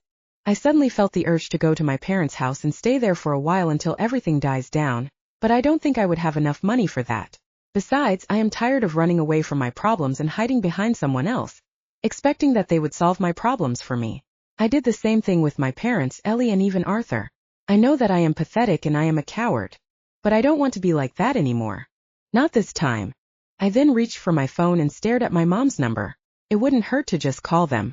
After all, I haven't spoken to them for a while. It was then it hit me. They must have seen the video I've posted. They probably read the news articles about Kevin and I and Diane's tweets. The fact that my parents did not call me after seeing that must be a sign that they're either angry or disappointed at me. My index finger hovered over the button as I bit my lower lip. They could have at least said something if they saw it, right? So that means they didn't see it. I tried to assure myself as my finger slowly moved to the button. Just call your damn parents, Sandra. The moment I pressed the call button, my heart rate quickened as I waited nervously for my mother to answer. Please pick up. Hello, Sandra? Her sweet and velvety voice made me jump from my seat. A wave of emotions washed over me as a wide grin formed my face. How are you, sweetheart? I'm fine, Mom. Just wanted to check up on you. I greeted her excitedly. God, I missed her so much. Well, we're fine here. I faintly heard shuffling sounds on the other line. I heard my mom whisper, it's your daughter. To someone. Is Dad there? How is he? I questioned eagerly. I'm so glad he's also at home right now. Yeah, he's beside me, sweetheart. Do you want to talk to him? My mom replied. Yeah, sure. I murmured as I felt a little bit nervous to be talking to my dad. It's not that we're not close or anything, but my dad is somewhat like a psychic. He can see right through me whenever I don't feel well or something is bothering me. It's hard to keep something from him. I sure hope he doesn't sense something wrong in our phone call. Hey honey, how are things there? My worries quickly washed away as I heard his deep voice. It's all good. I miss you guys. I sighed, thinking how nice it would be if we all spend time with each other right now. It made me crave for both of their comfort as I talked to them even more. Is there something you want to tell us? Oh crap. Did my sigh give away anything? Did he watch the video? I bit my lower lip, trying to prevent myself from saying anything stupid or making any unnecessary sounds. Oh, nothing. I just wanted to be a good daughter and check up on my parents every once in a while. You know? I said jokingly, desperately trying to change the topic. I chuckled nervously. I hope he doesn't see through it. Are you sure? I'll hand over the phone to your mom. Before I could even respond, I already heard the phone being passed around. Sweetheart, what's wrong? She spoke with concern. I could already imagine her eyebrows furrowing and her eyes staring intensely into me as she tried to decipher what I'm feeling. I'm fine, Mom. You don't need to worry about me. My heart felt heavy as those words escaped my lips. It's really hard to stay strong sometimes. I was reminiscing about the times when we would hang out, eat goulash and watch documentaries. I just missed those times, that's all. I said reassuringly. Well, technically I didn't lie to them. I just left out some information they didn't need to know about. I wouldn't want them to worry about me so much. Besides, I already took care of everything by myself. Well, you could always come back here once in a while. You shouldn't work too hard, you know? My heart sank to the pit of my stomach as I felt a pang of guilt in my chest. Oh, if only she knew. I know. Anyways, I have to go now. I muttered for us to end the call. All right, sweetie. Take care. Love you. We miss you. Hearing my mom say that instantly made me feel emotional. It's been a while since I heard those familiar lines. I fought back the tears that were trying to escape my eyes. I need to end the call first or else they'll be worried. Love you too, Mom. Bye. I croaked out as I immediately ended the call. A wave of emotions washed over me as I closed my phone. I gazed off into the distance as I tried to manage these mixed emotions that I am feeling. I felt sad and regretful that our call only lasted for a couple of minutes, but I knew that it's much better than nothing. A small smile formed my lips as my eyes fell to the ground. I'm also happy that I know that they're doing well, relieved that they didn't bring up the video, and at ease because hearing their voices made me feel comforted. I really miss my parents. I ran a hand through my hair in frustration. I'm so glad that they haven't seen the video yet. If they did, they would have expressed their worries as soon as they picked up the phone. Since our call went smoothly without them bringing it up, it seemed like they were still unaware about it. It made me feel relieved that they are still in the dark about it, but a nagging voice kept repeating up until when in my head. I'll make sure to tell them in person about this rather than through a phone call. My thoughts were immediately cut off when I heard my phone pinged. I quickly grabbed to check who the message came from. My eyes widened as I realized the identity of the sender. My heartbeat quickened as I opened his message. I never would have thought that he would message me again.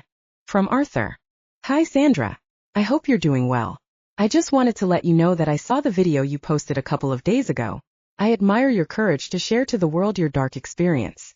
I'm so proud of you. I placed my hand on my mouth as I finished reading everything. Wow, this night keeps getting better and better. Who would have thought that Arthur would message me even after everything we went through? I felt a sudden flare of joy as I smiled to myself like a fool. I miss him so much. I wanted to type in a reply, but I don't know what to say. I tried to steady my beating chest, but I just couldn't do it. My heart throbbed with happiness as I almost felt like I was intoxicated with joy. I set my phone down on the table and paced around the room to think straight. Should I message him? I shook my head wistfully. Isn't it better for him if I don't reply at all? I let out a long sigh as I held my head in frustration. But I want to though. I closed my eyes as I let myself fall onto my couch. Should I really do it? Fuck it. I groaned as I sat up and picked up my phone to type my reply to him. Alright, here goes nothing. Chapter 36. False allegations. Looks like I am back to square one. A few days later, I am working once again as a waitress at the same diner. Luckily, Ralph pulled through for me and managed to convince my boss to take me back. Even though I am miserable, I am somewhat relieved that I don't have to worry about being able to pay my bills anymore.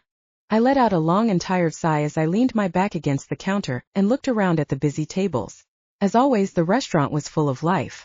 An old couple was eating side by side, one glass of iced tea each, studiously bent over their meals.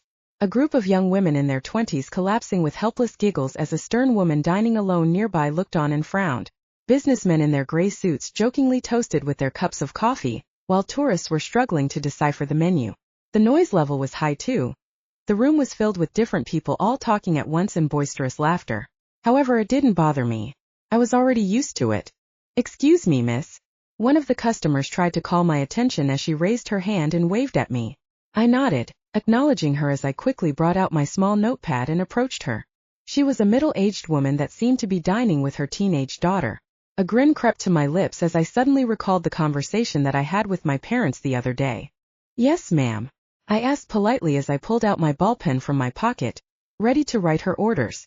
She gave me a small smile before she started pointing out certain food from the menu. I quickly listed them all down and read it back to her to double-check.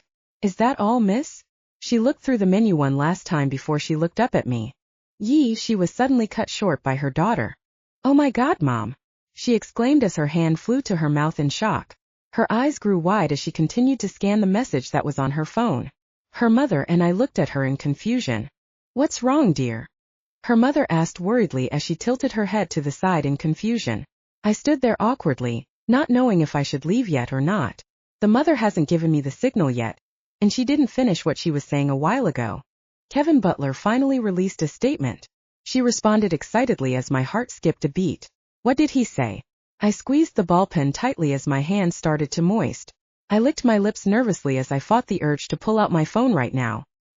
He said. She cut herself short when she noticed me. Her jaw dropped to the floor as she eyed me from top to bottom. She pressed her lips together as she looked at her mother. Her eyes were laced with panic as she tried to communicate with her using her eyes.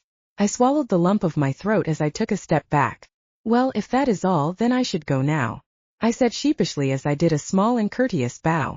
The mother then glanced at me, flashing a small but thankful smile before turning her attention back to her daughter. As I turned around, I heard the young girl talk again, making me stop mid-step. Mom, that was Sandra, the one who made the post about Kevin. My heart skipped a beat as panic settled in. I must read his statement now. I immediately went to the kitchen to place their orders. As soon as one of the cooks acknowledged their meals, I hurriedly went to the storage room to check his statement. I pulled out my phone and searched for his statement. I clicked a news article to reveal what he had to say. Breaking. Kevin Butler addresses the allegations. A couple of days ago, a video circulated online regarding Kevin Butler's alleged sexual harassment on one of the previous employees of KB Studios. Netizens expressed various sentiments on the said topic. Just a few minutes ago, we got a statement from Kevin Butler himself as he denied these rumors. I would like to express my sincerest apologies to my fans who were deeply hurt by the content of the video. I am here to clarify everything. Yes, I was involved with Miss Sandra Bailey for a brief moment when she was still working at KB Studios. However, the things she said in the video were all untrue. I don't know her true intentions as to why she would do that in the first place. It may have been a way to get back at me. Also, the text messages she showed did not come from me. It's possible that those are photoshopped. Once again, I'm sorry for causing trouble to my supporters and to the public. What can you say about this? Tell us in the comments below. I can feel the rage inside of me boil as I finished reading the last sentence. The nerve of him to twist my words and make himself look like the good guy. I balled my hands into a tight fist and clenched my teeth as I tried to calm myself down. I had to remind myself that I'm still at work and I still need to finish my job. I angrily ran a hand through my hair as frustration started building up inside me. Of course many people would believe him. I'm just a waitress after all. It was then my thoughts were interrupted by the door suddenly opening. My eyes widened in shock as the person who opened the door and I made eye contact. He tilted his head in confusion. "Hey Sandra. Didn't know you were here," Ralph said as he eyed me in the storage room, probably trying to figure out why I was here in the first place. "I was just checking something in my phone," I said sheepishly as I held my phone up to show him. The phone screen was facing me so he wouldn't see the article that I was reading. His eyebrows furrowed at me in concern. "Are you okay? Your face looks flushed," he asked with a hint of worry in his eyes. My hands immediately went up to my warm cheeks. "Yeah, I'm fine. It's just so hot in here." A lie easily escaped my lips. I guess lying is definitely one thing I'm good at now. I started fanning myself and wiping my forehead with the back of my hand to make it seem believable. He nodded slowly, probably not believing me, but he just let it slide. "I never got the proper chance to thank you for helping me get back here," I added with a small yet genuine smile, trying to divert the topic. Good thing he didn't bother to probe more. "Oh, no worries. It wasn't even that hard," he said nonchalantly with a shrug. "Anything for you," he said playfully, making me chuckle. "So how have you been?" I questioned curiously, which made his face lit up with excitement. "You're not gonna believe what happened last night." His eyes sparked with glee as he thought about something. What could it be? What happened? I raised my eyebrows in anticipation. "Well, I've got a date tomorrow," he said in a hushed yet excited tone.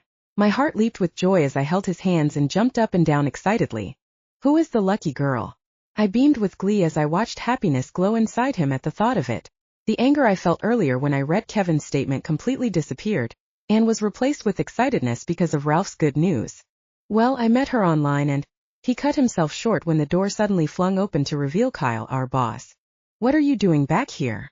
He eyed the both of us as we just stood there completely stunned. It felt like we got caught doing something that we shouldn't have been doing. Ralph plucked up the courage to break the silence between us as he cleared his throat and spoke up. "We were just getting something back here." He grabbed the nearest item on the shelf and walked around as if he was searching for something. I pressed my lips together, struggling to stop the smile that was threatening to form. Why is he so good at this? "Sandra, get back out there.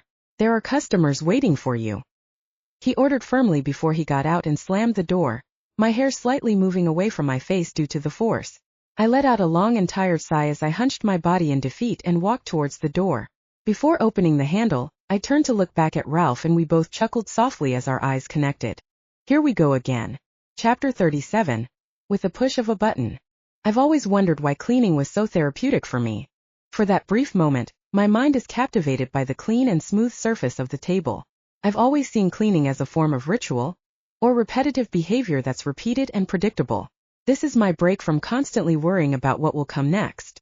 My mind is empty but fully alert, aware, and not distracted by any mental chatter. Instead of replaying memories and dwelling on negative thoughts in my mind, I am finally in the moment. I only get to experience this sense of inner peace when the diner is finally closed for customers. I am free from snobby and demanding customers, sloppy leftovers and mouth-watering food that I can't even taste. Kyle left early today because he had to attend his daughter's recital, and left Ralph as expected in charge. Ralph was busy cleaning the kitchen along with our other co-workers while I was tasked to mop the floors and wipe the tables in preparation for tomorrow's customers. I let out a long sigh as I squeezed the dirty rag, releasing the dark and murky water. I grimaced in disgust before I returned it back to where I got it. "Are you done?" Ralph asked from the other side of the room, making me turn to look at him. He was wiping his hands on the apron of his uniform. I shook my head. "Not yet, I still have to mop the floors," I said tiredly as I flashed him a close-lipped smile. "Want some help?" he asked nonchalantly as he took off his hat that came with our uniform and his hairnet. "I'm done anyway with the kitchen." I waved my hands in front of me, rejecting his offer. "I can do this on my own," I said as I quickly grabbed the mop and hugged the handle close to my chest, showing that it's only for me. "I would like it though if you kept me company," I added playfully. He let out a soft chuckle as he plopped down on one of the seats. "Okay then." My grin widened as I continued to get to work. I was focused once again on mopping the floor. My mind was blank as I watched the floor shine wherever I went. I was at peace again. I needed this kind of predictability in my life. Life has been so troublesome lately ever since I started working at Williams Incorporated. I let out a soft groan. I don't need to think about that for now. My grip tightened on the mop's handle as I remembered the lies Kevin said in his statement. How dare he do this? My knuckles went white from clenching my fist too hard as I gritted my teeth in an attempt to remain silent. It was always like this, despite having proof of him sending me threatening messages. My attempts of being heard are still disregarded and my story is still considered to be impossible to verify, as it is with the vast majority of sexual assault allegations. It is nearly always a case of he said, she said, and it disgusts me, knowing that the he is always believed. Our society has always been biased towards believing that men can never lie, leaving women like me feeling the same thing, hopeless, lost, and defeated. I bit my lower lip as my face started to become warm and red with suppressed rage. It is not fair that men like him can just get away with doing such disgusting and heinous acts, while women are condemned for allowing ourselves to become a victim. This is why women don't bother to report, and this is why women continue to be afraid of men like him until the point that we have to be equipped with pepper sprays and small knives whenever we walk at night. It's unfair. And the sad thing is, I don't know how to make it fair. I've tried to stay strong and continued to hold my head up high even when some people didn't believe me, but how can I ever do that now when it's his word over mine, and obviously, his word would be considered the more valid one. Sandra, are you okay? Ralph's voice snapped me out of my thoughts. His hand was on my shoulder while his other hand was handing me a tissue. I scowled in confusion. Why is he giving me tissue? I gingerly touched my face, feeling that my cheeks were wet from my tears. I couldn't believe that I was crying. I quickly wiped my face with the back of my hand and gave him a small smile. I knew that I should stay strong, even when it feels like it's a losing battle. That's the only way that I would make it out of this war between us alive. I'm fine. It's nothing, I said assuringly. Are you sure? He asked worriedly as he pulled me gently, forcing me to take a seat. Rest for a bit. With a sigh, I succumbed to his wishes and sat down in front of him. I'm fine, I swear, I said casually as I flashed him a big yet forced smile. You're not telling me something. Ralph folded his arms in front of his chest as he leaned his back against the seat. I arched my eyebrow at him in confusion as he stared at me expectantly for an answer. Sandra, I know. My eyes widened at his words. I know how fast things circulate on the internet, but I still can't get myself to get accustomed to people close to me seeing the video. I let out a long sigh. I'm sorry for not telling you about it beforehand, I muttered apologetically as I stared at him. His eyes became sad as we looked at each other. It's just, I wanted to explain myself, but he cut me off. It's fine, you don't need to apologize. I understand how hard it must have been for you, he said reassuringly. I'm always here if you need anything.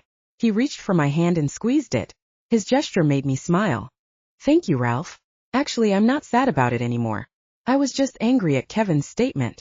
I replied to clarify that I was fine with talking about my experience. Yeah, I also saw that, he uttered bitterly as his eyebrows furrowed in disgust.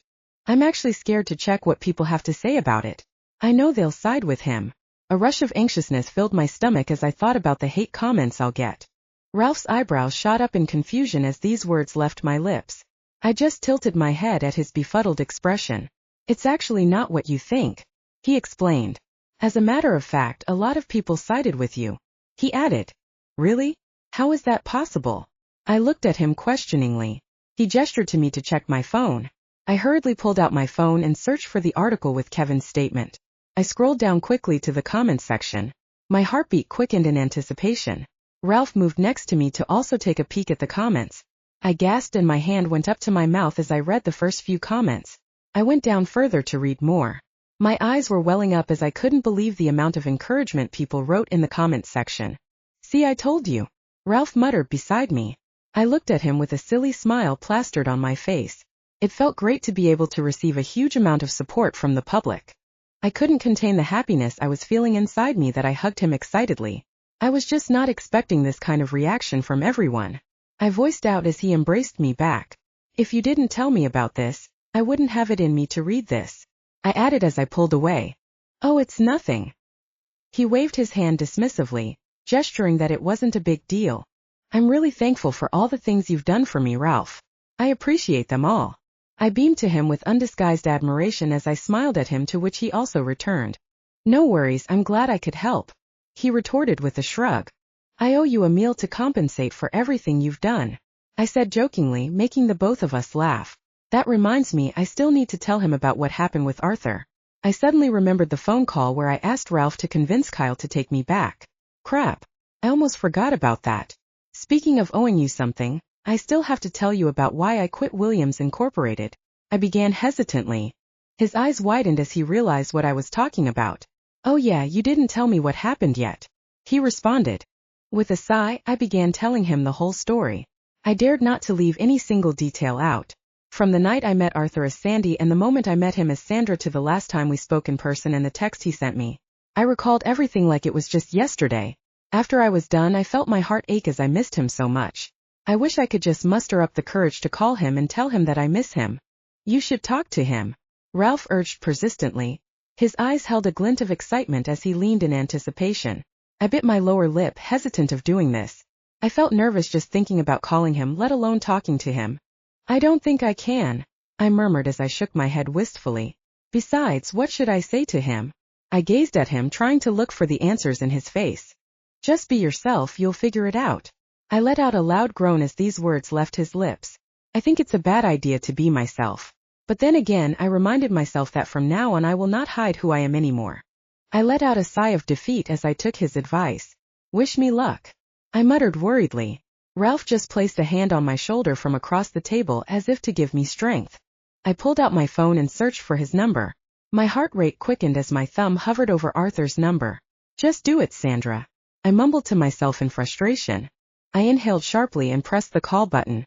I instantly felt anxious as soon as I heard the ringing on the other line. My hands began to moist as I felt my heart pounding inside my chest. As soon as the call connected, all the butterflies in my stomach went wild and my heart skipped a beat as I heard his familiar voice. Hello, Sandra. Chapter 38. Reignite the spark. I miss you. My brain stuttered for a moment as every part of me went on pause while my thoughts struggled to catch up. Did I really just say that? I glanced at Ralph to see that his mouth was frozen wide open in an expression of stunned surprise. My eyes widened in shock when realization finally settled in. My hand immediately flew to my mouth, making a loud slapping sound. I flinched as I felt a pang of pain on my face, but I kept my hand there in an attempt to prevent myself from saying other stupid things. Panic started to consume me when I noticed that Arthur hadn't said anything back. I could already imagine his face right now. It was probably one of awkwardness, not even hurrying to save my feelings, to fill the void with a non-committal statement of appreciation. The silence hung in the air like the suspended moment before a falling glass shatters on the ground. I expected him to say something, anything for that matter, or hang up, but he did none of those things. He just stayed silent.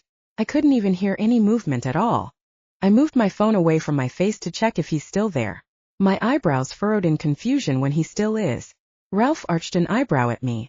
What's happening? He mouthed. I shrugged in response as I placed the phone next to my ear again. Hello. Silence. The silence between us was so intense that I couldn't even cut a knife through it. It was almost like poison to me, for in that void of sound the shallowness of our conversation was laid bare. What used to be a silly and flirtatious banter and comedic moments was utterly vapid. Arthur. Hello, sorry, what did you say again? Arthur asked. His voice was laced with confusion. I couldn't hear you properly. The audio was really choppy. I pursed my lips into a thin line. Should I really say it again? The hand that was on my mouth slowly fell from my face and onto my lap. I miss you, I said, more confidently this time.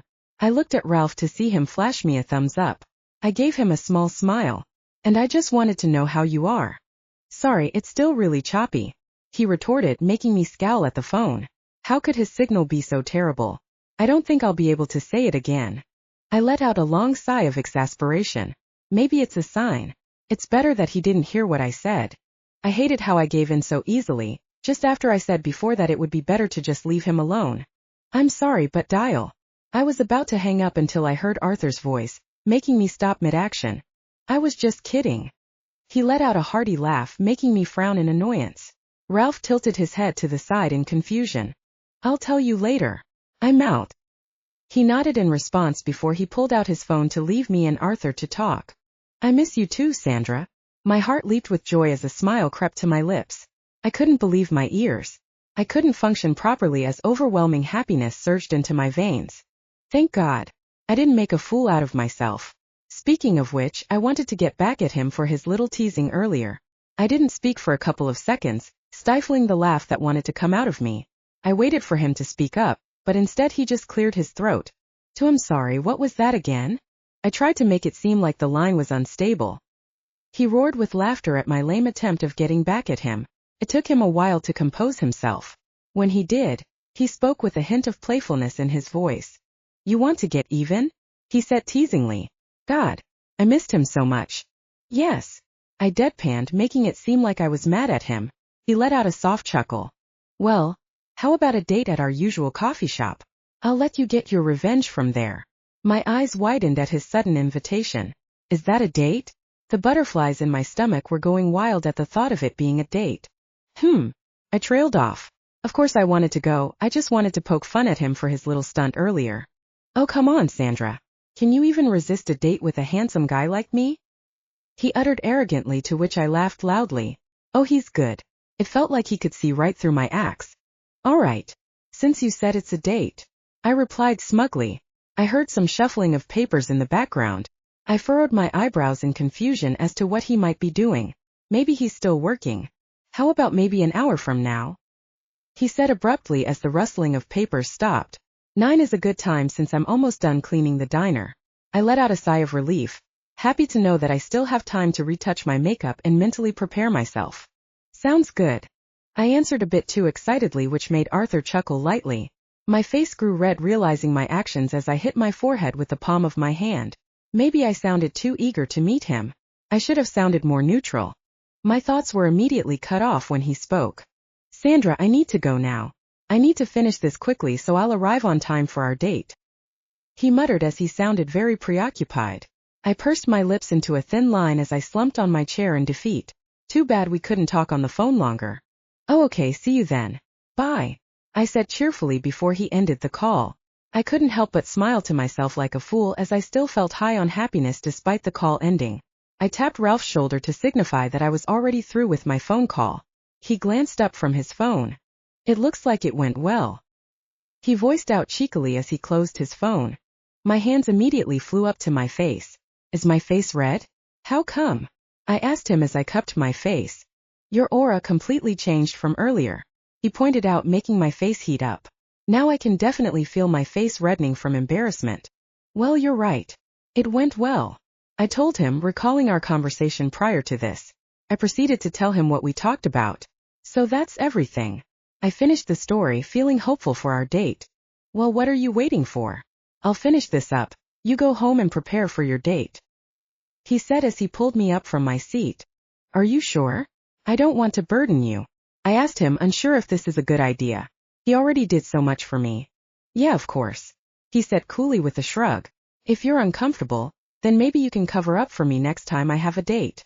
He winked at me, which made us both laugh. Okay, deal. I nodded in agreement. I glanced at our wall clock. It's only 7:30 p.m., so I still have time to change into something more suitable for a date. I hurriedly went out and bid Ralph goodbye. As I arrived home, I bolted quickly to my bedroom to look for a nice outfit. I decided to wear a navy blue blouse and pants.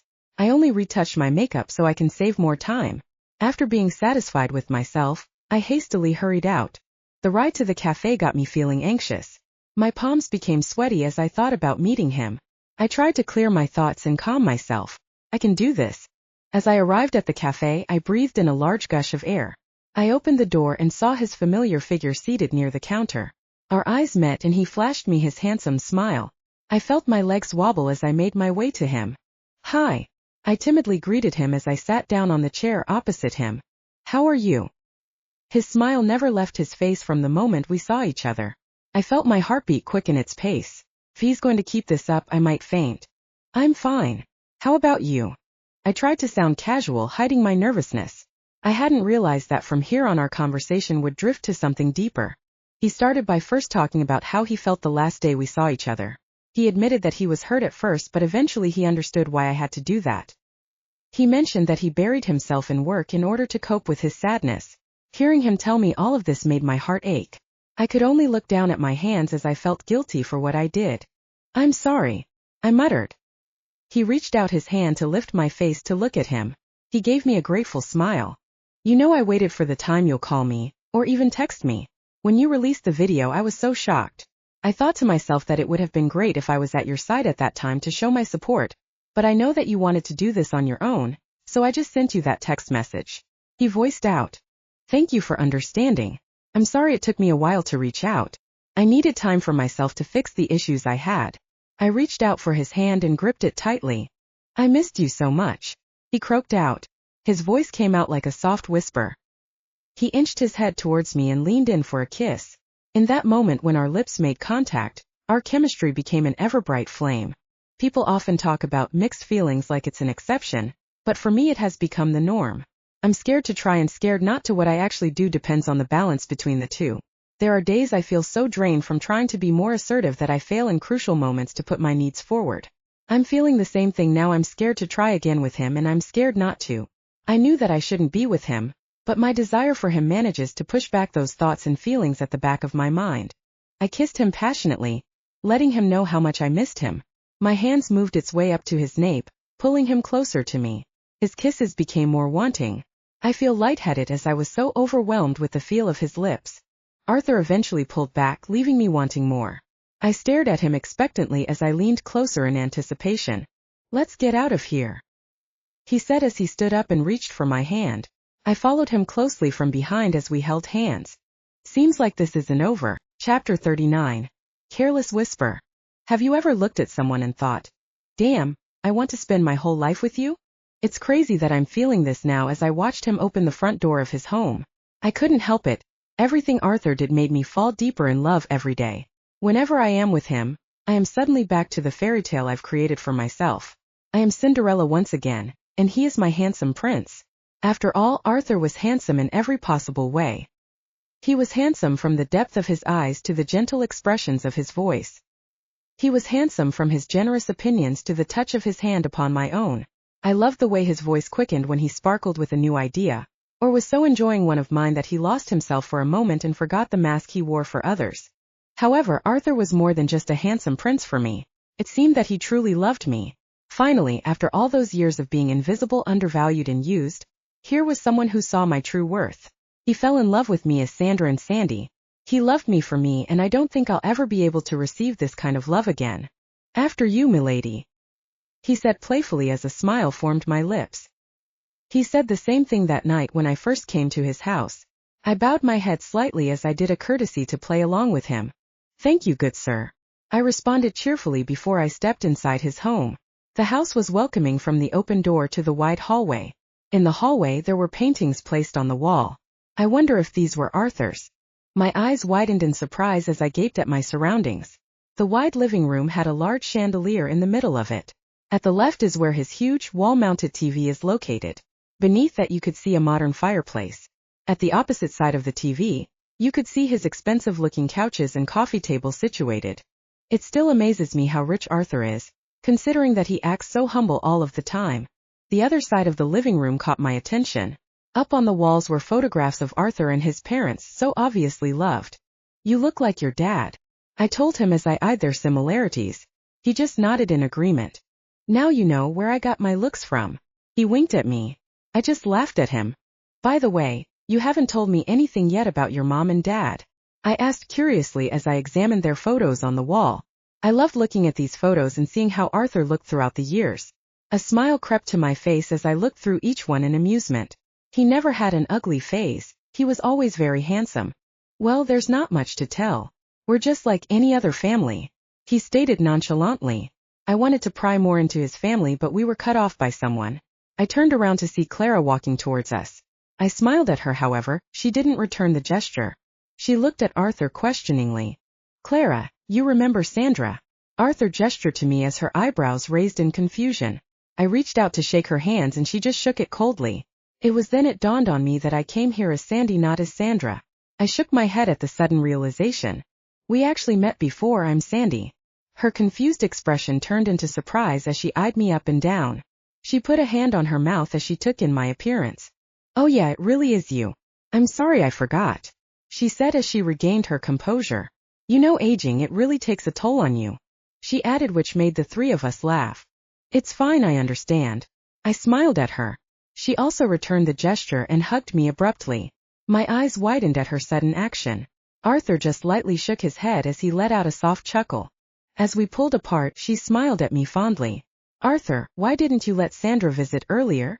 She looked at Arthur expectantly. He just shrugged his shoulders. Well, I'll leave you two then. I still have something to do in the kitchen. She grinned at both Arthur and I before she walked away. As I saw Clara's retreating body, I turned to Arthur. I felt like this already happened before. I told him, amused with this entire situation. Of course there were some minor differences to our first meeting and tonight, but it sure felt like déjà vu to me. If that's the case, then you know what happens next. He wiggled his eyebrows at me, suggesting that we go to his bedroom. I raised my hand to hit his arm, but he quickly grabbed it and pulled me to him. I landed on his chest and felt his warmth engulf me. I gazed up at him to see him staring down at me intensely. He slowly lowered his head. I closed my eyes in anticipation for his kiss. I felt his warm lips on mine. I savored the taste of his lips before he gently pulled away. We should take this upstairs. My eyes flew open as his husky voice sent shivers down my spine. As the door closes, every pretense falls. He grabbed me by the waist, pulling me up close against his chest.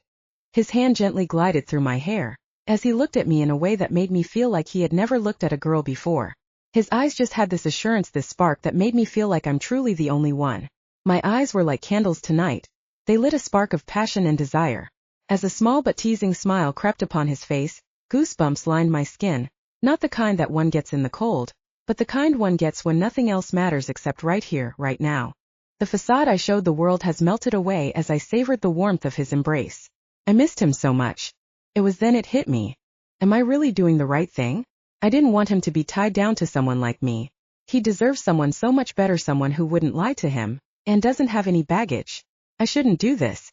I have every intention of pushing Arthur until his hand touches my face. The acceleration of my heart rate has nothing to do with fear and everything to do with what my body really wants. I looked away as if the outside world held my attention, but after all this time he read me like a book. His eyes were on my chest, my breathing rate duly noted. With a gentle finger, he reoriented my face so that he held the gaze I didn't want to give him, stealing the passion from my eyes in a way that only magnifies the spark. There is no smile on his lips, only the hot intensity of his gaze that we both know is the start of the inferno to come. The next thing I knew is our lips were pressed together. In that kiss was the sweetness of passion. A million loving thoughts condensed into a moment. Our lips fitted perfectly as if they were meant for each other. Moving against each other, feeling each other. Arthur grabbed the back of my neck, growling in the kiss as I whimpered in pleasure. His right hand dropped to my thigh, pulling up the skirt that hangs loosely above my knees. I couldn't move even if I tried, like his fingers have short-circuited my mind in the best possible way. He turned me around and we tumbled to the bed, making me fall on my back with him on top of me. His eyes searched mine as he flashed me a small yet genuine smile. I love you. And with that, I finally knew that I made the right choice. Chapter 40. Taste of Dessert. Tonight I have finally realized why late-night conversations have a deeper, more relational turn than the normal conversations that we have with others during the day. I realized that as I lay down on Arthur's chest while listening to the sound of his heartbeat. We were just wearing our undergarments as he wrapped me in a warm embrace. I turned my head to look at him, making my head rest on his shoulder as our faces were only inches apart. Our breaths mingled as we stared at each other intently. My heart was still racing in my chest and my body ached from a while ago. I just wanted to say, thank you for tonight, I said genuinely as I flashed him a small yet sincere smile. Late-night conversations always seem to hold more weight and teach you more about a person than you knew before. They seem to reach a deeper, more truthful form of honesty than talking to someone during the day. They seem to have the power to turn a horrible day into a spectacular one, change my point of view on subjects that just that morning I viewed as unchangeable, and leave me wanting more. And I think I know why. We often view the night as me time. It's the time we don't have to share with anyone else, but the fact I'm sharing it with him means that he's someone I genuinely love and care about, someone I could fully trust and let in, to show the deep, intricate, hidden and heavy side to me that I usually don't broadcast to the world. No thank you, he said, kissing me on the forehead. My grin widened as my heart leaped with joy. He and I have definitely gone a long way, but one thing remains the same: the comfort and trust one felt with him the very first night has always stayed, and I was foolish to not realize that sooner. I hugged Arthur tighter and closed my eyes, savoring his warmth. I didn't want to leave his embrace. It felt as if when I was in his arms all my pain went away, mental and physical, mostly the depressing pain. If I could only stay in his arms forever, then I would always feel safe from the world's harmful people. I could only hope. I'm not going to sleep tonight. He huffed as he widened and stretched his eyes with his fingers jokingly. I let out a small chuckle at his silly gesture. Why not? I asked curiously. I'm actually getting kind of sleepy, I said with a yawn. My eyes started to tear up from sleepiness. You might be gone when I wake up, he said honestly as I immediately felt a pang of guilt. I quickly sat up and looked at him apologetically. I'm sorry for just disappearing like that, I muttered softly as I held his face with both of my hands. Never again. A quiet contentment spread through him as he nodded in response. His eyes were full of trust and love. I quickly went back to his arms to feel his warmth. I began to feel really sleepy as he gently stroked my hair. A yawn escaped my lips once again. I awoke to the shift of Arthur's body. I hadn't realized that I fell asleep on his chest. I searched for my phone to check the time. It's only 5 a.m. I went back to sit on my side of the bed to admire his features. I lightly caressed his cheeks, which made him shake his head. Looking at his peaceful face made me realize how stupid I was back then. How could I even leave this kind, loving and handsome man beside me?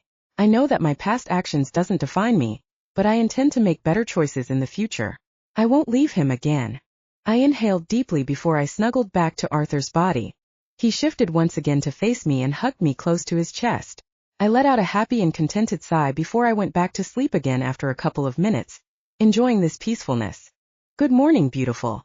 Arthur's husky voice woke me up from my slumber. I sleepily turned to his direction to see him smiling at me, making my heart flutter. He's still handsome even if he just woke up. Good morning. I croaked out. My throat felt dry. How's your sleep? I asked him with a yawn as I stretched and sat up. It was great. How about you? He replied as he moved closer to me. I quickly ran a hand through my disheveled hair to straighten it. I hope he doesn't say anything about it. I cleared my throat to speak clearly. It was fine, I told him casually as I struggled to wipe the dry drool from my face. He inched closer to me as he leaned to whisper something in my ear. I didn't realize you could even look sexier than you already are. His voice was low and sensual. It immediately sent shivers down my spine.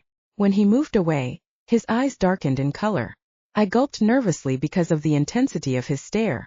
He leaned in to kiss me, but I raised my hand in the space between us, stopping him from moving any closer. Wait, I haven't brushed my teeth yet, I said shyly as I placed my hand over my mouth in embarrassment. He roared with laughter at my sudden confession. What? I didn't want him to smell my morning breath. Why are you laughing? I asked him as my eyebrows furrowed at him. He pulled me into his tight embrace.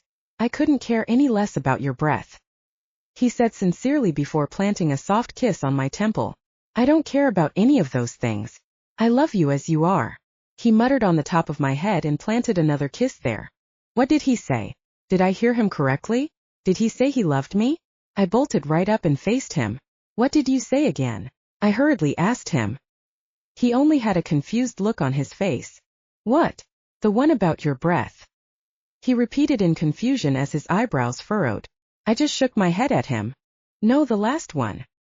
His eyes widened as he thought about what I was asking about. He sat up straight, held my hand and looked deeply into my eyes. I said I love you as you are. He gave me one of his handsome smiles as he planted a kiss on my hand. I can feel the butterflies in my stomach go wild with his statement. I grinned at him and threw myself at him to hug him, which made both of us fall down again on the bed. He just chuckled at my reaction. I love you too, I whispered softly into his ears as he circled his hands on my waist. He used his muscles to flip the both of us. He was now on top of me. I so wanted to do this to you earlier. Before I even replied, he quickly cut me off by kissing me passionately. His kiss was warm and wet. My hands made its way up to his nape, enjoying the feel of his kisses. I kissed him with the same passion and intensity. He pulled away as we gasped for air. He rested his forehead on mine. Our breaths mingled with each other. As he steadied his breathing, he eventually moved away. Come, let's have breakfast downstairs, he told me as he stood up from the bed. As I saw him put some clothes on, it made me think that I want to have this for the rest of my life. I wanted to wake up every morning with the man that I love. This made me envision the kind of life I want to have with him. My thoughts were interrupted by Arthur's voice. You can use my clothes for now, he said as he handed me over his shirt and his sweatpants. Oh, thank you. I grabbed them and went to the restroom to get dressed. It was too baggy for me since he's much larger than me, but it will do. I rinsed my face and gargled water to wash off my morning breath. As I felt satisfied with my appearance, I went out and saw Arthur on his phone. He quickly glanced up and saw me. His eyes darkened again. I should have known it's a bad idea to lend you my clothes, he murmured angrily. My eyebrows furrowed because of his statement. My heart sunk to the bottom of my stomach. Maybe I look ugly in it. Why? Do I look bad in it? I asked him, hurt by his expression. He quickly bolted up and hugged me to comfort me. No. It's not that. You looked beautiful in it. He gently kissed the crown of my head. I'm just afraid that I might eat the dessert first before breakfast. His voice turned dangerously serious. I pushed him away, but his eyes were still menacing. Let's eat breakfast first, I told him sternly. His eyes softened as he sighed in defeat. We walked towards the door together and walked outside. When he was about to close the door, I turned to him and told him to lower his head for me. I'll let you eat your dessert later, I whispered to him and walked past him, leaving him with his thoughts to himself. How I wish things would just stay this way. Chapter 41. Regretful Memories. I've always wondered why food tastes better when you eat with someone you care about. I wondered this again as I ate the breakfast that Clara cooked for us. It was just scrambled eggs, bacon, and pancakes, something I would usually cook for myself at home, but there was something about it that made it taste like a 5-star meal. Maybe it was Clara's amazing cooking, or the fact that I was eating it with Arthur. I sighed dreamily as I stared at Arthur, who sat across me. He flashed me a small smile, making my heart skip a beat. There was just a natural soothing quality to his eyes, and to see me is to feel my body relax and my brain begin to blossom once more. I knew it was his very presence that somehow made food taste better. It was the feeling of love and happiness that seemed to affect my sense of taste. Sorry, it's just eggs, bacon, and pancakes, he said apologetically, making me scowl in confusion. I was just thinking about how amazing the food is. I was too lazy to pass by the grocery, so this is all we have left. I frowned as I waved my hands in the hair, crossing it with each other to make an X. It's delicious, I said sincerely as happiness swelled within me. I took another bite as I released a satisfied hum. I love it a lot. A quiet contentment spread through him as he nodded in acknowledgement, his grin widening a little bit. You hear that, Clara? He said, raising his voice a little bit for Clara to hear. She popped her head out from the other room. There was a broom in one hand and a dustpan in the other. What? She asked in confusion as she placed the broom and dustpan down and approached us. They're delicious, Clara, I said genuinely as her eyes lit up with happiness. The expression on her face was immediately replaced though with one of confusion as she realized that she just cooked eggs, bacon, and pancakes for us. You're flattering me, she giggled as she turned her back on us to get the dustpan and broom again. Anyone can cook that, she said nonchalantly with a shrug as she returned back to her duties. Thank you though, she yelled from the other room, making me chuckle. My smile quickly faded as I started to recall all the times I've messed up cooking simple things like eggs. I would accidentally put too much pepper and salt or oil. I grimaced in disgust, remembering the taste of it. I really couldn't do anything right. So Sandra, he trailed off playfully as he propped his elbows on the table and held his face with both of my hands. I arched an eyebrow as I eyed him in confusion. What does he want this time? When will I get my dessert? He asked teasingly with a wink. I could feel the heat growing in my cheeks as my eyes fell to the floor in embarrassment. By now they must be beyond an attractive rosiness. I opened my mouth to speak but stopped myself when I heard my phone ping, notifying me that someone has sent me a message. I opened my phone to check who the message came from.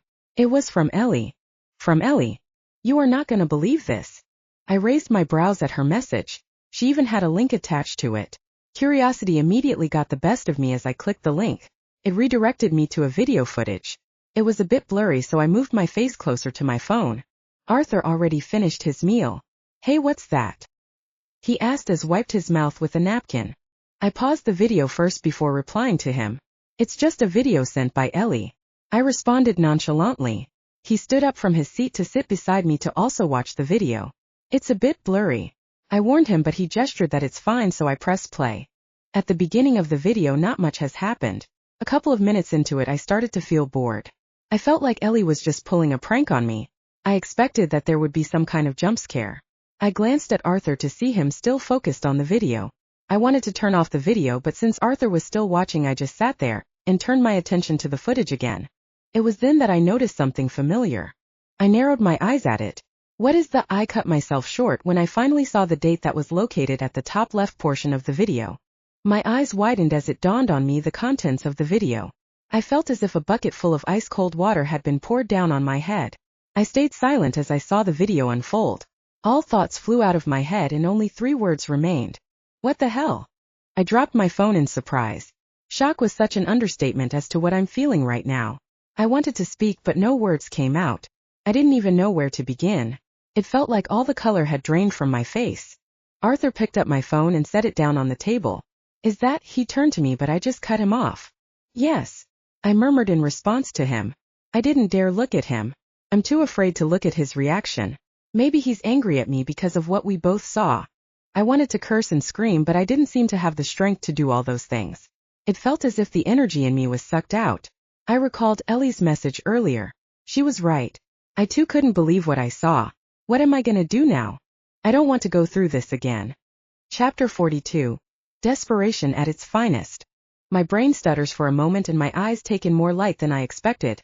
Every part of me goes on pause while my thoughts catch up. I couldn't even process the situation. As if my brain had short-circuited and needed to be rebooted. I pressed the heels of my hands into my eyes until I saw nothing but sparkles.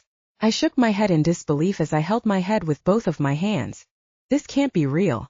I glanced to look at Arthur as my heart dropped to the pit of my stomach. He seemed to be in shock as well. He was white as chalk. His eyes and mouth were frozen wide open in an expression of stunned surprise, and although he was staring straight at me, he appeared not to notice me at all. Arthur, I stuttered, still in shock. Around me, everything was in fast forward while I was motionless in the middle of it all. How could Kevin do this to me? Arthur rigidly turned to look at me. His eyes were filled with betrayal and disbelief. Please tell me that isn't true. He pleaded as he held both of my hands in his. It isn't. I swear. I said as I drew a cross on my chest with my finger, swearing that I was telling the truth. He probably edited the date. I tried to think of a logical explanation of this as Arthur, and I studied the security camera footage. It was on the day that he took advantage of me, which was the last time he ever went to my apartment building. After he trashed my apartment, I was left alone sobbing on the floor, while he walked out completely enraged. Even though I was sure that is what happened, I was very confused to see the both of us happily walking out of the apartment building with our arms linked with each other. I couldn't have imagined all of that, right? I knew that I needed more concrete evidence to confirm that I was not crazy. I quickly picked up my phone and zoomed in the video as I narrowed my eyes, examining my outfit. I was wearing a white blouse with skinny denim jeans. I frowned as I tried to look at the color of my hair. My hair was blonde for a while. Being half Asian and in a predominantly white community, I desperately wanted to look more white. However, at this point in my life, I finally accepted myself for who I am and grew out my hair before dyeing it completely black a few days before that day. I scowled as I anxiously waited for an opportunity to see the color of the ends of my hair. My hair was tied up into a tight ponytail and so it was difficult to see the ends. What are you looking at? I held up a hand, cutting him short as I watched myself finally turn my head towards Kevin, showing a bit of my blonde hair. A smile crept to my lips as I immediately paused it and took a screenshot. There, I said, pointing at my hair. He tilted his head in confusion, not following with what I was trying to prove. I dyed my hair black a few days before Kevin took advantage of me. There's no way that I'd still have those blonde ends. I explained seriously as Arthur looked at the screenshot that I took, nodding in understanding. But you know that's not enough to prove that he's lying, right? Arthur said sadly as he ran a hand through his disheveled hair in frustration. I felt a pang of guilt, knowing that I am dragging him again into my mess. I'm sorry, I muttered softly as my eyes fell to my hands. I played with my fingers as I nervously waited for his response by rubbing them together, cracking my knuckles and removing random dried up skin. Sorry for what? He furrowed his brows in confusion.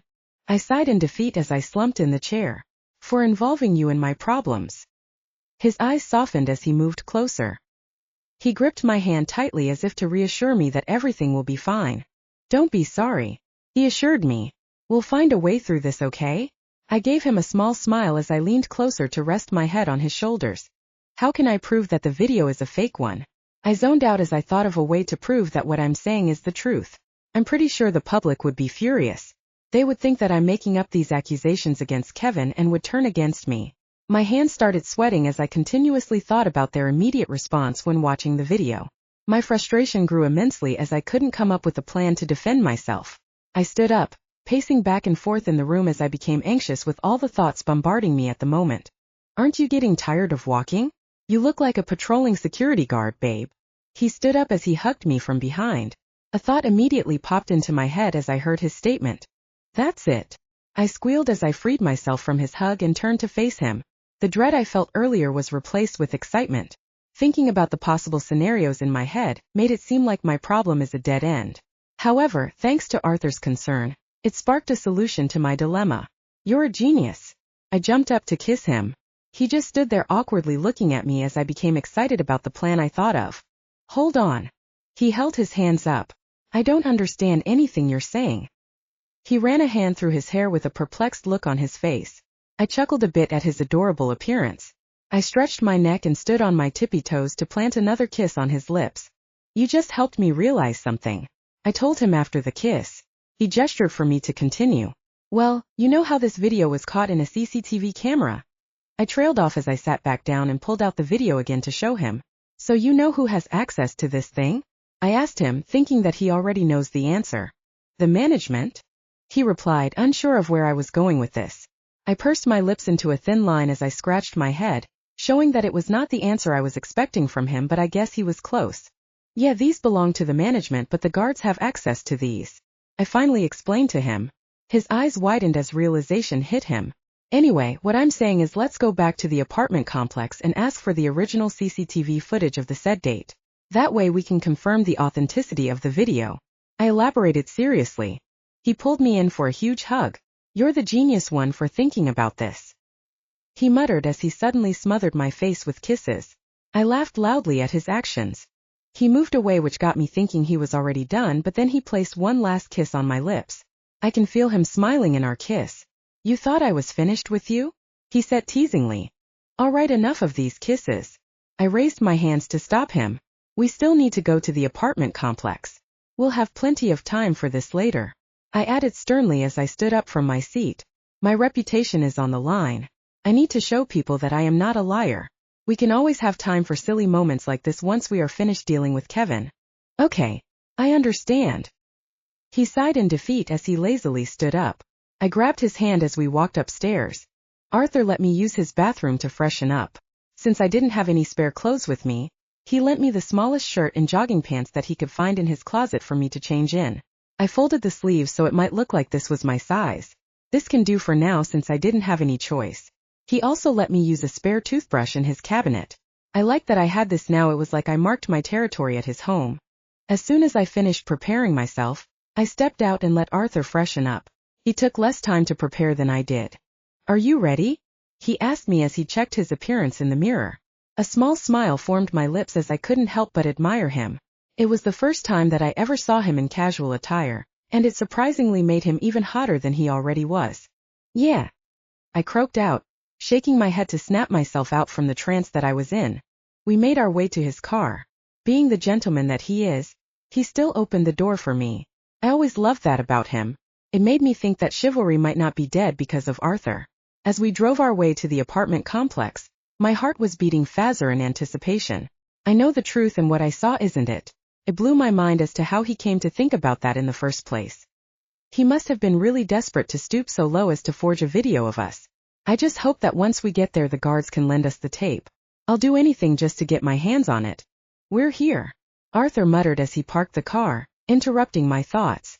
I inhaled sharply as we stepped out of the car and walked inside the entrance. A rush of memories started flooding in as I recalled the time when I still stayed here. I remembered the days where I would come home late from work, the time Ellie and I went shopping, and even the time when Kevin still treated me fairly. Are you okay? Arthur turned around to ask me. Realizing I stopped from my steps, I shook my head to remove these memories in my head. Yeah, I'm fine, I muttered as I walked up to him. Arthur let me lead the way to the security room. As we entered the room, we saw a guard seated on his desk. He looked very intimidating. His eyes were brooding as he fixated them on his cell phone. His figure was well built, as if he worked out regularly. I gulped as we approached him to ask about the security footage of the day Kevin harassed me. I'm not allowed to release any footage to outsiders. He deadpanned and went back to minding his own business. I felt frustrated as this guy wouldn't even budge. As I was about to speak again, Arthur stopped me. I'll handle this. I hesitated, but I know I could trust him. As he talked to the guard, I only realized Arthur's talent. He's good. Chapter 43, Losing Battle. It was only now that I have truly witnessed the persuasive power of money. I've read in an article before that the two greatest inventions of the human mind were writing and money, the common language of interest being intelligence and the common language of self-interest. Money has been a tool that we could use in order to attain goals that we could not attain directly, and I was only able to truly see the persuasive power that it holds as I watched Arthur pull out a check and a ball pen that had his name engraved on it. How much did he pay you? Arthur asked nonchalantly as he placed the check down and clicked the ball pen. The man pursed his lips as he rubbed his chin, pretending to be deep in thought. No, I can't, he said firmly as he crossed his arms in front of his chest and looked away. Arthur arched an eyebrow at him before he started writing a number on the check. I stretched my neck a little bit to get a closer look of the amount that Arthur planned to give him, and my eyes widened in shock as I saw the number of zeros that he was writing. Arthur, is that? Oh, I cut myself short when he moved the check face down towards the guy. The man eyed the check, then looked at us before he reluctantly picked it up to check the amount. Would that work for you? Arthur asked calmly as he stared at the man expectantly. The man pressed his lips together, struggling to mask the surprised expression on his face. He let out a long, exasperated sigh as he placed the check in his safe. Which footage do you want to see again? He asked attentively now as he placed his hands on his hips. He still looked hesitant to help us, but the amount on that check was enough to convince him to search it for us. The last day that Kevin Butler went to this building, I said confidently, making him roll his eyes at me. I need a date, ma'am, he said curtly. I furrowed my eyebrows at his rude actions and responses. March 28th. He nodded in response as he started typing on his computer. His eyes widened in realization as he looked at us apologetically. Mr. Butler asked me to delete other footage that had him in it, but don't worry, it's possible for me to retrieve it, he explained. His voice was laced with panic. It was my turn to frown and cross my arms at him. How long will this take? I asked. My voice had a hint of annoyance in it. A few hours, but I can give it to the both of you by the end of the day, he retorted as he busily worked on his computer. I opened my mouth to speak, but Arthur beat me to it. Contact me when it's done. Arthur left his calling card next to the man and he nodded at me, signaling me to just leave. I let out a sigh as I hunched my back in defeat. I reluctantly walked out of the room. A bitter expression was on my face. Did you really have to give him that much money? I said in frustration as he finally walked out of the room as well. He gave me a small smile and patted me gently on the head, making me scowl at him.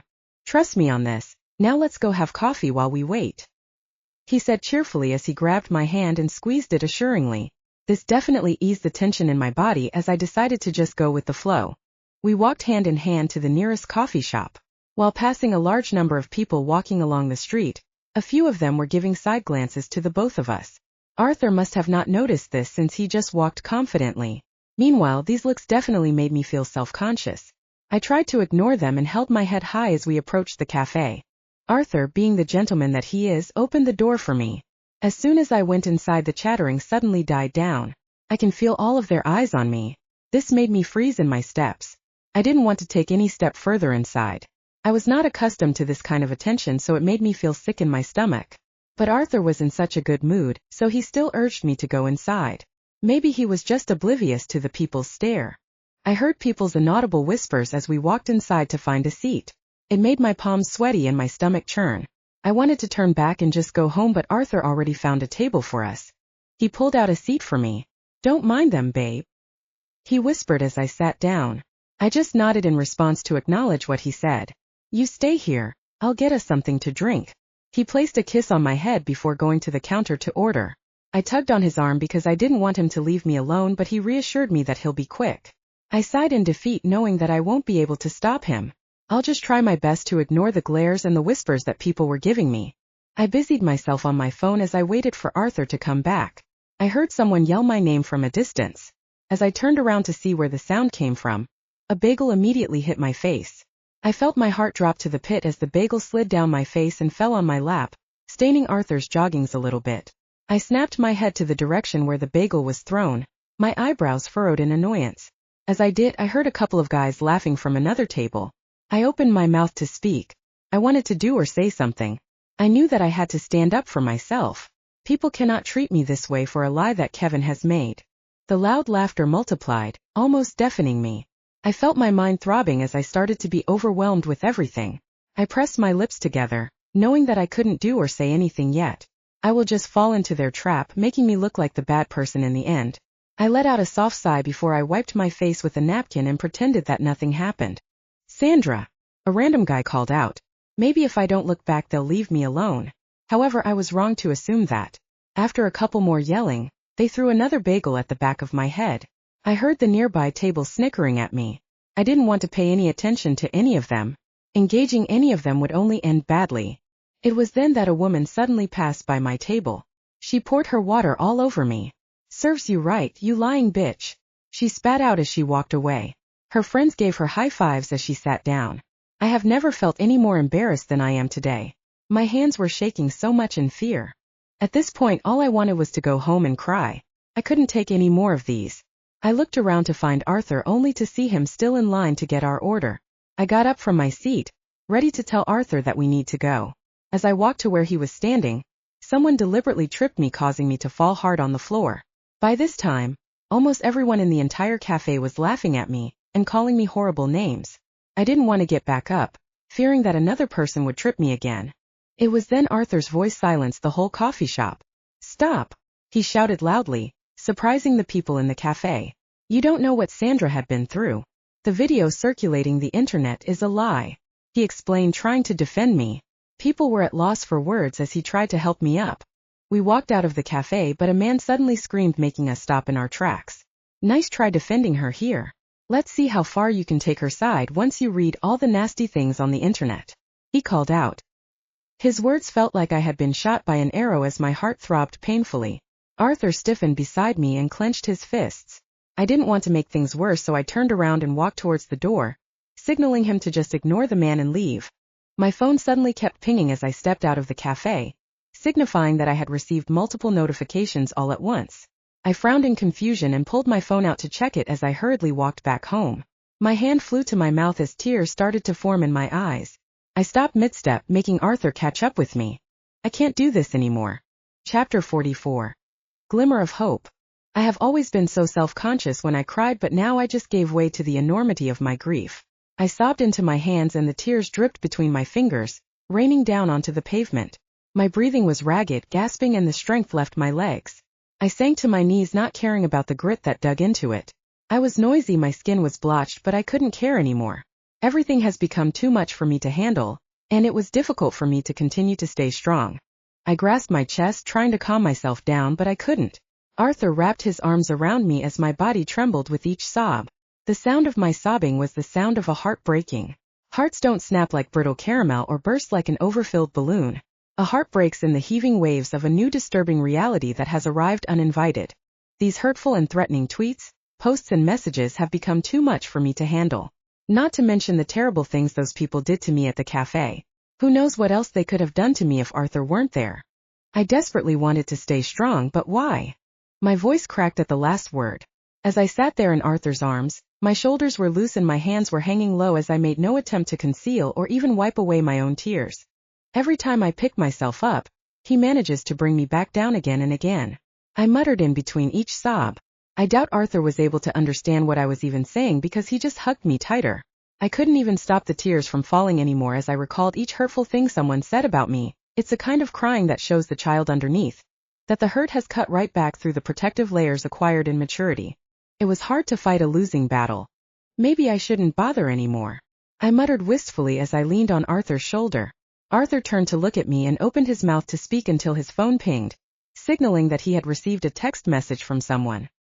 He pulled out his phone and his eyes widened in shock. "What's up?"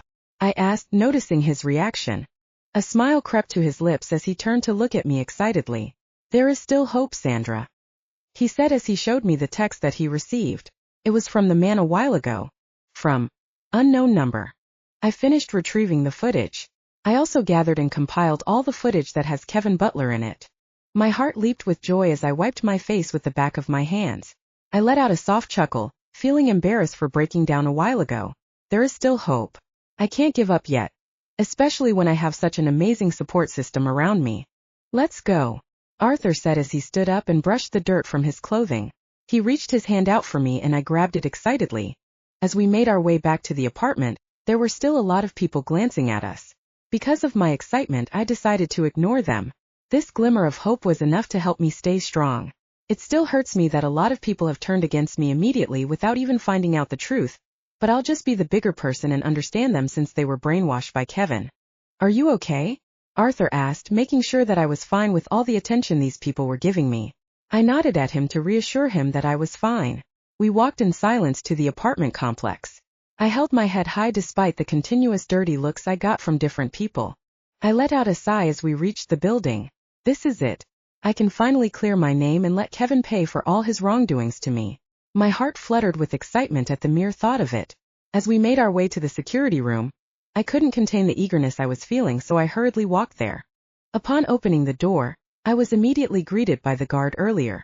Here's the footage you asked for. The guard handed over the flash drive containing all the files we asked for. Arthur, who followed closely behind me, asked to check first the contents of the flash drive before we could leave. He obliged to his requests and showed us the videos inside the flash drive. A content smile made its way to my face as he navigated all through the files. I looked at Arthur, checking to see if he was satisfied with it. That's everything, he muttered as the last video ended. The guard handed the flash drive to Arthur. Thank you, he told him as we walked out of the room. Arthur stopped in his steps and looked at the guard seriously. Do not mention any of this to anyone. This stays between us or else. His voice was full of intimidation. The guard saluted at him in response. As we walked back to Arthur's car, numerous thoughts popped in my head. I need to think of a way to carefully execute my revenge on him. These security tapes are not enough.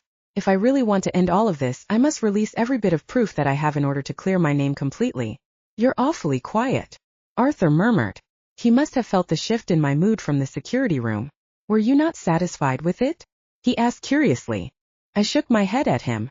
No, it's not that, I replied, trying to push back the thoughts in my head. I was just thinking about a plan on how I can get back at Kevin, I added. Arthur smiled at me before pulling me in for a hug. You have me, right? We'll think about it together, he softly whispered. Then he planted a light kiss on my forehead. My heart felt at ease with his reassuring words. I'm really glad to have Arthur in my life because I have someone to share my worries with. There is nothing wrong with asking for a little help from someone from time to time, and I'm perpetually grateful that he is always there for me no matter what. Thank you for everything, I said sincerely before we proceeded to walk again. He just nodded in response and interlocked his fingers with mine. I can overcome this. Chapter 45, Liberating Truth. Am I really ready to do this? I'm sitting next to my window, feeling the warm breeze of an August morning, yet I'm shaking. If I'd stayed up all night, it would have made no difference to my exhaustion. By the morning, the bedsheets were in a knot, and aside from a few fitful half hours of vivid dreams, I barely slept at all. My brain is constantly searching for details I could have possibly missed out, and possible evidence that could further prove that my story is right. My stomach shifts uneasily, and I notice that the hands that I am hugging myself with are pinching into my skin. I release my hands, but then I couldn't figure out what to do with them. So instead they clasped and unclasped each other, as if in constant need of touch and reassurance. Sandra, are you ready? Arthur's low and husky voice snapped me out of the trance I was in. I rigidly turned to look at him and nodded reluctantly in response. He let out a soft sigh as he held my face with both of his hands. It will be all right.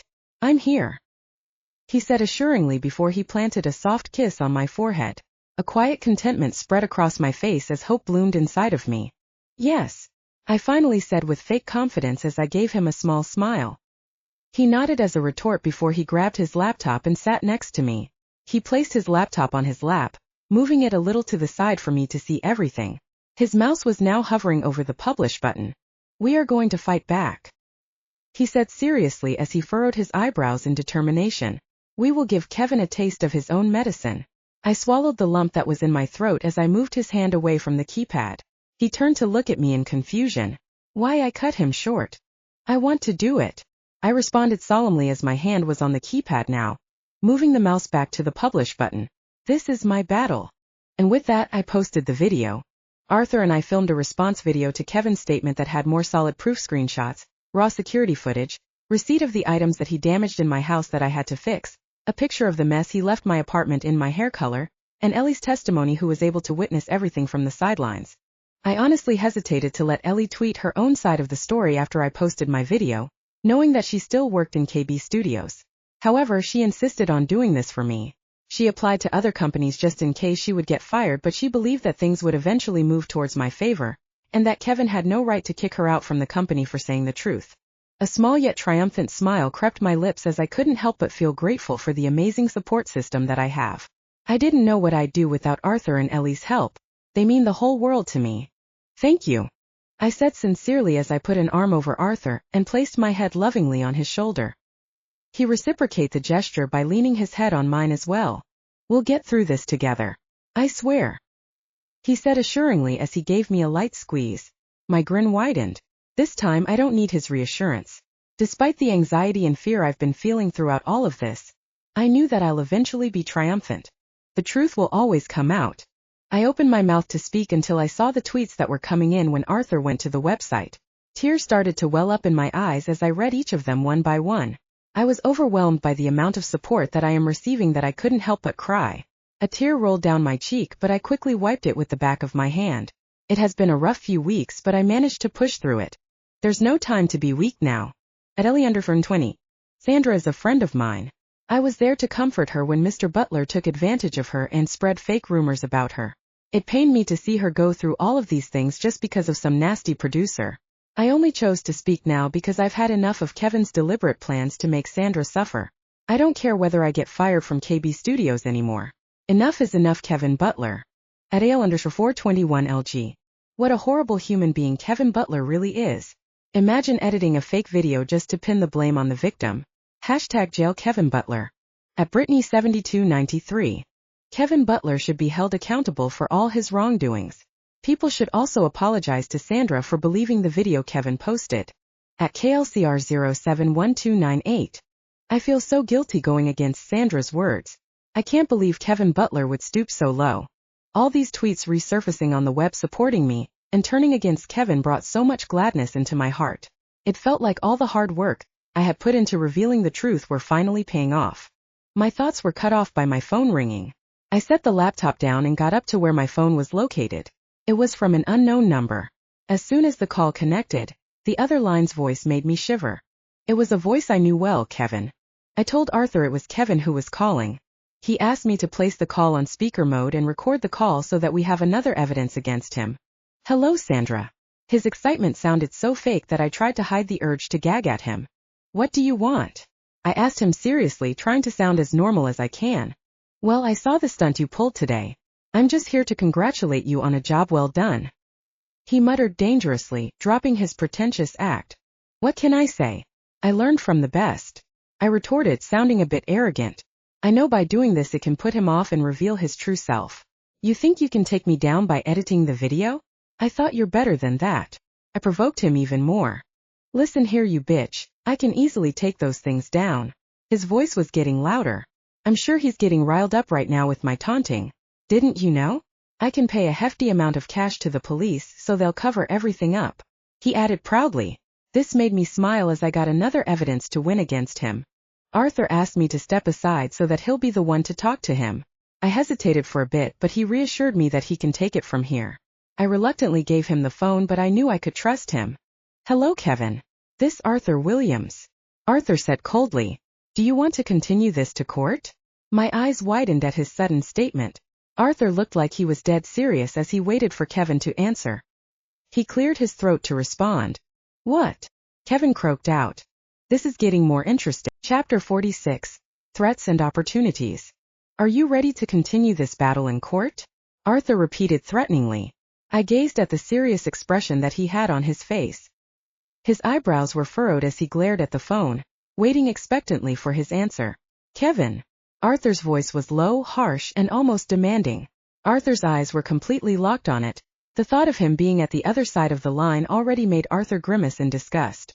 I leaned in closer in anticipation. All we could hear was silence from the other side of the line. The silence that filled my room made my blood as cold as the air that crept through my open window. Bereft of any wind, the leaves outside hung limp until they fell of their own accord. There was no whispering noise or rustling. It was as if nature decided to stay silent as well, waiting expectantly for Kevin's response. Kevin. It was my turn to call his attention. Is he even listening? I bit my lower lip anxiously. The silence has gnawed at my insides. The silence was like a gaping void, needing to be filled with sounds, words, or anything really.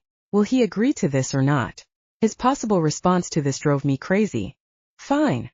Kevin finally responded reluctantly. His voice was soft and weak, and it almost came out as a whisper. You win. He said with a sigh as my eyes widened in surprise. I felt a sudden flare of joy as my heart leaped with happiness. I could hardly contain my happiness as a wide grin formed my lips. I couldn't believe it. We won. We don't need to take this to court. I will stop. And with that he hung up. I sat there in shock, my eyes and mouth were wide in a stunned surprise. It was almost like I was paralyzed with happiness. After a year of succumbing to his abuse and threats, I finally broke free from the chains he had created for me. I sat back and let the happiness soak right into my bones while a smile was eternally stained upon my lips. I closed my eyes and savored the moment. For the first time in forever my body and mind relaxed. At that moment, I felt like a heavy load was lifted off my shoulders. I made it through all of this alive. I was a winner and a survivor. We did it. Arthur exclaimed happily as he pulled me in a tight hug. His embrace was warm, and his big strong arms seemed very protective when wrapped around my petite body. The world around me melted away as I squeezed him back, not wanting the moment to end. I felt tears drop from my eyes one by one, leaving damp evidence on Arthur's t-shirt, but the proof was written all over my face. Crying was hard to hide. He simply hugged me tighter as I buried my face onto his shirt. I was just so overwhelmed with happiness that I didn't know how to properly contain my feelings anymore. Had I ever been happier in my life? Probably not, but now that I am in Arthur's arms, I know that more happiness in my life will come. I pulled away and held his face. His eyes are so different in moments like these, softer than I knew eyes could be. The professional man I once knew in Williams Incorporated is gone, and instead it is the eyes of one who loves deeply. If it were anyone else I would drop my gaze, but with him I'm drawn in closer, always wanting more. It's finally over. He whispers happily and I just nod, taking in every moment for my memory, and savoring the victory that we've struggled desperately to achieve. I leaned in and gently pressed my lips against his forehead. It was my turn to do this gesture. In all the world there isn't another like him, or me for that matter. We are two souls who feel like once upon another reality we were soulmates, eternal flames. We should celebrate, Arthur suggested, grinning widely. My treat, he added excitedly. I nodded at him as we walked hand in hand to his car. So where are you taking me? I asked him, squinting my eyes at him teasingly. He just laughed at me and planted a kiss on my forehead. You'll see. He winked at me as he opened the door's car. I'm not that fond of surprises, but I know I can trust Arthur. On our way to the restaurant I couldn't help but feel satisfied. I hummed quietly as I enjoyed the car ride. I'm so glad it's already over. Arthur pulled up into a familiar restaurant. Surprise! Arthur's enthusiastic voice filled the car. It was the restaurant where we both confessed to each other. It brought a smile to my face as memories of that day suddenly came flooding. I remember the first time I went through these doors. I was so nervous at that time because I had decided to reject Arthur. However, things don't always turn out the way you think it would. Fast forward a couple of months later. I am back here again with the love of my life. Walking hand in hand with Arthur here sure feels different. We followed closely the waiter in charge. As he handed out the menu to us, he mentioned their bestseller. What do you want? Arthur asked as he flipped through the pages. I also did the same, but I couldn't pick between the shrimp puttanesca and the creamy salmon chowder. How about you? I asked him as I tried to make up my mind between the two. Maybe, I'll have the grilled snapper with mango salsa, he told the waiter. I decided to order the shrimp puttanesca instead. As the waiter excused himself, Arthur held my hand. I'm so glad to have a date with the most beautiful woman in the room. He smirked. We've been together for a couple of months now and I still can't get used to this. I can feel my face heating up with his remark. I tried to hide my face, but he abruptly held my hand as if to stop me. I already told you not to hide your pretty face. His smooth retort made the butterflies inside my stomach grow wild. Oh, stop it, will you? I told him while fanning myself to lessen the redness of my face. He laughed at my immediate reaction. As the food arrived, we chatted about various topics. We talked about anything under the sun. Then I asked him about the company. His gaze looked serious once I popped the question. I have something to tell you. His eyes looked unsure. What could it be? What is it? I asked him as curiosity was evident in the tone of my voice. I have decided to expand my business. My eyes widened in surprise with his statement. I am planning on opening Williams Incorporated's very first restaurant. His eyes held a glint of excitement as he announced this to me. A wide smile crept to my lips as pride swelled up inside of me. Arthur is truly amazing. That's great to hear, I said happily, making him smirk as well, pleased with the reaction that I made. But how about the events coordination? I asked curiously. Well, I'm planning on discussing with the board members who would be the next head of the events coordination, since I'll be busier overseeing the upcoming business venture. He retorted seriously as he ran a hand through his hair. I reached out to grab his hand and gripped it tightly. I'll always support you, Arthur, I voiced out, making him smile in appreciation. We both enjoyed the night talking about our plans for the future. He shared with me the reason why he wanted to expand his company. It made me feel hopeful for our bright tomorrow. Things are looking good for both of us. Chapter 47. Peace at last. Life is definitely unpredictable. Strange how life works. One day I think that things will go as usual, and then the next something can happen out of the blue that causes everything to change. This usually happens when we least expect it. I've experienced this way too many times before. I'd often think to myself that it was just meant to be, or the stars must have been aligned for that to happen. This is what I felt as I stared at the advertisement that I made to post on social media. Who knew that I'd decide to work as a freelance makeup and hair stylist? I've always worked under a company. I needed that sense of security that I would be able to make enough money for survival. However, Arthur's decision to expand Williams Incorporated sparked something within me. Suddenly I was willing to take the risk. I was willing to pursue my dreams on my own terms. For once I would be my own boss. I was no longer bound to a contract or a slave to my boss' demands. I am free to do whatever I want. Was I really ready for this? Hell yeah, I am. I muttered to myself triumphantly before I pressed the publish button, finally posting the poster I made. I quickly shared this on other social media sites as well, hoping that other people would make an appointment soon. Life has really been great for Arthur and I so far ever since Kevin has stopped harassing me.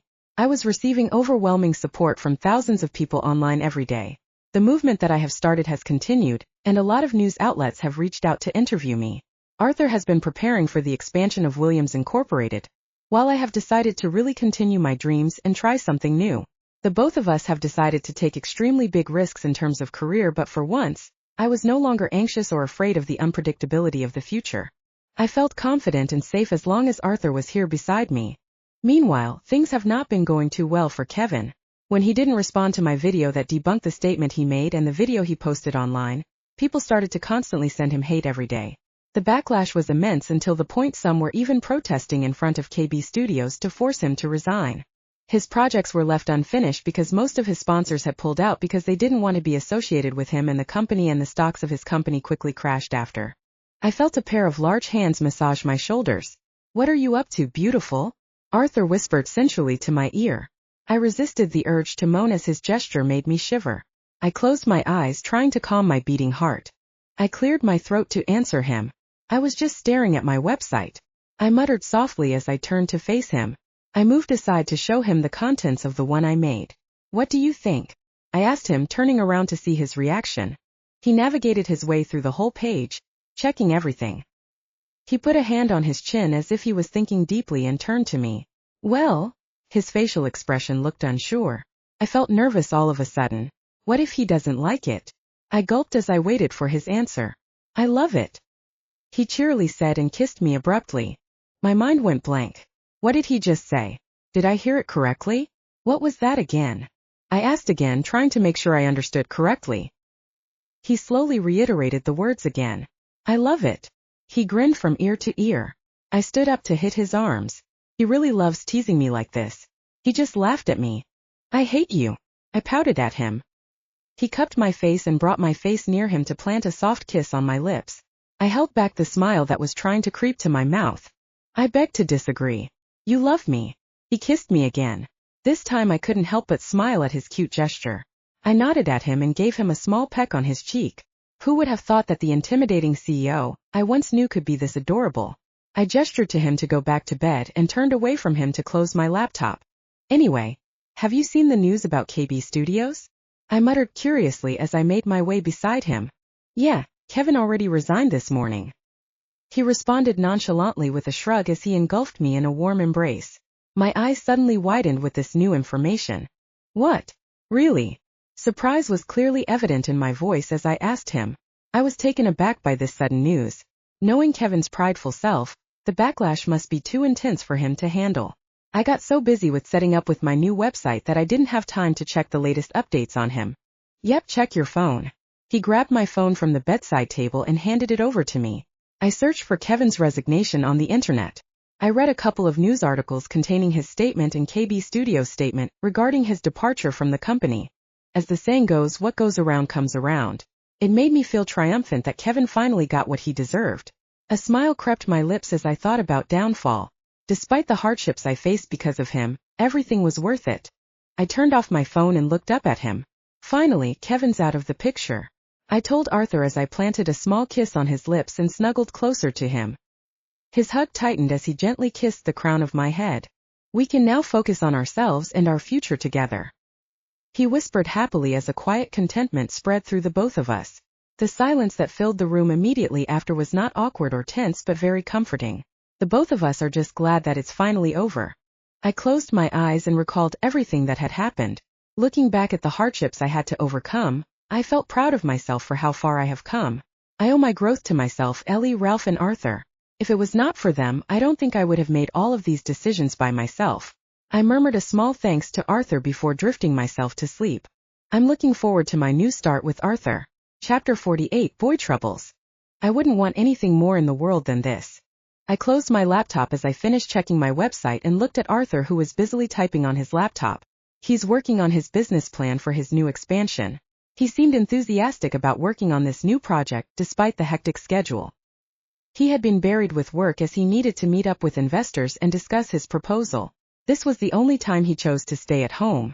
He insisted that he needed a break from the office, and that he felt guilty for being too busy, so he wanted to spend time with me.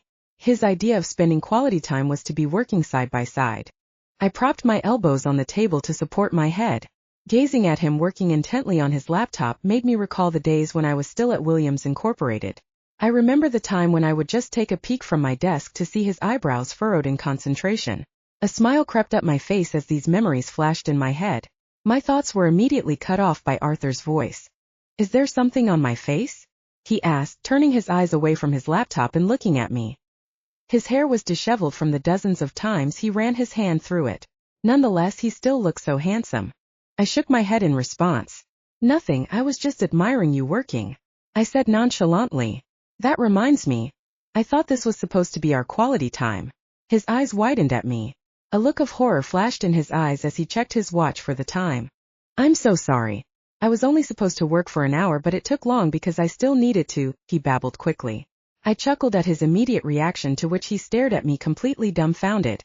I'm just messing with you, I muttered as I cupped his face and caressed his cheeks.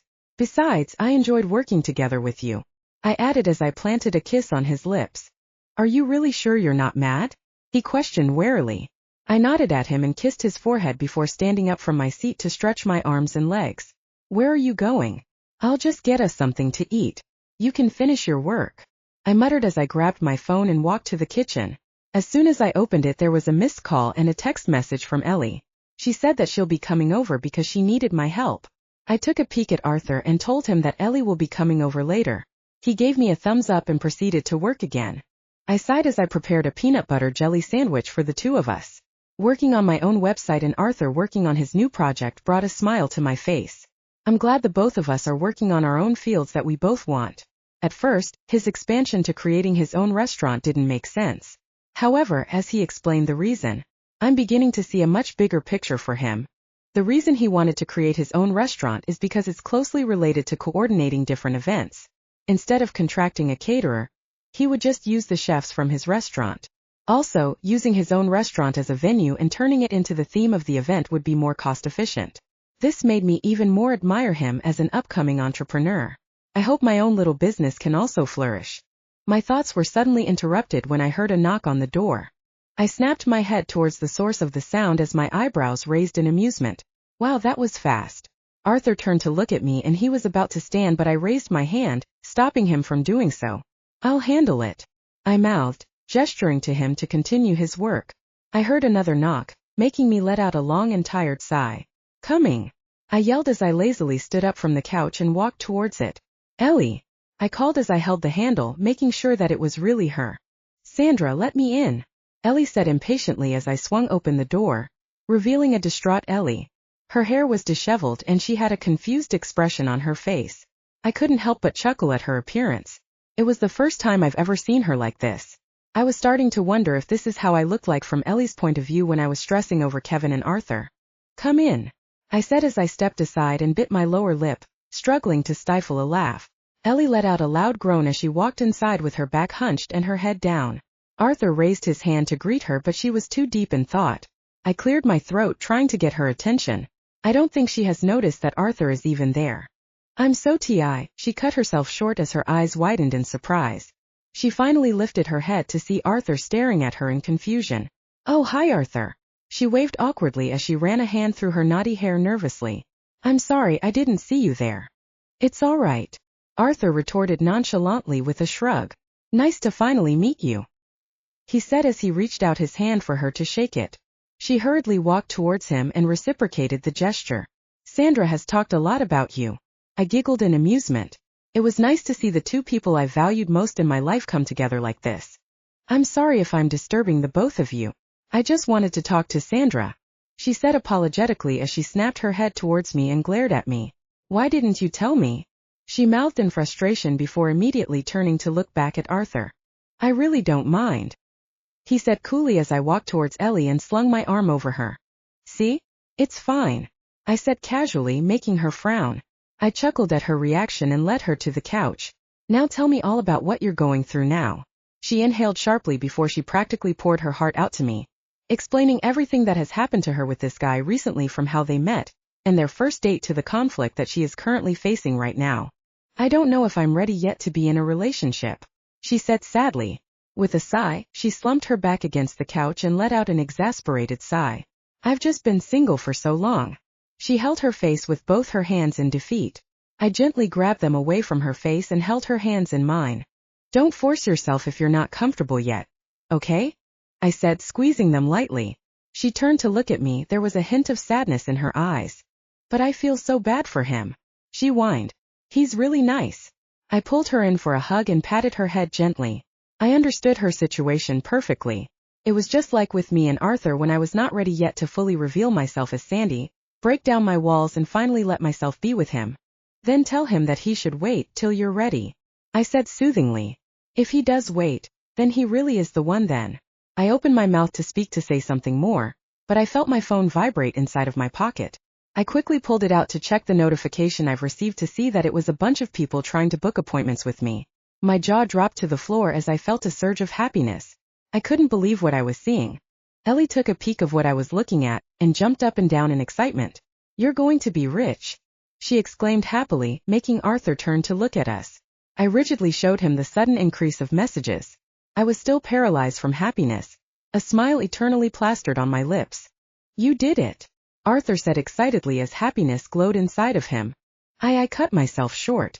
I was bursting with joy and I could hardly contain my happiness, but I know that I mustn't forget the people who got me into this situation in the first place.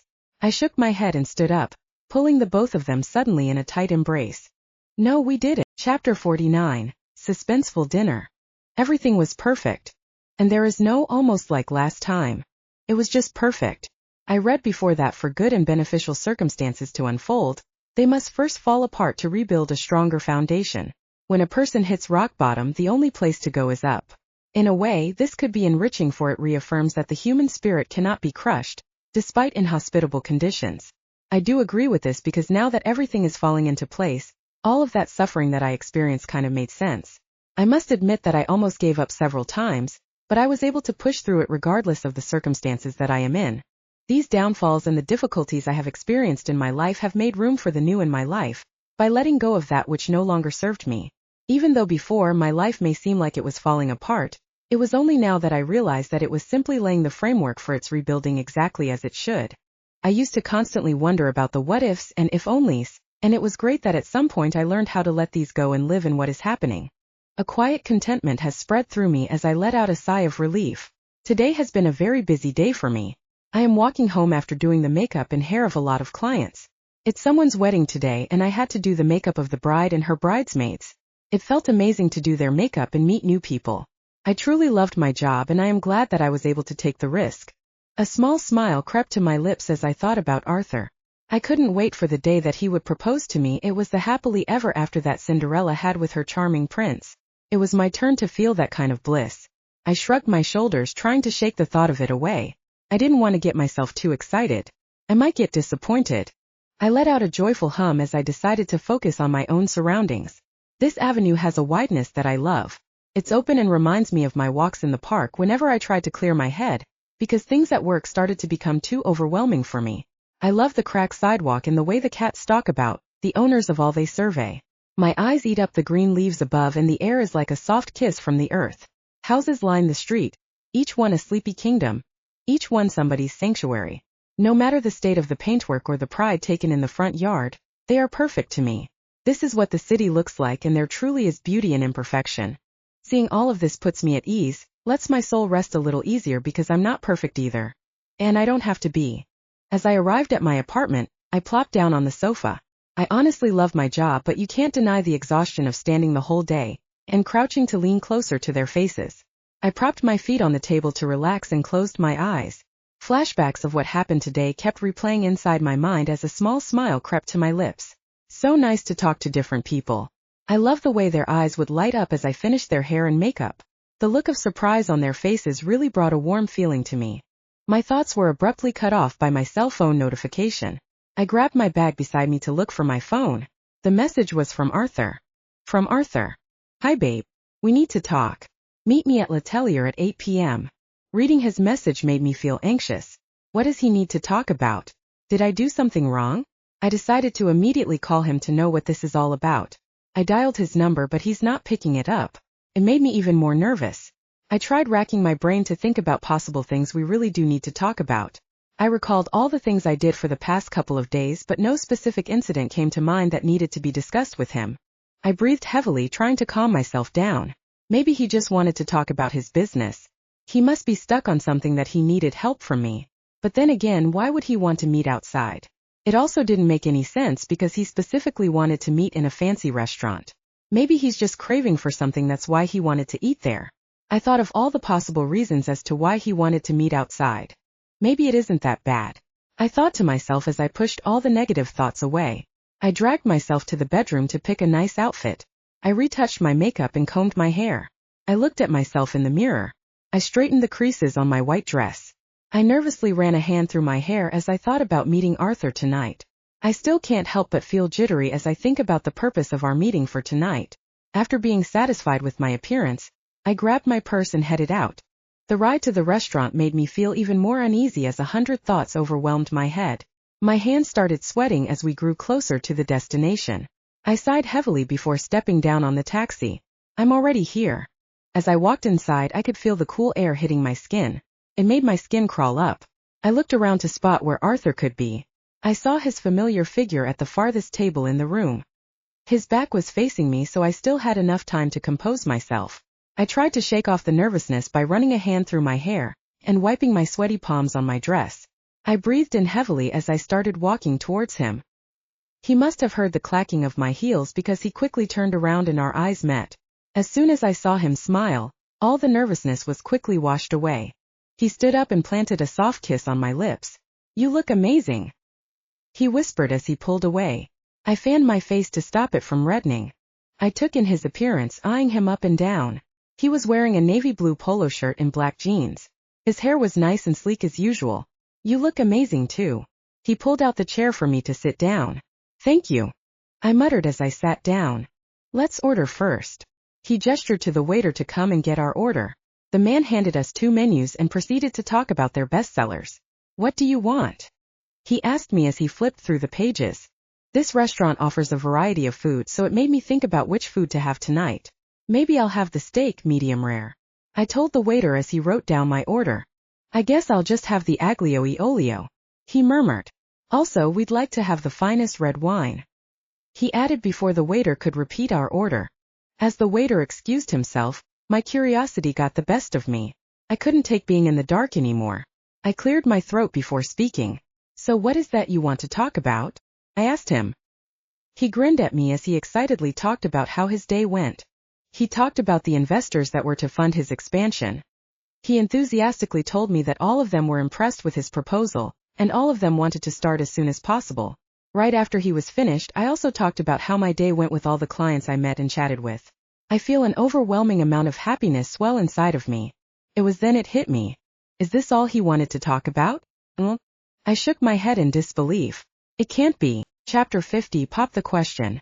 I truly love Arthur. I don't think I've ever felt like this towards someone else before. Some call it bewitched, I call it love. For there is an emptiness in the freedom of being alone and a liberty in being caught in that divine spell.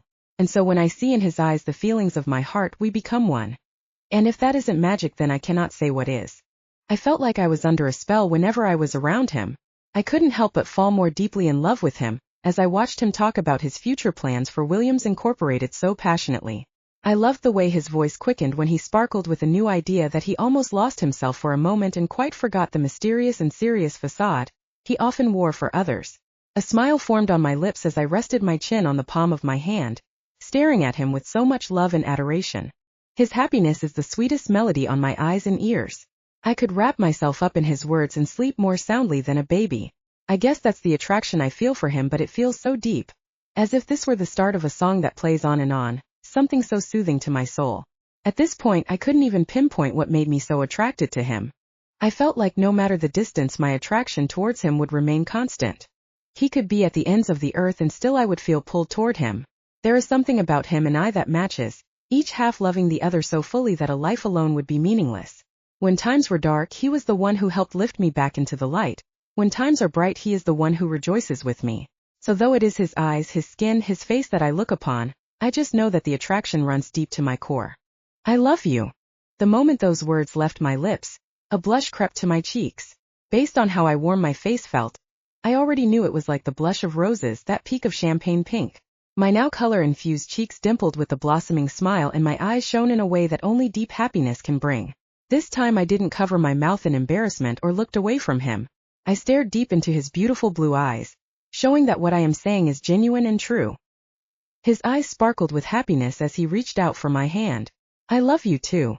It was the deep curve on his lips that made me feel like the world has stopped around us.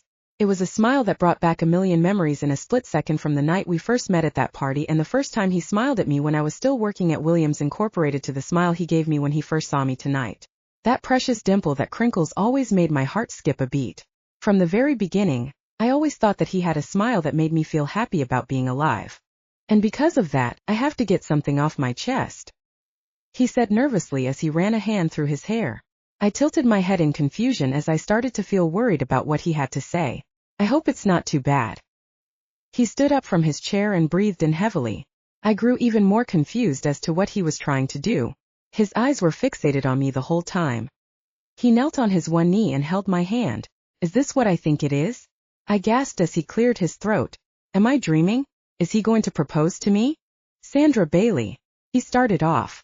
When I first laid my eyes on you at the bar that night, I knew I had to know you. He continued. My heart was hammering so hard on my chest. I couldn't believe everything that was happening. A couple of tables near where we're seated stopped eating and turned to us to hear what Arthur had to say. So when I had the chance to talk to you, I had already made a decision to make you mine. He muttered shyly as he ran a hand again through his hair. Maybe it was because of your drive to pursue your dreams, your kind-hearted personality, or your beauty, he added, which made my heart melt at his words. Either way, as I come to know you more, I fell in love with you even more. His eyes were full of love as he spoke. I can already feel my eyes watering up at this point. It really hurt me that you chose to keep your identity from me. I thought that you didn't love me the way I loved you. His eyes started glistening as he remembered my horrible lie. I really didn't mean to hurt him. He cleared his throat again. But once you told me the reason, I figured that we can still work things out. I grabbed the napkin closest to me and dabbed it on my eyes as I could feel the tears that were about to roll down. I gripped his hand tightly. I'm sorry, croaked out. He just shook his head. Don't be, he murmured. I understand why you had to do the things that you did, so I just waited patiently for you. He caressed my cheeks, wiping away a tear that escaped. Thank God. I didn't have to wait for so long.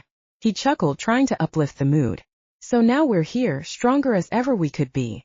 He smiled at me genuinely. I won't leave you anymore, I told him, his grin widening. That's fine, because I won't allow you to leave me anymore. He smirked cheekily. We both chuckled at his retort. You're mine now, and I would like to make it even more official. He stared intently into my eyes. Is he going to pop the question now? It felt like he read my mind. Sandra Bailey, will you marry me? My heart leaped with joy. The happiness we both felt is infectious. It started as a tingle in my fingers and toes, much like the feeling I have when I'm anxious, but instead of worrisome, it's warm.